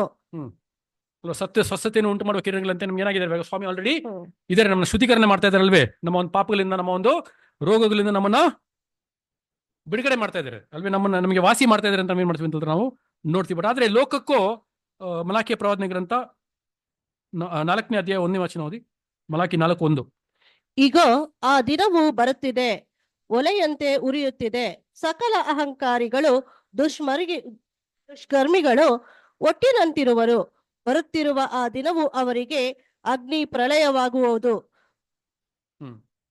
ಸೊ ಇವ್ರು ಬಂದ್ಬಿಟ್ಟು ಇದ್ರಲ್ಲಿ ಏನಾಗ್ತದೆ ಅಂತ ಹೇಳಿದ್ರೆ ಈ ಒಂದು ತೀರ್ಪಿನ ಒಂದು ಕಾರ್ಯದಲ್ಲಿ ದೇವರ ಒಂದು ದಿವಸದಲ್ಲಿ ಇವರೆಲ್ಲ ಏನಾಗ್ತಾರೆ, ಇಲ್ಲಿ ಸಿಕ್ಕಾಕೊಂಡು ಅವರಲ್ಲಿ ನಾಶ ಆಗ್ತಾರೆ ಅಂತ ನಾವು, ಅಂದ್ರೆ ನಾಶ ಅಂತ ಹೇಳಿದ್ರೆ ಅವ್ರಿಗೆ ಆ ಒಂದು ತೊಂದರೆ ಅವ್ರು ಸಿಕ್ಕಾಕೊಂಡು ಏನ್ ಮಾಡ್ತಾರೆ ಅಂತಂದ್ರೆ ಅವ್ರಿಗೂ ಲಾಸ್ಟಲ್ಲಿ ಗೊತ್ತಾಗತ್ತೆ ಅವರು ನಂಬಿರೋ ದೇವ್ರು ಅವ್ರನ್ನ ಏನ್ ಮಾಡಿಲ್ಲ, ಕೈ ಬಿಟ್ರು ಎಂಬ ಒಂದು ಕಾರ್ಯ ಅವ್ರಿಗೆ ಗೊತ್ತಾಗತ್ತೆ. ಹಲವಾರು ಸಾಕ್ಷಿಗಳು ಕೊಡೋರಾಗಿ ಅಲ್ಲಿ ಇರ್ತಾರೆ. ಯಾಕಂದ್ರೆ ಇವರೇ ಬಂದ್ಬಿಟ್ಟು ಟ್ರಾನ್ಸಿಷನ್ ಪಾಯಿಂಟ್ ಅಲ್ವಾ. ಆ ಒಂದು ಲೋಕ ಅವರ ಪುನರುತ್ಥಾನದಲ್ಲಿ ಅವರು ಬರುವಾಗ ಅವ್ರಿಗೆ ಸಾಕ್ಷಿಗಳು ಕೊಡೋದು ಯಾರು ಇರ್ಬೇಕಲ್ವೇ, ಇವ್ರು ಏನಾಗ್ತಾರೆ, they will be the witness unto them.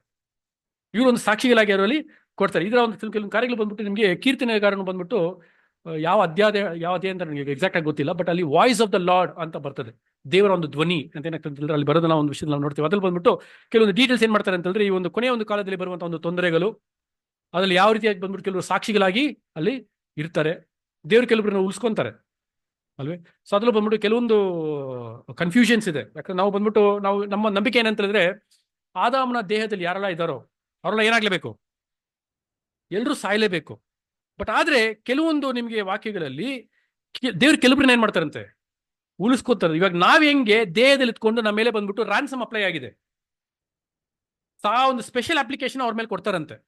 ಅವ್ರಿಗೆ ಕೆಲವರು ಬಂದ್ಬಿಟ್ಟು ಉಳ್ಕೊಂಡು ಅವರು ಅಲ್ಲಿ ಏನೆಲ್ಲ ನಡೀತು ಈ ಒಂದು ಯುದ್ಧದಲ್ಲಿ, ದೇವರ ಒಂದು ಈ ಒಂದು ಯುಗದ ಒಂದು ಕೊನೆಯ ಒಂದು ಕಾಲದಲ್ಲಿ ಏನೆಲ್ಲ ನಡೀತು ಎಂಬ ಒಂದು ಸಾಕ್ಷಿನ ಕೊಡೋದಕ್ಕೆ ದೇವ್ರ ಕೆಲವರನ್ನ ಉಳಿಸ್ಕೊಂಡು ಆ ನೆಕ್ಸ್ಟ್ ಲೋಕಕ್ಕೆ ಒಂದು ಸಾಕ್ಷಿಗಳಾಗಿ ಅವ್ರನ್ನ ಏನ್ ಮಾಡ್ತಾರೆ, ಅವ್ರನ್ನ ಇಡಿಸ್ತಾರಂತ ಕೆಲವೊಂದು ಸಜೆಷನ್ಸ್ಗಳು ಕೆಲವರು ಏನ್ ಮಾಡ್ತಾರೆ ಅದ್ರಲ್ಲಿ ಕೊಡೋದನ್ನ ನಾವು ನೋಡ್ತೀವಿ ಪ್ರೀತಿಯ ಸಹೋದರರೇ ಅಲ್ವಾ. ಸೊ ಆ ರೀತಿಯಲ್ಲಿ ಪ್ರೀತಿಯ ಸಹೋದರರೇ ಒಂದು 4ನೇ ಅಧ್ಯಾಯದಲ್ಲಿ ಬರುವ ಕಾಲದಲ್ಲಿ ಬರುವಂತ ಒಂದು ತೀರ್ಪು ಅಂತ ನಾವೇನ್ ಮಾಡ್ತೀವಿ ಅಂತಂದ್ರೆ ನಾವು ನೋಡ್ತೀವಿ ಅಲ್ವಾ. ಸೊ ಹೀಗಾಗಿ ನಾವು ಯೋಚನೆ ಮಾಡುವಂತ ಒಂದು ಕಾರ್ಯಗಳು ಏನಾಗಿರ್ಬೇಕಂತ ಹೇಳಿದ್ರೆ ನಮ್ಮ ತಂದೆ ತಾಯಿನ ನಾವು ಸನ್ಮಾನಿಸುವಂತರಾಗಿ ಇರಬೇಕು. ಅಂದ್ರೆ ತಂದೆ ಅದೇ ದೇವರನ್ನ ಮತ್ತೆ ನಾವು ಕೊಡುವಂತ ಒಂದು ಬಲಿ ಯಾವ ರೀತಿಯಲ್ಲಿ ಇರಬೇಕು, ನಮ್ಮ ಒಂದು ಒಡಂಬಡಿಕೆಗೆ ತಕ್ಕಂತೆ ನಮ್ಮ ಒಂದು ಬಲಿ ಇದೆಯಾ, ದೇವ್ರು ಯಾವ ಒಂದು ಬಲಿನ ಮೆಚ್ಚಿಸ್ತಾರೆ, ನಾವು ಬಲಿಗಳು ಕೊಡುವಾಗ ನಮ್ಮ ಒಂದು ಮನಸ್ಸು ಯಾವ ರೀತಿಯಲ್ಲಿ ಇದೆ, ತುಂಬಾ ಒಂದು ಮುಖ್ಯವಾಗಿರುವಂತ ಒಂದು ವಿಷಯ. ಯಾಕಂದ್ರೆ ನಾವು ದೇವ್ರನ್ನ ಏನ್ ಮಾಡ್ಸೋದಕ್ಕಾಗೋದಿಲ್ಲ, ದೇವ್ರಿಗೆ ಲೆಕ್ಕ ಕೊಡ್ಬೇಕಲ್ವೇ. ದೇವ್ರು ಏನ್ ಮಾಡ್ತಾರೆ, ವಿಡಿಯೋ ರೆಕಾರ್ಡಿಂಗ್ ಆಗ್ಬಿಟ್ಟು ತೋರಿಸ್ಬಿಡ್ತಾರೆ, ನೋಡಿ ನೀನ್ ಏನ್ ಮಾಡಿದ್ವಿ ಅಂತ ಬಿಟ್ಟಿರ್ತಾರೆ. ಅಲ್ಲಿ ಹೋಗ್ಬಿಟ್ಟು ಎಲ್ಲಿ ಮಾಡ್ತೀವಿ, ಅಲ್ಲಿ ಹೋಗ್ಬಿಟ್ಟು ಸುಳ್ಳು ಹೇಳ್ತೀವಿ, ದೇವ್ರನ್ನೇ ಕನ್ವಿನ್ಸ್ ಮಾಡ್ತೀವಿ ಅಲ್ಲಿ ಹೋಗ್ಬಿಟ್ಟು, ಇಲ್ಲ ದೇವ್ರ ಕರೆಕ್ಟಾಗಿ ಮಾಡಿದೆ ಅಂತ ಹೇಳ್ಬಿಟ್ಟು ಅಂತ ಅಲ್ವಾ. ದೇವ್ರ ಏನ್ ಮಾಡ್ತಾರೆ, ನೋಡಪ್ಪ ವಿಡಿಯೋ ರೆಕಾರ್ಡ್ ಆಗ್ತಾ ಇಲ್ಲ ಅಂತ ಅನ್ಕೊಂಡಿದ್ದೀರಾ, ರೆಕಾರ್ಡ್ ಆಗ್ತಾ ಇಲ್ಲ ಅಂತ ಅನ್ಕೊಂಡಿದ್ದೀರಾ, ಎಲ್ಲ ರೆಕಾರ್ಡ್ ಇರ್ತದೆ, ಎಲ್ಲದಕ್ಕೂ ಡಾಕ್ಯುಮೆಂಟೇಶನ್ ಏನಿರುತ್ತೆ, ರೆಕಾರ್ಡು ಇರುತ್ತೆ. ಅಲ್ಲಿ ಏನು ಮಾಡೋಕ್ಕಾಗಲ್ಲ ಅಲ್ಲೇ, ಸಲ್ಲೋಗಲ್ಲ, ಏನ್ ಮಾಡೋಕ್ಕಾಗಲ್ಲ ಅಲ್ಲ. ಹೋಗ್ಬಿಟ್ಟು ಆರ್ಗಿ ಮಾಡಕ್ ಹೋಗ್ಬೇಡಿ, ತಪ್ಪನ್ನ ಒಪ್ಕೊಂಡು ಸೈಲೆಂಟ್ ಆಗಿ ಇದ್ಬಿಡ್ಬೇಕಷ್ಟೇ. ಅದ್ರ ಬದಲು ಆ ಒಂದು ಸನ್ನಿವೇಶಕ್ಕೆ ಹೋಗೋದೇ ಬೇಡ. ಇವಾಗ ಟೈಮ್ ಕೊಟ್ಟಿದ್ದಾರೆ, ಆ ಟೈಮ್ ಏನು ಮಾಡ್ಕೊಳ್ಳೋಣ, ಕರೆಕ್ಟಾಗಿ ಯೂಸ್ ಮಾಡಿಕೊಂಡು ಆ ಒಂದು ಸನ್ನಿವೇಶಕ್ಕೆ ಹೋಗದೆ ಇರೋ ರೀತಿಯಲ್ಲಿ ತನ್ನ ದೇವರ ಮೇಲೂ ಆಶೀರ್ವಾದ ನಡೆಸಲಿ. ದೇವ್ರು ಕೊಟ್ಟಿರೋ ಒಂದು ಅವಕಾಶಕ್ಕೋಸ್ಕರ ಅಂತಂದು ದೇವರಿಗೆ ಸ್ವಾಮಿ ಮುಖಾಂತರ ಒಂದು ಹೇಳಿಕೊಳ್ಳುತ್ತಾ ಒಂದು ಪಾಠ ಮುಗಿಸ್ಕೊಳ್ತಾ ಇದ್ದೀನಿ. ಆಮೇಲೆ